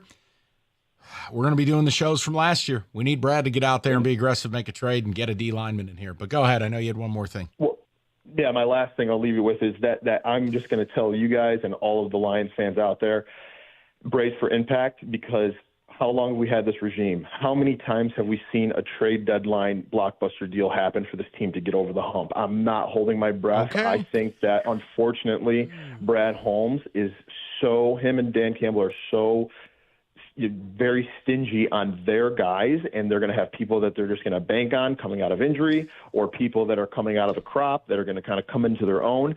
Mind you, perfect world, they need a receiver, they need a defensive lineman, they need to get done by the trade deadline. And I'm going to take for where they're at now. That's what they need.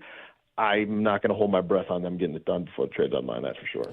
Yeah, Danny, I'm kind of in that realm, because whereas I see it as a priority, Mike sees it, you see it as a priority, I don't think that they see it as a priority to add to that line, and that's where I'm keeping my expectations low. I want them to make that move. I wanted them to make that move for the last few years. I wanted them to draft somebody. They haven't. I just come to the realization we have different expectations. But, it's one of those, both could be right. And again, they want versatility, and I'm not going to hold them to the designations on the roster. Onwuzurike is one of your quote-unquote 3D ends because James Houston listed as more of an edge linebacker. But the reality is Marcus Davenport was one of the only guys you have, not named Aiden Hutchinson, that's a true D end at 6'7", 280. Who do you have? Right now, if Davenport's out for the year, like it sounds like he could be, you are down now to starting Onzarike out wide, Aiden on the other side. Your primary backup is who? Is it Josh Paschal? That's what you want? There's no scenario they can be bullish. They brought in Davenport and they put a lot of eggs in that basket. They did. Oft injured is now injured. So I have a hard time with that. And what I would say, and I'm not mad at Danny, but how many years have you been a presumed Super Bowl team? Well, this is the first. You got to evolve or die. Well, yeah, I guess last year nobody thought that they were, but I think last year at this we had high hopes for them. We But did. would you agree now they've graduated to FDM picks mode? Yeah, they're in the they're behind the velvet rope. They're at the executive table. Let's go to Tom, 97.1. Tommy, what's going on, buddy? Man, I tuned in kind of late today, and I missed your speech about the preseason bit, and that's exactly what's on my heart, man. I'm feeling like we're in the preseason because we don't have a preseason. Not only do we not have a preseason, but we don't play in preseason that we do have, man. I mean, I feel like no preseason also increases injuries. 100% it does. I just feel like we are going through a period where we're making up for what the NFL is costing us to make more money. So I'm just hurt by this, man. That's all I wanted to say. It hurts me to see us playing this way when we should have a preseason to get this out of our system. Well, I think what the NFL's executing largely is a con, right? I mean, let's call it what it is. They're acting in the name of player safety. They're charging you the same price, and the first 3-4 weeks, the product is largely ass. And it's not on the players. I can't ask players to magically be in midseason form, but when you watch league-wide, you're seeing, guys, I promise you, be thankful you watch your Lions. Because league-wide, the things that I see, you're going, this is happy horse bleep. This is nonsense. Mm-hmm. So the Lions, at least one side of the ball is operating at an elite level. I think your offense so far has been passable. You're in the 90th percentile in this league. I mean it. Yeah. Teams would kill to have your problems. Yeah. Red zone, inefficiency. Right. Meanwhile, teams can't get to the red zone. Right. But I do think this is, look, we're going to talk about this tomorrow too.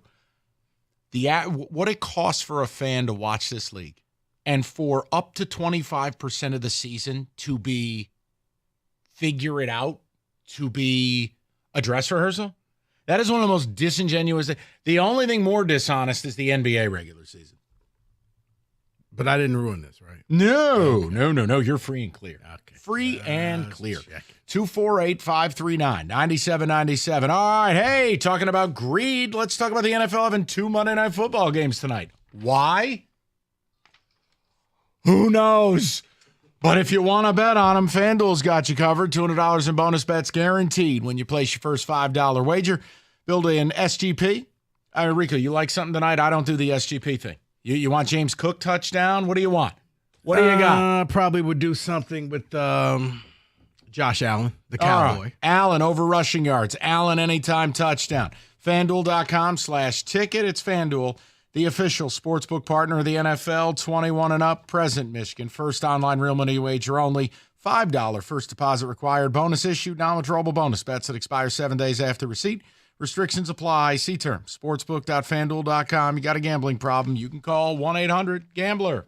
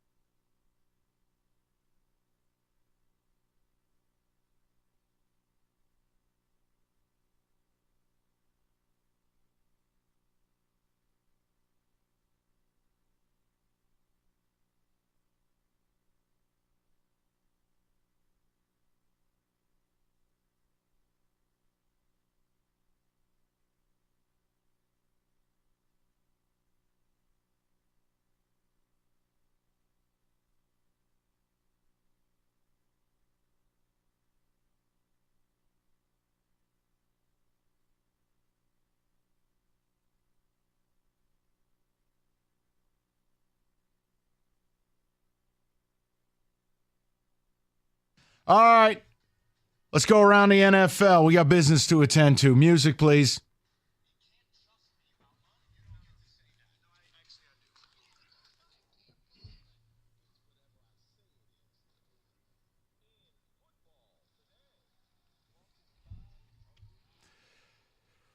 You know what, Mike? Over the weekend, yeah, it's me. No receipts, but I thought about something over the weekend, so I want to play a little game called Can We Say That? ... Can we say that? For example, David, your team, Michigan, they won, okay? Can we say that Michigan will make the college football playoffs? Not ready to say that, so no. I cannot say that they'll make the college football playoffs. He doesn't deserve to be asked that question. He buried them at 6-6. Hell, you talking to his ass for? So, Mike, can we say that Michigan will make the college football playoffs? You can. I don't think it's the prevailing outcome. They're not beating Oregon. They're not beating Ohio State.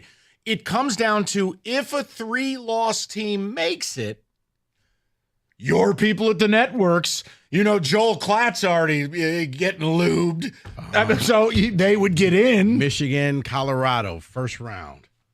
It's Joel Klatt's world. We just live in it. From the SEC?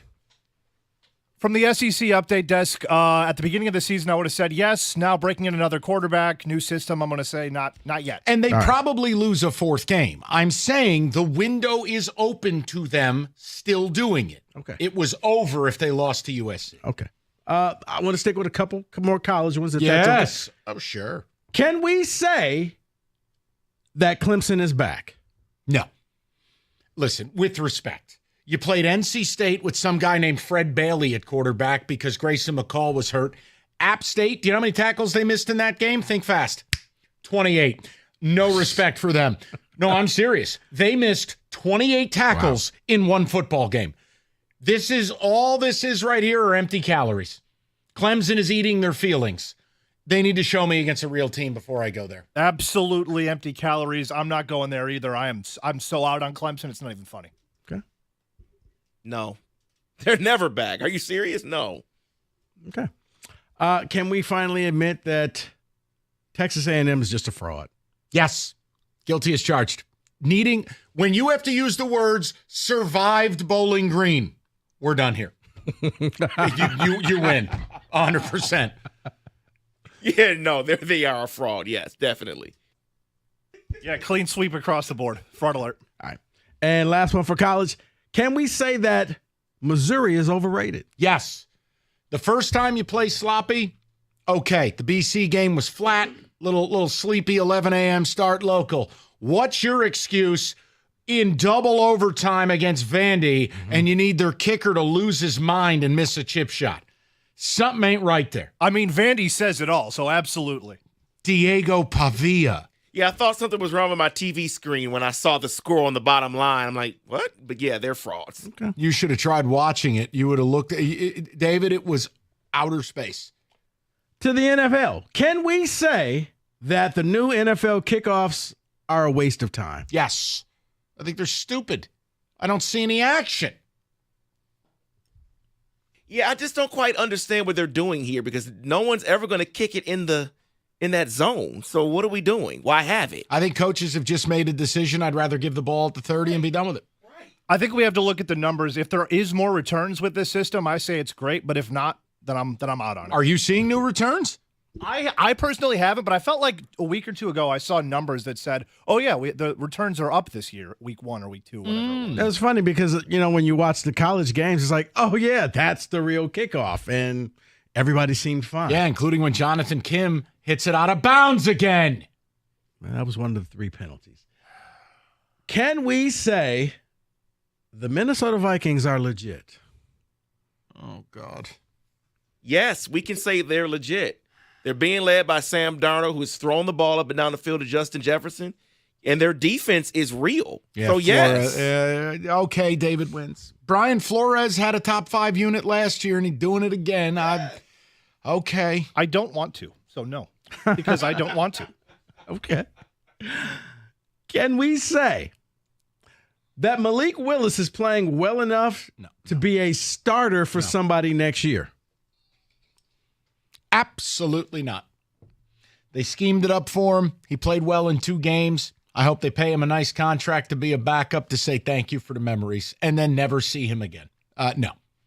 Yeah, no, this is just a circumstance of what they're using him and how they're using him. But no, he can't be.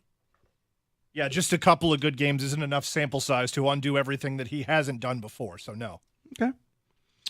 Can we say that the Steelers and Seahawks will win their divisions? No. No. I could say you're on drugs. This is why we play the game. Okay, no, respectfully. The Steelers can't score at all, and they've played dog bleep, and the Seahawks have no offensive line. It's just not plausible. I'm going to say no on the Steelers and yes on the Seahawks. I swear to God, if Geno Smith in his winter hat comes here and beats us again, I'm going to be very upset. David, play the drop. No. Then David, just for you, David, will Justin Fields lead the Steelers to the playoffs? No, because I have this fear that they will eventually start Russell when he's healthy. By the way, ultimate weirdo move when you're completely inactive, but you still wear your shoulder pads. He's done that every week this year. He is, in fact, a loser. Honestly, he's just ready to go into the game. I'm waiting for FanDuel to offer odds that he wears a skin suit at home. Oh, boy. And it gets the lotion. He terrifies me. What kind of psychopath is fully dressed for a game that you're not playing in? It's impossible. You're inactive, dude. This is the same guy who claims he did lunges up and down the aisle on the plane on the flight to Europe. You're a sociopath. Watch a movie, you nut. Can we say no that the 49ers will miss the playoffs due to injuries? No. That's going too far. Now, your season is on the precipice if there are more injuries. My fear for them is we know Debo's coming back. That's fine. But you're talking, this CMC thing is a thing. And I don't think that he's going to be back, Mike, until probably the last 6 games of the year. Then I would say, yes, there's a chance you miss the playoffs if that's how it plays out. Because he isn't just a guy or just... He's one of the 5 best football players in the sport. I guess they feel they can run the backup running back and it'll be fine. But they're missing a lot of players out there. And Lord knows I'm still looking at the waiver wires to see if they've cut Ronnie Brown. Yeah, if they miss Ronnie Bell, I'm saying. If he misses that much time, yeah, there's a shot. But right now, I think that's a panic button reaction. Yeah. As long as you have Juwan Jennings, the next Jerry Rice, you'll be fine. You'll make the playoffs. Listen, that when you have a haircut like that guy, A+. Fashionable. Love it. They'll scheme up enough to survive. I can't rule them out because Rico never gets disappointed by sports. Last weekend. Hey, can Aiden Childs read a defense?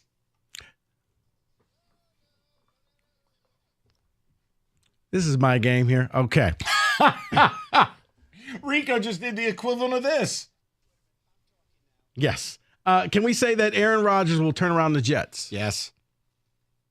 I hate it, but yes. And by the way, how about that two-headed monster at running back? Breece Hall and Braylon Allen. That's a real nice thunder and lightning. They look like they found one in Braylon Allen. Go ahead, Ken. Yeah, presuming he stays healthy, absolutely, which I hate to see. I genuinely do hate to see it. Yes. Simple, yeah. And always loquacious, David. For the final question, can we say, NFL related, can we say that it's just too early to judge anything in the NFL? No, the Lions have the best defense ever of all time in the NFL because of what they've done the first 3 weeks. This is He's been a menace behind the glass all day today, since we started. Kenny, welcome to my world. Exactly, TJ. It is. Listen, I think with rare exception, the answer is yes. But there are certain things that are so outside the scope that you look at it and go, okay, no, I'll react to that. Largely, you're right. It's too early. Except for the Cleveland Browns. We can write them off. Oh, my God. Okay. Oh, my Lord in heaven. So, yeah, these were just some questions as I was giving up on all sports over the weekend.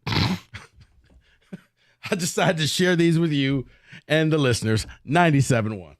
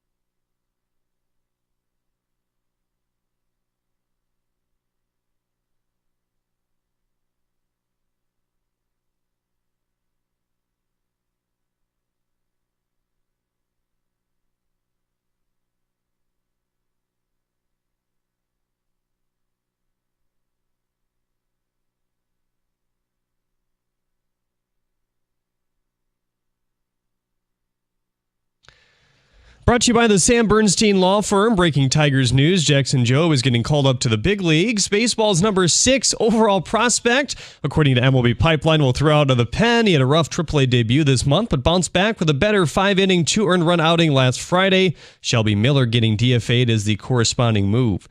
Michigan corner Will Johnson had a big pick 6 for his USC, but then came up with a shoulder injury. He was cleared to play before the end of the game, but did not make it back in. He was asked about it today. Quote, just banged up my shoulder a little bit. It was good to know I didn't break anything, so just taking it day by day from here, and we'll see where it ends up, end quote.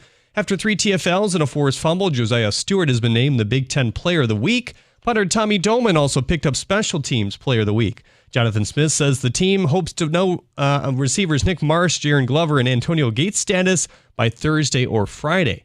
According to Brett McMurphy, Gonzaga is leaving the West Coast Conference to join the Pac-12. John Rothstein quoting after that and saying, according to his sources, they are not. They don't have a deal in place quite yet. Former CBS Sports top NFL analyst is heading to the radio ranks. Phil Simms is joining Westwood One. His first game will be this Thursday as he works with Ian Eagle, calling Giants and Cowboys. At the Corwell Health Sports Desk, I'm Jeremy Otto. For more, go to 97.1 The Ticket or Odyssey.com.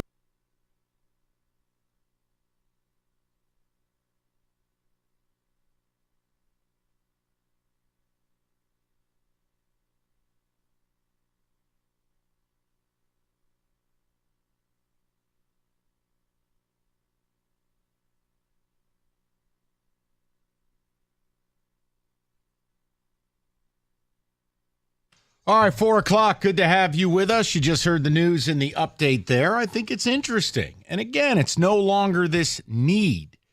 Now, Job cannot join the playoff roster because you didn't call him up early enough.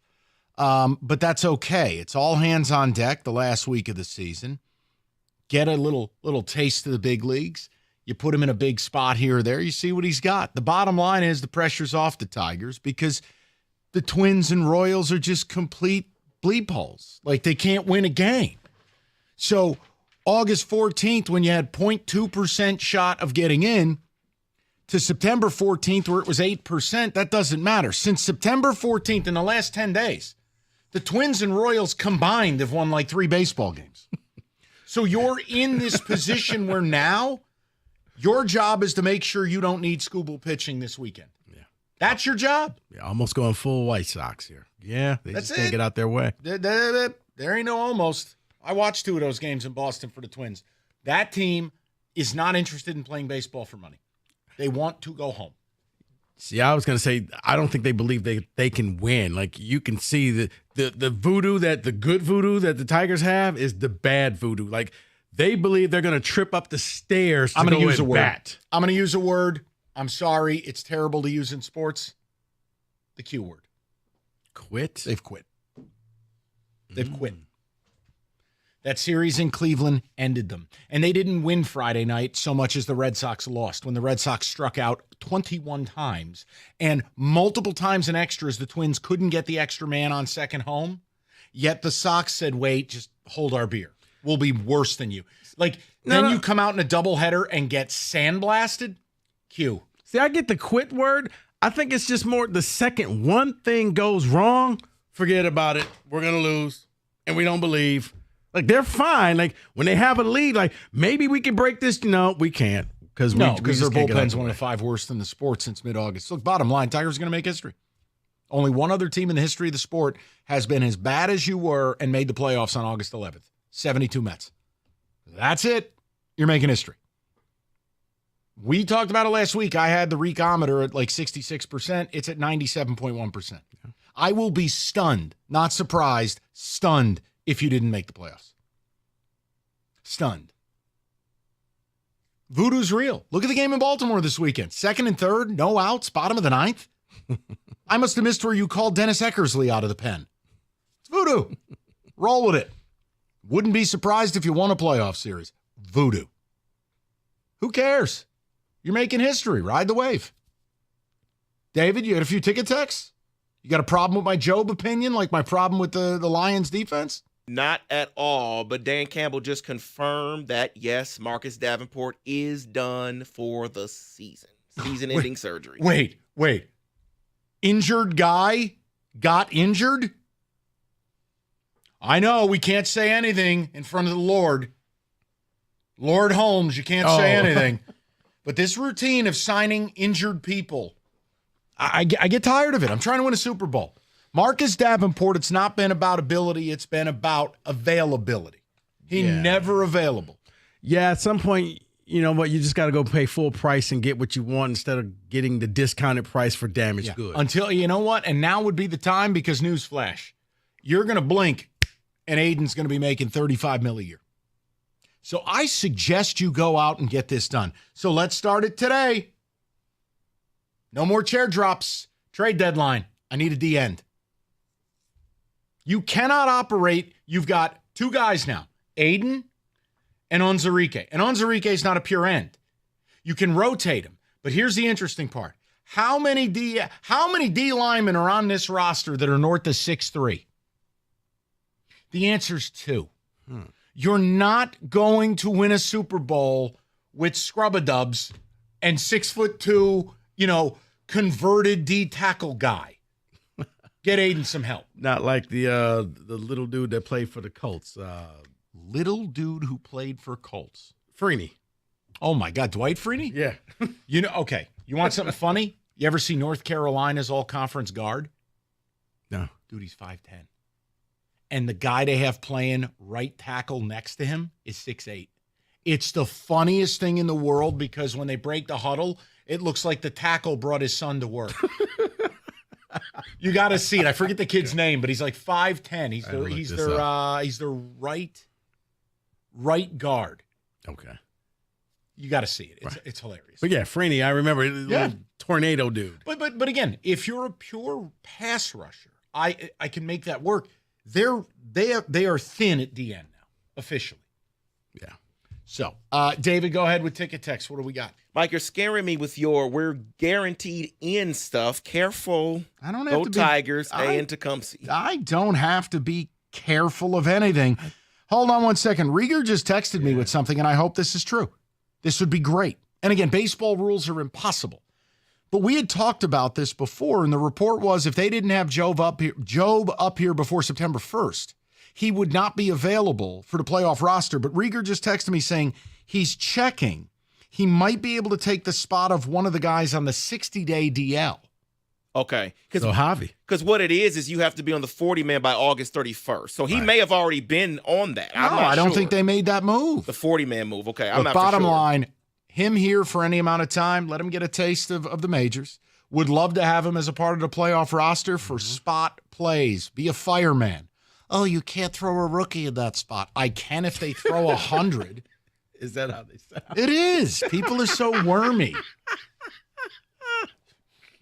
You want me to do that imitation of a couple people we work with? I got you covered. Oh, boy. David, go ahead.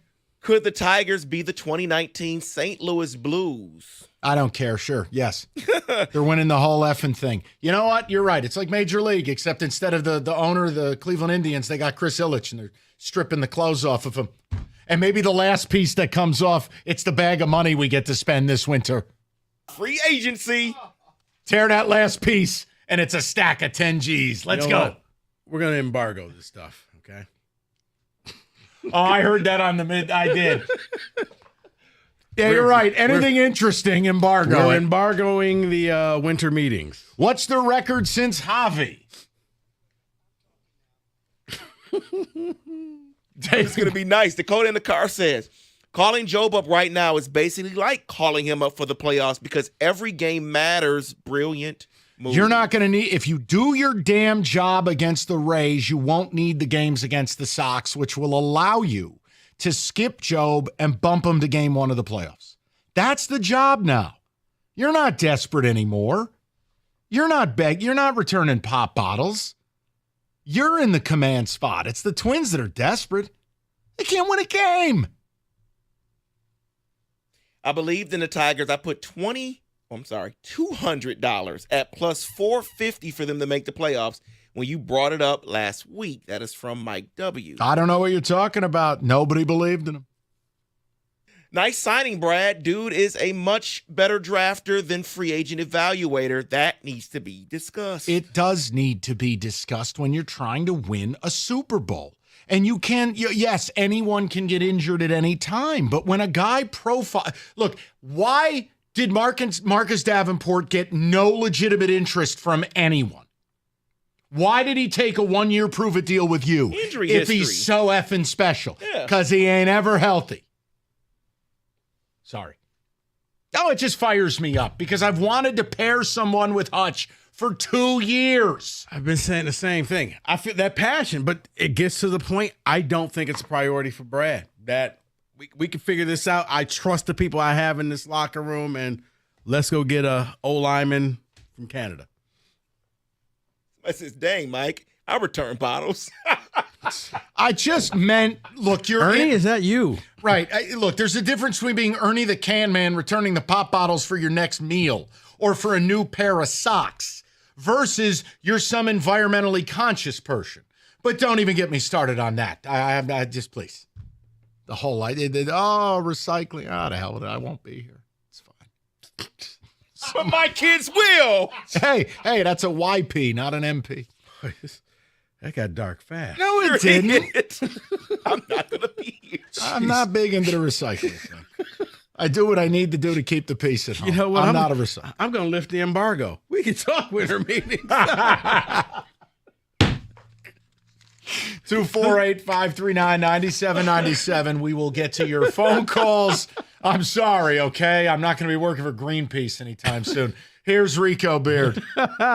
Somebody asked me the other day, do you know how many devices the average home has connected to their Wi-Fi network? And guys, it's way more than I thought. I actually went home, counted how many connected devices I own, and it's more than a dozen. Keeps me connected to all the good stuff, streaming, interneting, security, you name it. Xfinity knows the number of devices we have connected to our internet is growing by the year. That's why they've engineered their gateway to handle hundreds of connected devices. Hundreds. For real. Hundreds. Now through October 10th, get 150 megabit Xfinity internet for just $30 a month for 12 months with a 1-year contract and get free Wi-Fi equipment included, and ask how to get an eligible free 5G phone with Xfinity Mobile. Make sure your home Wi-Fi can handle everything you throw at it and then some. Go to Xfinity.com. Call 1-800-XFINITY or visit a store today. Xfinity, bring on the good stuff. Restrictions apply. Requires paperless billing and auto pay with a store bank account. Taxes and fees extra. After promo, regular rates apply. Xfinity Mobile requires Xfinity Internet. Actual speeds vary.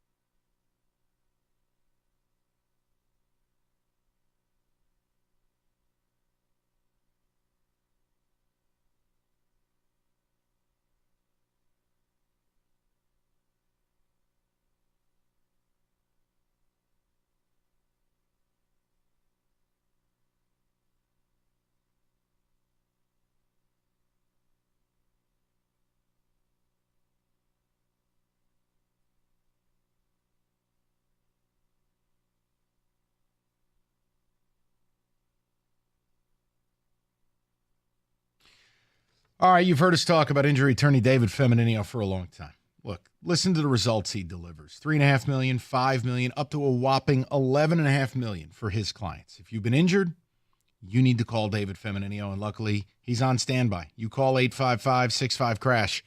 David's there. Go to his website, getdavid.getpaid.com.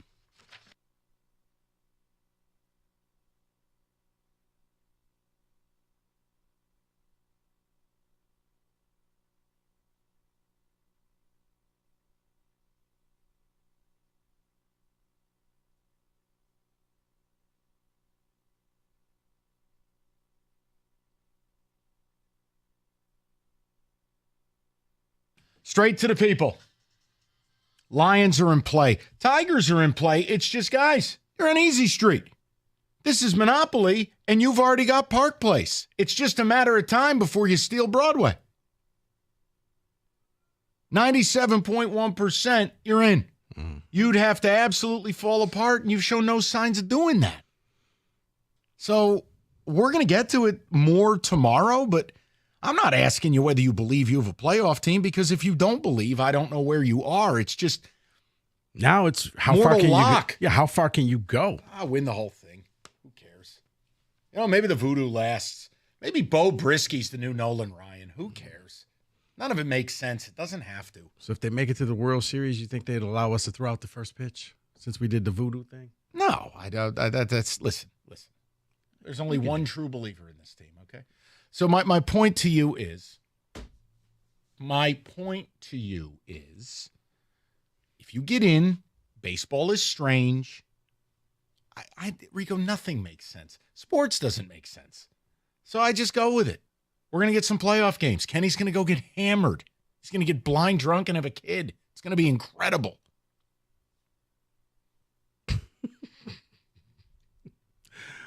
No. No, I'm so quiet. I'm like, Kenny, it's something you need to tell us? Because Kenny knew the statement was believable. Like all of a sudden it got quiet. Like, Kenny, something you need to tell us? Let's go to Chad, 97.1. Chad, what's going on, buddy? Michael, you're hilarious. Valenian Recycling. I don't care. I won't be here. I'm not a big fan of it. I'm being honest. Sorry. You know what I'm not a big fan of? Not kicking field goals and it coming back to bite you. Now, it didn't happen this week, but a caller a couple segments ago made a comment about Tomlin being 3-0, not the Steelers. And it's funny, I thought to myself, could Campbell even win a game that way? I think he'd rather lose if he couldn't score a touchdown. Like, what? I don't think he analyzed it. Like, I understand what he was trying to do yesterday. He's thinking if we score, we win. With the way the game's going, with the way the D's playing, we punch this in, we win. But what I'd be thinking about is with the way we're playing defense, we kick a field goal here. Now, you need a touchdown and 2 field goals just to time it. And if they do get hot, let's say there's a pick 6. Let's say they do have a miracle couple of touchdowns. You're down 1. All you need is a field goal to win. Instead, what happens if we go for it? And then you want to go for it. But then he's got to get even more cute and get tricky and try to do the quick snap. Why don't we ever sneak it with Goff? He's 6'4". You need a yard. Oh, fine. You want to go for it? Get the damn yard. But then he's got to double down on the cuteness. I wish he could get that. He cost us that Tampa game, and I am still so damn mad about it. All I could think about when we had the balls, gee, Dan, sure it'd be nice to kick a field goal here. I need him to realize that field goals matter. And I'm not saying you kick a field goal every single time. I'm not saying you always punt it on 4th and 1. But there has to be a happy medium here. When it's all in all the time, yeah, you're going to win some huge spots. You're also going to go broke a lot. He's got to find the happy medium, and he's not doing it, and it continues to cost us. Luckily, it didn't cost us yesterday, but Rico's referred to it many times throughout the show. I was jumping up and down. Please take the point. Nope. And then he decided to go full Jim Harbaugh, let's get even more. You're already being kind of aggressive by going for it here when you really don't need to. You're in control of the game. And then he gets too cute. He's driving me crazy. Am I a bad fan? No, Chad, because when you kick field goals like that, you change the game, and the strategy is now different. Whereas let's just say in that final minute and 20, you get the ball back. You don't have to score a touchdown, a field goal, and you walk away with the victory. You take the points when they're there. It's okay. And I'm with you. There's a lot of times where I know in Detroit, it's grit and we go for it. Analytics say this. Just take the 3 points. So I think we're in a weird spot, both college football and pro, is that the amount of football I watch and what I see, and I am left like, I'm just left in awe of how insane coaches have gotten. And again, I'm not arguing math. I'm saying that the math, void of context, right, of actual game script. Do you know what analytics don't take into account? Weather. Yeah. Do you know what they don't take into account? Who's on your effing team? Mm-hmm. Do you know what the analytics don't take into account? Injuries. I just think it's dumb to be this devotee of analytics without at least seeing the other side where people like me and Rico say, yeah, but the analytics isn't taking into account some very important stuff. Mm-hmm. So, like case in point last night, Atlanta, instead of taking a field goal because you're down 2 linemen, because your quarterback can't run, because your quarterback can't sneak, because of the way the game has played out where your defense had really done a nice job on Mahomes in the second half, I would have taken the 3 with 4 minutes to go going, I'm going to get the football back. So I think early in a game, if I take the points early, I feel like, hey, I put those in my pocket. Mm-hmm. Those are here now. I saw a college football game this weekend. I'm embarrassed to say it, but I was watching Tulane in Louisiana. Why are you going for 2 with 13 minutes left in the third quarter? Were they chasing points? Of course you are at that point. My point is, look, it's so early. And again, it bit him in the ass late because now instead of being able to score a touchdown and tie it with a field goal, I need 2 touchdowns. Mm-hmm. I'm just seeing coaches lose their faculties. I don't get it. Mike, analytics, you say I ruin college sports. I think analytics has ruined sports across the board. I think it's ruined baseball. Where it gives you, I think a lot of sports where it almost gives you an out because if you, it's what analytics says. No, but you're the coach. Right. What do you say? Well analytics tell me I should do this. And again, I'm not in any way knocking. First of all, A.J. Hinch should be manager of the year if he gets this team in. A.J. Hinch and Fetter deserve the credit, not Scott Harris. But my point is, analytics is why they're doing this because they are able to just mix and match Moneyball lineup. And then every guy I bring out of the pen is going to throw 100. I don't even care if I have starting pitchers. Yeah.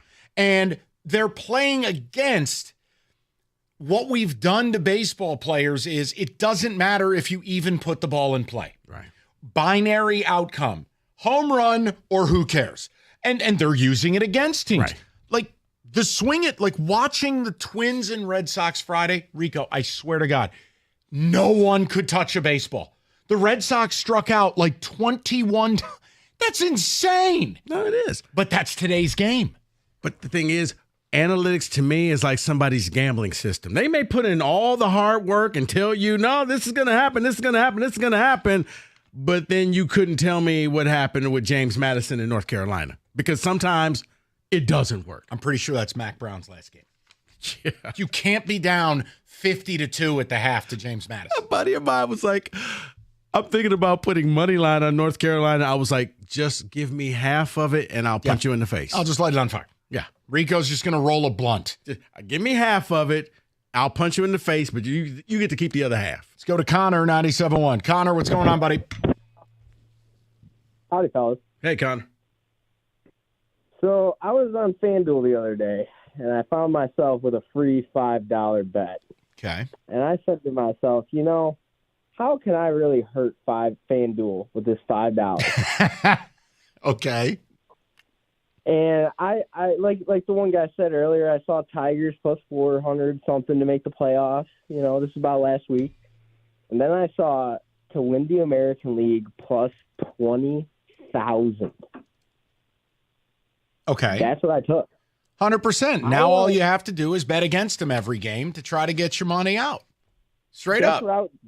That was my immediate Well, what thought. you should have done is bet them to win the World Series at even bigger odds. And then you bet against your team every night, knowing you're going to win money at their demise, or you're going to win a hell of a lot of money and have one of the most joyous sports experiences ever. Yes, Connor, you did the right thing.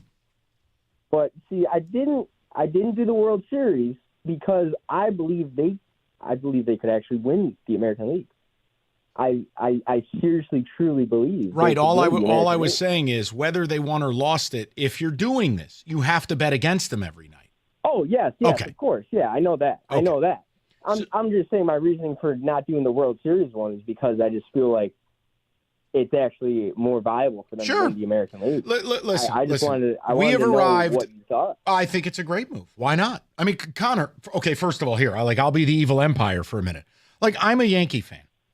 Am I confident the Yankees are winning the AL? No, we're gag artists. This is what we do. Aaron Judge will turn into like Gary Coleman for the playoffs. It's a pointless endeavor being a Yankee fan right now. So, okay, you're not afraid of them. I mean, this is not vintage Houston.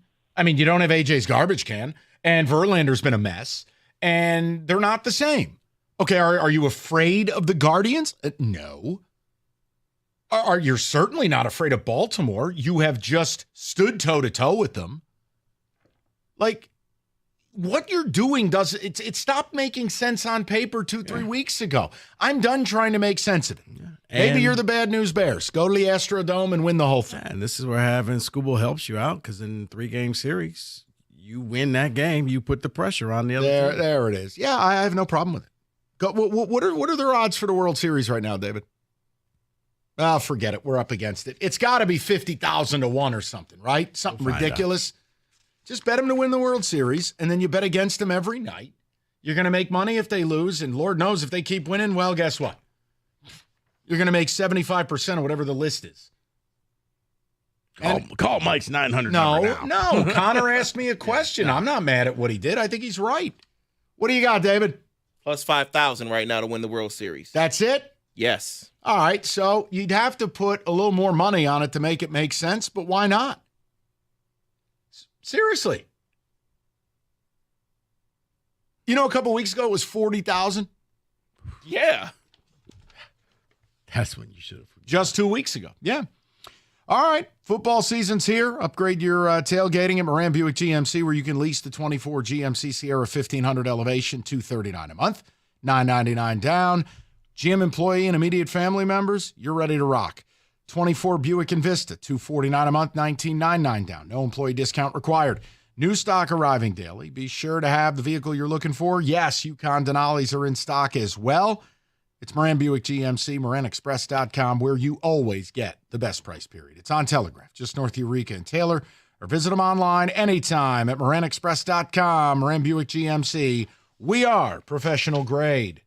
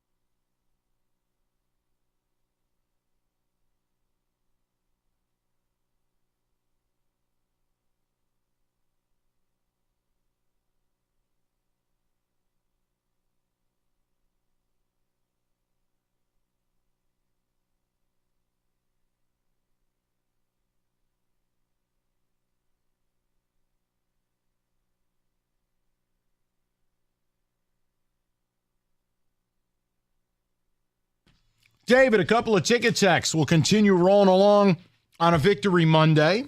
And yes, you want to call about the Tigers? Go for it. But the drama's done. You're in. It will take an act of God for you not to be in. The same act of God that put you here. And for those of you going, well, how special is what they're doing? Only one time in history has it been done. And that was 50 years ago. Rico was a senior in high school. At Detroit Basket Weaving Tech. Detroit Lutheran West. Fake school. They used to call it the Bishop Sycamore a 6 mile. Lutheran West Leopards. No proof it was real. David, ticket text. Yeah, I don't see it anymore. I missed the It's start. closed down like every other school in Detroit. Uh-huh. So Detroit Southwestern didn't exist? Nope. Wow. Tell that to Jalen Rose. Cooley, nope. Wow. I missed the start of the last call, but I did bet the Tigers to win the World Series last week as a happiness hedge. Signed Yankee fan from Shelby Township. Yeah, but here's the deal. Now you got to bet against the Tigers every step of the way if you bet on them to win the World Series. You got to calculate what you're willing to spend and get out of this. How much can you take away from the odds you've bet into? Can't believe new showers were all it took for the team to make a push. Definitely not. You get the slow clap. No, this is the problem is when they sold at the deadline, they were telling you they didn't believe. Mm-hmm. And baseball history, on August, 11th, your odds were 0.2%. None of this was foreseen. Brother, when they were pushing Scooble starts back, and they said, hey, if he won't be a part of the regular rotation, we're going to add days. It is why that I give A.J. Hinch and Chris Fetter the credit and not Scott Harris. They're managing this dreck on a day-to-day basis, and they have had a magic wand. Look, AJ towards the end of last year with his player usage and lineup optimization, hey, man, masterful to get them to 78.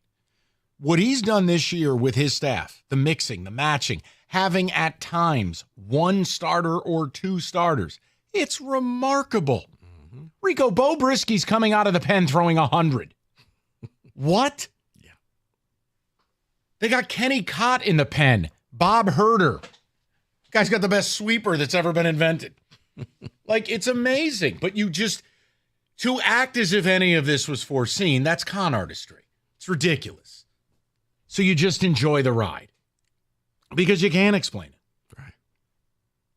Go ahead. Was happy to see this defense, the Lions defense, looking better weekly. The running game is looking better. The only thing holding this team back is Jared Goff. Oh, he's inconsistent and sloppy. That's Jamar from Westland. Jamar's being ironic.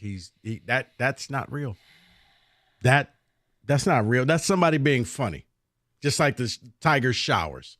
I refuse to believe that after watching that game, you walk away saying, we just have to get rid of Jared Goff now. Guys, there's only about 15 real quarterbacks in the league. You have one, okay? He's not Mahomes, but guess what? Nobody's Mahomes but Mahomes. You have only about 15 quarterbacks are really worth anything. There's 32 starting quarterbacks, but ask Carolina about that, okay? That can't be real. Well, let me give you this update. This could be a positive update. Regarding Jackson Jobe being called up. So Cody Stavenhagen, who covers the Tigers for The Athletic, says, my understanding is Jobe should be eligible via an exemption from MLB. Could simply replace a player such as Sawyer Gibson-Long, who has been on the 60-day IL all season. Okay. So that's a positive there. I love it. Because ultimately, is it a bit of a baptism by fire? Yeah. But this guy's going to go in with the stuff he's got. We're not going to ask you to pitch 50, 60, 70 pitches. And, yeah, it might seem ridiculous to say, well, could he be a fireman to help you? But why not? Why not? You're going to be depending on him soon enough anyways. The hell's the difference? Tigers are hot right now. I'm betting they make it to at least the second round. Somehow Frankenstein pitching is getting it done. That's from Scott in Carlton. Kevin in Lansing, 70% of the earth is covered by water. The other 30% is covered by Parker Meadows. Lions here. The Lions have scored 25 total second half points the first 3 weeks, 16 of those week 1. Can't win many games this way. That's Jason and Dexter. All right, let's go to Antoine, 97.1. Antoine, what's going on? Whoa. Okay, we're going to put you on hold. It sounds like you're inside of a robot. I don't know what was going on there. Me neither. I think he had some speakerphone. That's okay. I put him on hold. I didn't hang up on him. But that was like, he sounded like he was imitating one of those modems from the 90s. Let's check on Antoine, make sure he's okay. David, go ahead. And then I know we've got a little football today to take care of as well. We'll get back to the people. I'm afraid that Harris is going to be like Holmes. They're going to trust their locker room and their youth and do nothing with free agents in the offseason. You know what? I'll cross the bridge when I get there. And second of all, don't worry. There'll be plenty of bought and paid for media that'll just drink it up. Drink it up until it's gone. It'll be get that cut from what is it? There Will Be Blood. When Daniel Day-Lewis is talking when he's like, I take my straw and I drink it all. Like, go ahead. That's the media in this town. And I drink it up. Go ahead. Don't do anything this offseason. Go right ahead. Trey Sweeney's the next A-Rod. Go for it. No third baseman? No problem. No, we're going to enjoy this moment. I'm saying, do it all. I want to enjoy this moment. That's why I'm not going there. These people are baiting me. Let me be angry. It's like Saturday. Let me be angry Saturday, okay, when Ohio State shows up. Are you even going to watch it? I got some people coming up there. So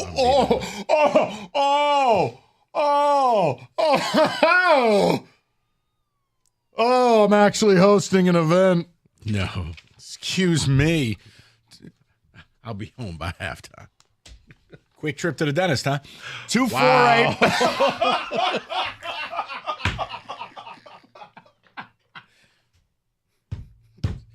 Read something. Okay, then. David, please. Tell you about Northville Lumber, oldest company in the state, largest Trex decking outlet in the country. Nobody stocks or sells more Trex than Northville. Last year, contractors, homeowners, they bought enough Trex from Northville to cover 26 football fields, and there is a reason they can move that much product, because it's all in stock all the time. They simply do it right, and some of it as low as $1.59 a foot. You want to be enjoying your deck? Deck season extends well into the fall. Come on, it's one of the good parts about living in Metro Detroit. Plan it, build it, do it with the best in the game. They'll intro you to a Trex certified pro. Just call Northville Lumber today or go to northvillelumber.com. That's northvillelumber.com.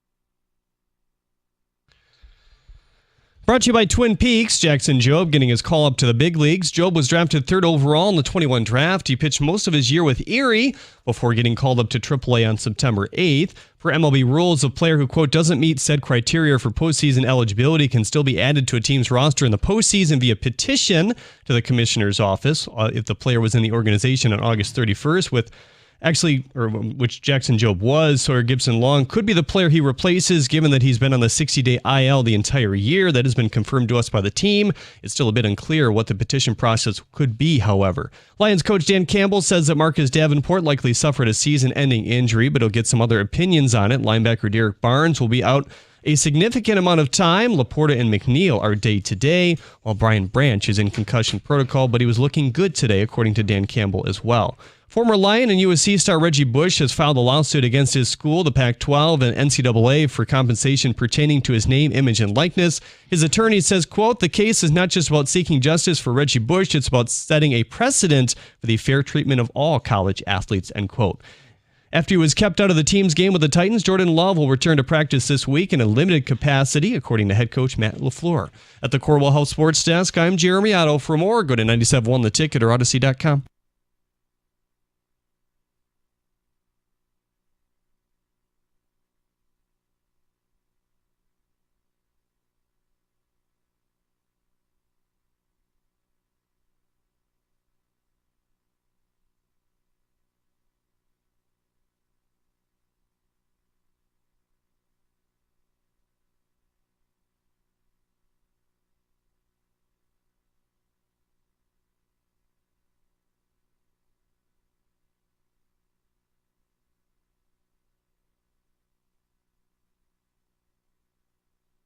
All right, 5 o'clock. Good to have you with us. And look, we've tried to kind of weave in and out with the Tigers. The drama's kind of gone. They're in. I mean, you say whatever you like, but they'd have to do something they haven't done in 40 days. And the Twins and Royals, too. They'd have to play like idiots, and the other teams would have to get up off the mat. This is what you worked for. This is all the voodoo rolled up into one. So we've just asked if your confidence level has reached, mortal lock, and they're going to be a big part of the rest of the week, and certainly we will get to all of the college football. I'm pretty sure Childs just threw another pick. But the point is, we'll do a lot of it tomorrow because it's a Victory Monday. I walked away from yesterday's game feeling very good, Rico. Very good. You went on the road in the National Football League against a team not named the Panthers, and you dominated them. Mm-hmm. I thought the defense was outstanding. They made Kyler look short and bad.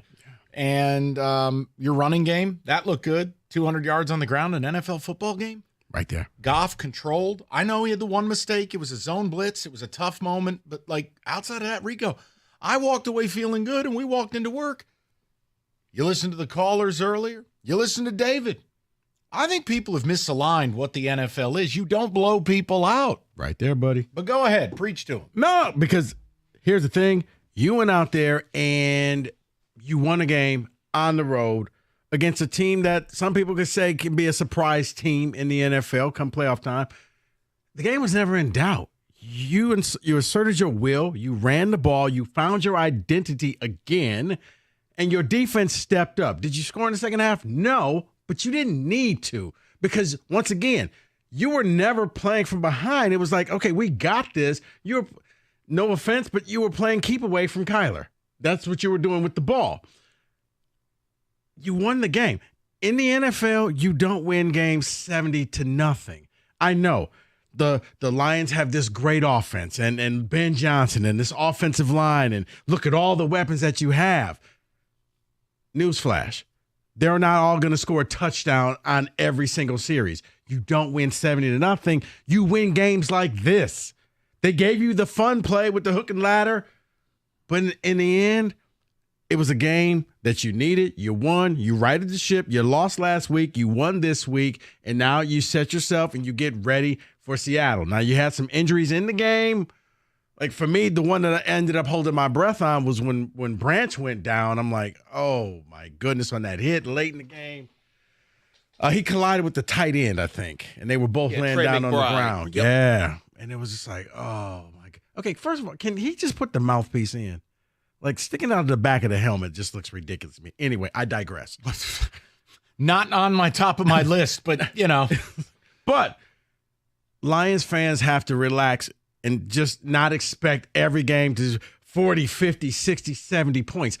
You're going to be thoroughly disappointed. You're going to be angry at Jared Goff. You're going to be angry at everybody because you may get one of those a season. One. I don't know why people are upset with Goff going 19 of 23 for 200 yards, 2 touchdowns. The pick was a fluky thing on a wonderful zone blitz call where they dropped their best pass rusher. He flashed. It happens. Hey. Jesus. I mean, I'm just, guys, I want to know where you're at because I know Rico and I are aligned on this. That's a quality win in the National Football League. And look, this is the overriding thing. It's also something we're going to talk about on tomorrow's show. The NFL has ruined its product in the month of September. These are preseason games with regular season pricing. You see it around the league when you watch as much football as Rico and I do. No one looks great. Did you watch Eagles and Saints yesterday? Like, I understand you're grasping at a random performance here or there. Like, if you want to go back to what the Cowboys did against the Browns on opening day, fine. How'd the Cowboys look since? It's preseason. Yeah. And your own coach has said, we're probably not going to get it rolling on offense until the bye week. Yeah. I'm pumped up about the defense, and people want to bleep all over the offense. Brother, you're right. I mean, the Niners and the Jets, like, oh, my goodness, they're minus all these people. And now you see, well, they're minus all these people. It doesn't work that way. You get the victory, and you move on. And if we lose to your friend Monday night, it's blood's on your hands. I am not going to tolerate Geno Smith coming in here and doing this again. Maybe you should just apologize to Geno for saying he's garbage. No, you're right. I am sorry because he's hot garbage. 248-539-9797. Him and that rat offensive line, I'm calling it now. Hutchinson, 2 sacks Monday night. David, go ahead. You're all upset. Ooh, Terrion Arnold, DK Metcalf. That'll be fun to watch. That will not be fun to watch. David, go ahead. Well, he actually was pretty good yesterday on Marvin Harrison. But DK's a transformer. I know. So it's I wouldn't be shocked if he turned into a bus or a car like the Autobots do. That dude's a freak. Right.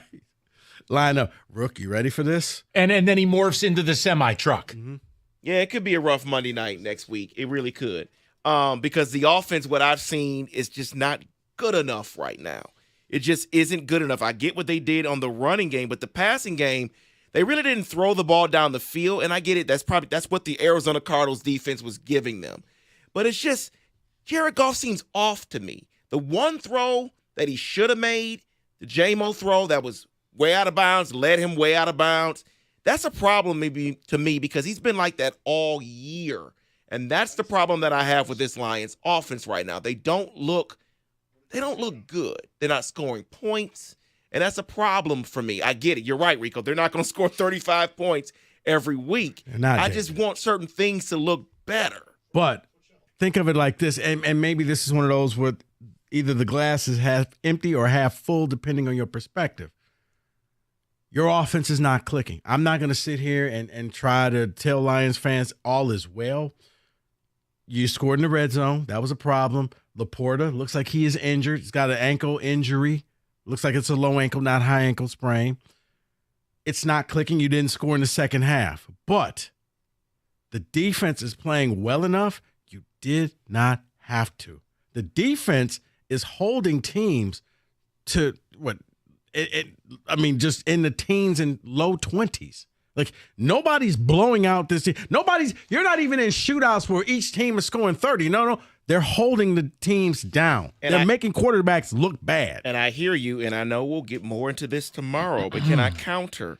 Because if we're saying that it's preseason and we're saying that the offenses are a little down so far in the NFL, then are we giving the defense just a little bit too much credit for what they've done so far? If that's the case? Fine. The bottom line is I'm 2-1. I'm coming home. I get a long week, and I get to take on hot garbage. Go win the damn game, get to the bye week. We'll figure it out. I think the big news out of yesterday's game is Davenport done for the year. So Brad Holmes, once again, you signed an injured player who's injured and now dead. Yeah. And it is offensive to me if you are going to waste Aiden Hutchinson in his prime making pennies on the dollar. I got news for you. A year from now, get ready. You're going to be paying Aiden. You're going to sign a deal paying him $35 million a year. So we got to go and get a defensive end to help this kid. Because Onwuzurike full-time at the end? Josh Paschal? No, absolutely not. In the words of Cat Williams. It's Super Bowl, right? Well, then the next 3-4 weeks, the shows are going to sound a lot like last year. We have got to go on the trade deadline and acquire an end. We can't waste what Hutchinson's doing. I don't care if he's facing backup tackles or not. The kid is elevating his game. We got to help. We need... I hate this idea of we like our guys. Well, your guys are dead. So let's get people here. See, and I'm glad you brought that up because there was something that Dan Campbell spoke today when he was updating the injuries and things like this. And he brought up the possibility of them bringing up Pat O'Connor from the practice squad. Who? My point exactly, because I keep wondering, why the heck does James Houston's name never get mentioned? David, he's done. Pat O'Connor? David, if you go in the locker room, I'll bet you there's one of those promotional cardboard cutouts of James Houston like you would see in a grocery store. Right. He's fallen out of favor. That's it. The only thing I can tell you, because he never plays in games, he must practice like crap. And you got to let go of a magical 7-game run from 2 seasons ago. So not an answer. And he's also not even classified as a D end on this team. He's with the linebackers. So the whole point I'm making is go get a defensive end. You got 2 guys that are actually capable of setting an edge on this team, and Onwuzurike is far more D tackle than D end. Aiden and Onwuzurike are the only 2 guys now that you've got that are north of 260 pounds that can play the end. And I'm relying on Paschal, who just hasn't shown much. So if there's a concern, it would be hurt guy getting hurt. And now I got to be in the market for a D end. Yeah, it just leads me to wonder, what's Aaron Glenn like when they do the grocery shopping? Is he putting in the list saying, I need this, and I need this? Because, they went heavy, in the cornerback and the secondary, but the D-line, every year it just seems like we'll make do. This will work. We'll stretch the budget. There are ways to fake it, but you eventually get to a point.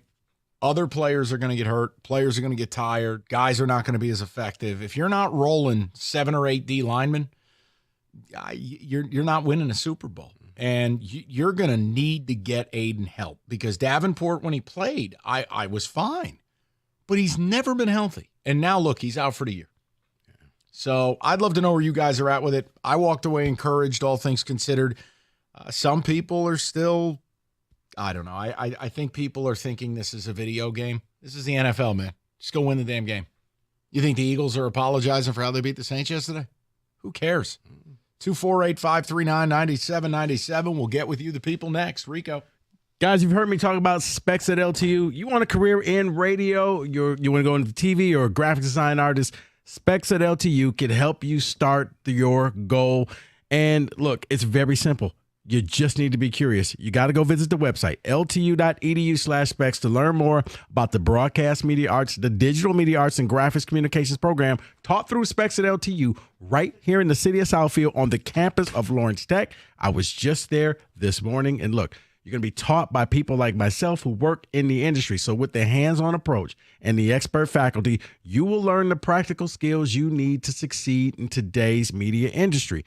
You want that career, you got to take the first steps, and it starts with Specs at LTU. So what are you waiting for? Be curious. Visit the website, ltu.edu/specs. That's ltu.edu/specs to learn more. Then make magic by enrolling in Specs at LTU certificate program today.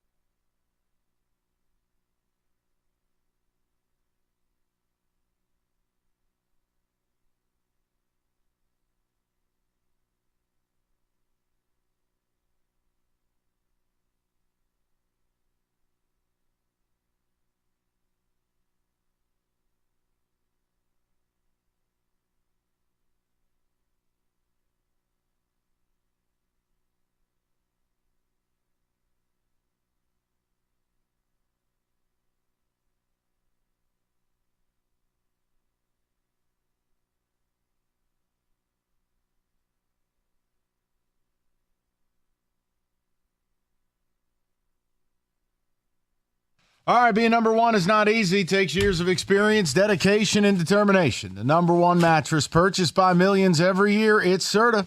They got the experience, 111 years making the world's most comfortable mattresses, and they are made right here in the state of Michigan. That's right, people.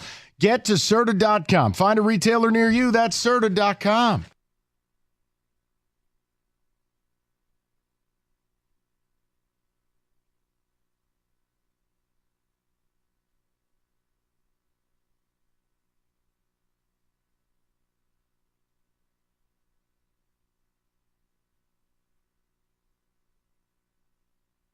All right, let's get to the people. David, I'll get ticket text momentarily. We got people on the line. Rico's doing the Lord's work. Let's go to DJ 97.1. Hi, DJ. How you doing, buddy? Hey, I'm good. How are you? Good. What's on your mind? All right. So first, before I go into my my point that I had, I went to Detroit Urban Lutheran. That was the old Lutheran Northwest. So y'all can stop breaking Rico's chops about Thank you, DJ.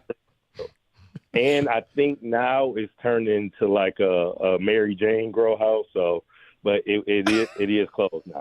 Yes. So Real school. Thank you. Thank you, DJ. Tremendous. So I heard you guys talk about James Houston and the lack of using him or his production. It hasn't been there for the last couple of years. So over the offseason, I thought that Khalil Mack would maybe pop up or surface, and I know they redid his deal, and now he's on a one-year deal. And with Herbert going down, do you think that he may be in the market for us for the trade deadline or now? Or what do you think about that? I have read, heard no such thing. But look, here's the deal. Your job as a GM in this league in a Super Bowl window, you don't get the order if you don't ask for it. I mean, teams call the Raiders all the time about Devontae Adams. It doesn't mean they're dealing him. Doesn't mean they're not. DJ, ultimately, listen, I just believe when you lose the only defensive end you brought in, and again, Davenport is 6'7", 6'8", 280. That's a legitimate DN that can set an edge, that can be a factor. He's gone now for the season. So I just don't accept the idea of next man up when we're trying to win a Super Bowl. That's all. I feel like it's going to be a theme. And Aaron Glenn deserves the pieces that we've given Ben Johnson. No, I agree with that. I don't, in looking at like maybe the potential free agents so that are out there who may be on a one-year deal, who could probably get. I didn't see anybody who was attractive. I thought that maybe Yannick Ngakoue was going to play better last year, and he didn't really play good. So I just don't really see anything out there other than maybe Mack. I don't think that we would go after the guy from the Jets because he wanted to be. Here's what's going to happen. You give it 2 weeks, and there'll be a list. DJ, you know how this rolls. We're going to get towards that bye week. Team seasons are going to go off the rails. Agents start talking. There will be a list. Look, we started the season last year. I don't think we knew Montez Sweat was going to get dealt, but by week 6, it was a hot rumor. Chase Young was the same thing. Just, it'll get there, DJ. Yeah, team just wants to blow up and start all over. Don't want to pay the guys. So, yeah, we'll see who that team is going to be.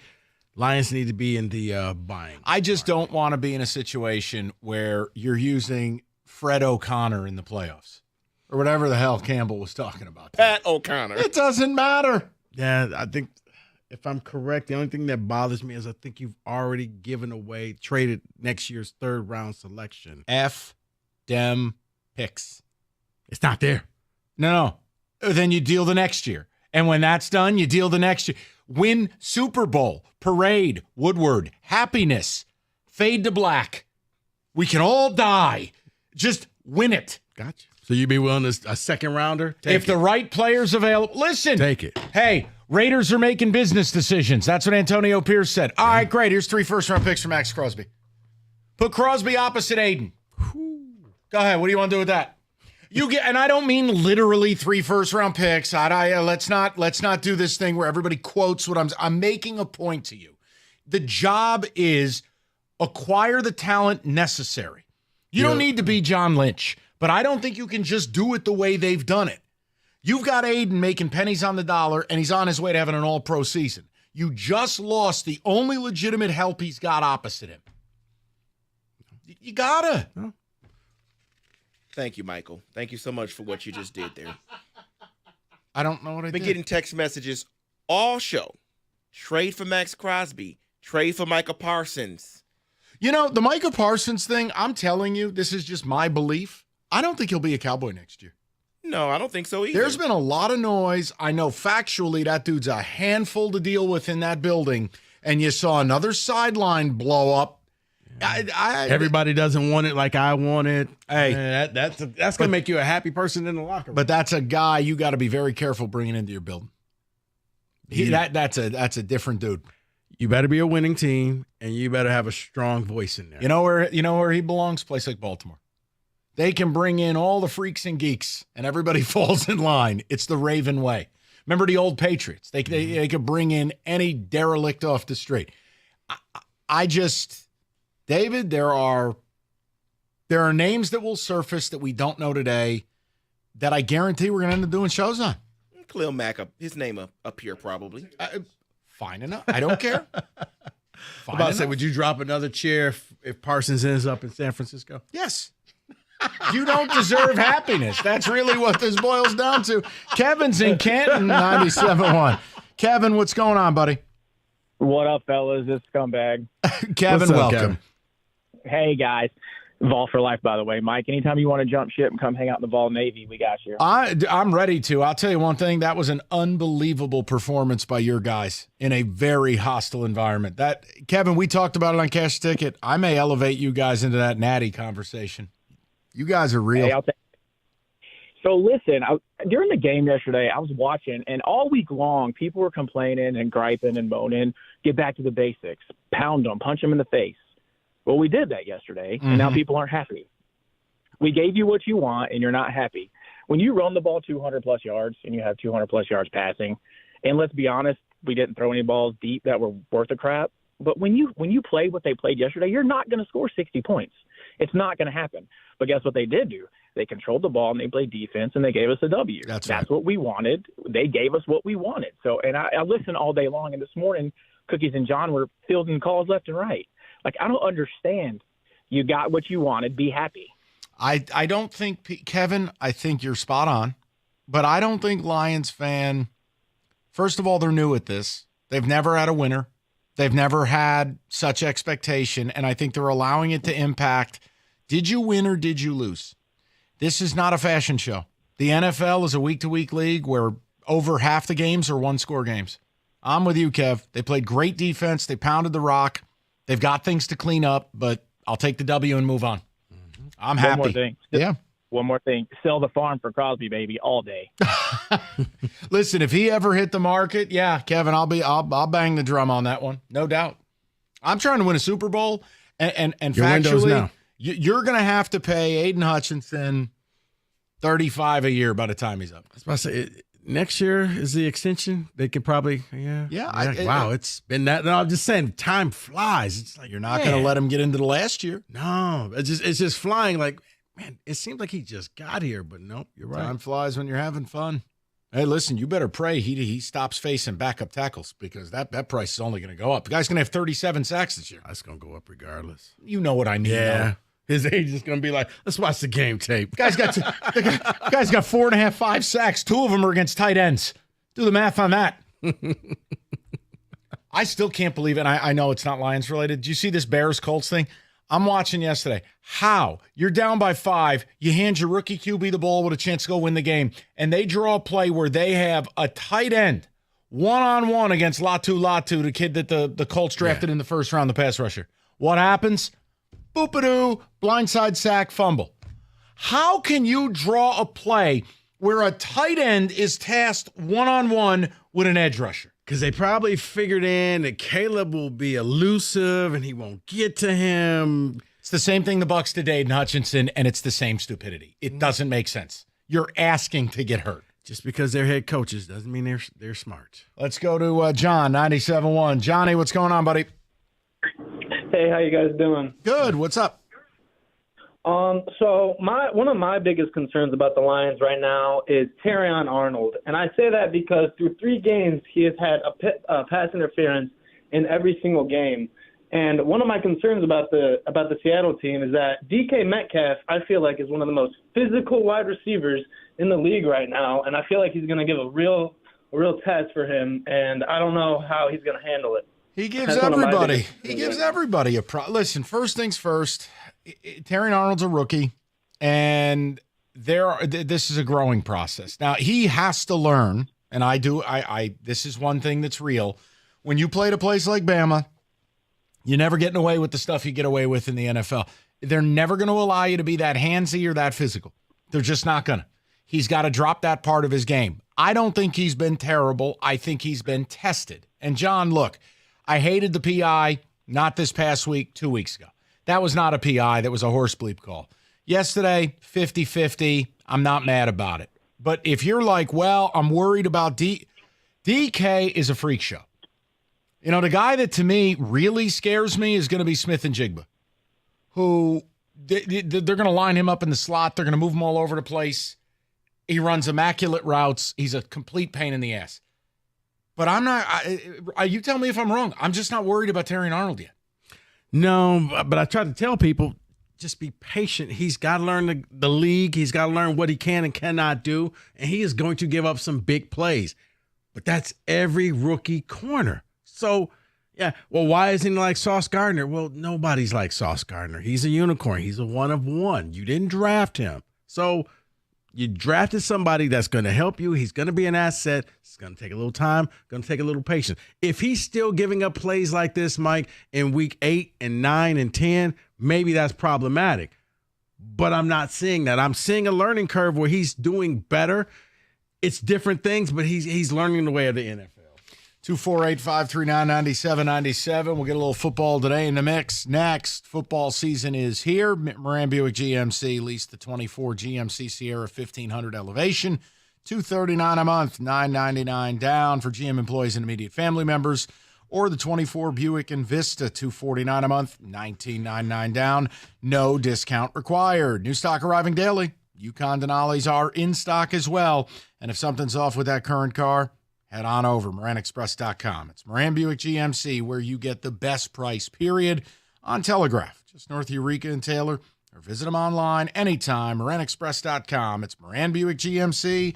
We are professional grade.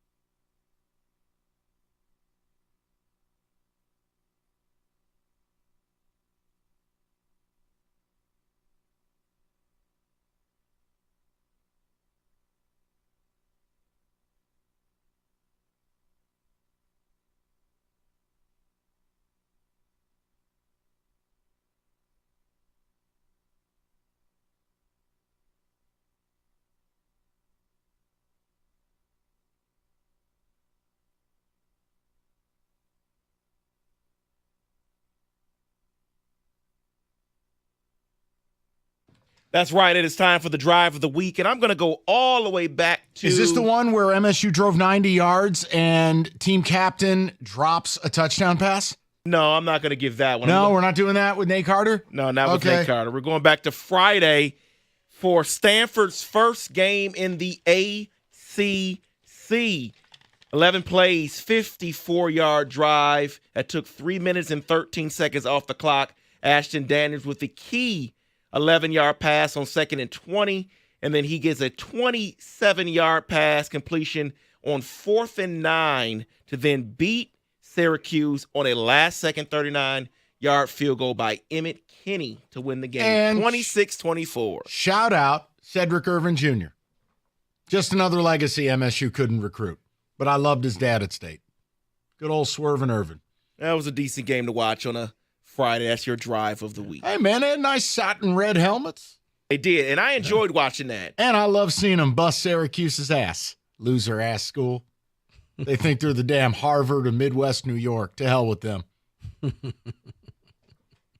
In the condom bowl they play in, or whatever that the is. inflatable condom known as what used to be the Carrier Dome. I don't know what the hell it is now. I don't know. Some sponsor, I'm sure. Yeah, Rico ruined it. Yeah, Rico, exactly. Exactly right. No. This was before I came in. I can't take credit for that. True. I will say Kyle McCord looks, as long as the play doesn't break down, he looks good. Mm-hmm. I don't know. I don't know that Ohio State is tangibly better at quarterback. I stand by it. I don't like Will Howard. It was the pressure cooker at being Ohio State. Ohio State, you have to be great at all times. They're not willing to let you learn on the job. Woj, sit down real quick. Are you all right? Yeah. What? Your face is as red as the wall in there. Are you okay? Were you in the sun all weekend or what? Oh, yeah, a little bit, sure. Jesus. A little bit, but not much. Also like to congratulate Rieger for putting on deodorant today. It's a banner day. You missed Friday. The guy played 18 holes of golf, didn't shower, came in here like Ernie the Can. Oh! It was awful. I was sitting next to Mike. It was terrible. Mike, I saw Mike sniff his pit, and I'm like, oh, because I'm like, you can't be me. Like, he was checking himself. I'm like, very oh my clean God. man. And I looked at him, and Rieger immediately knew it. He goes, oh, it might be my feet. I go, it's your whole effing body. You stink. Next time, take them out back and hose them down. It's something. That's gross. What's coming up on the program this evening? Tigers, which day you think they're clinching? Probably by Wednesday.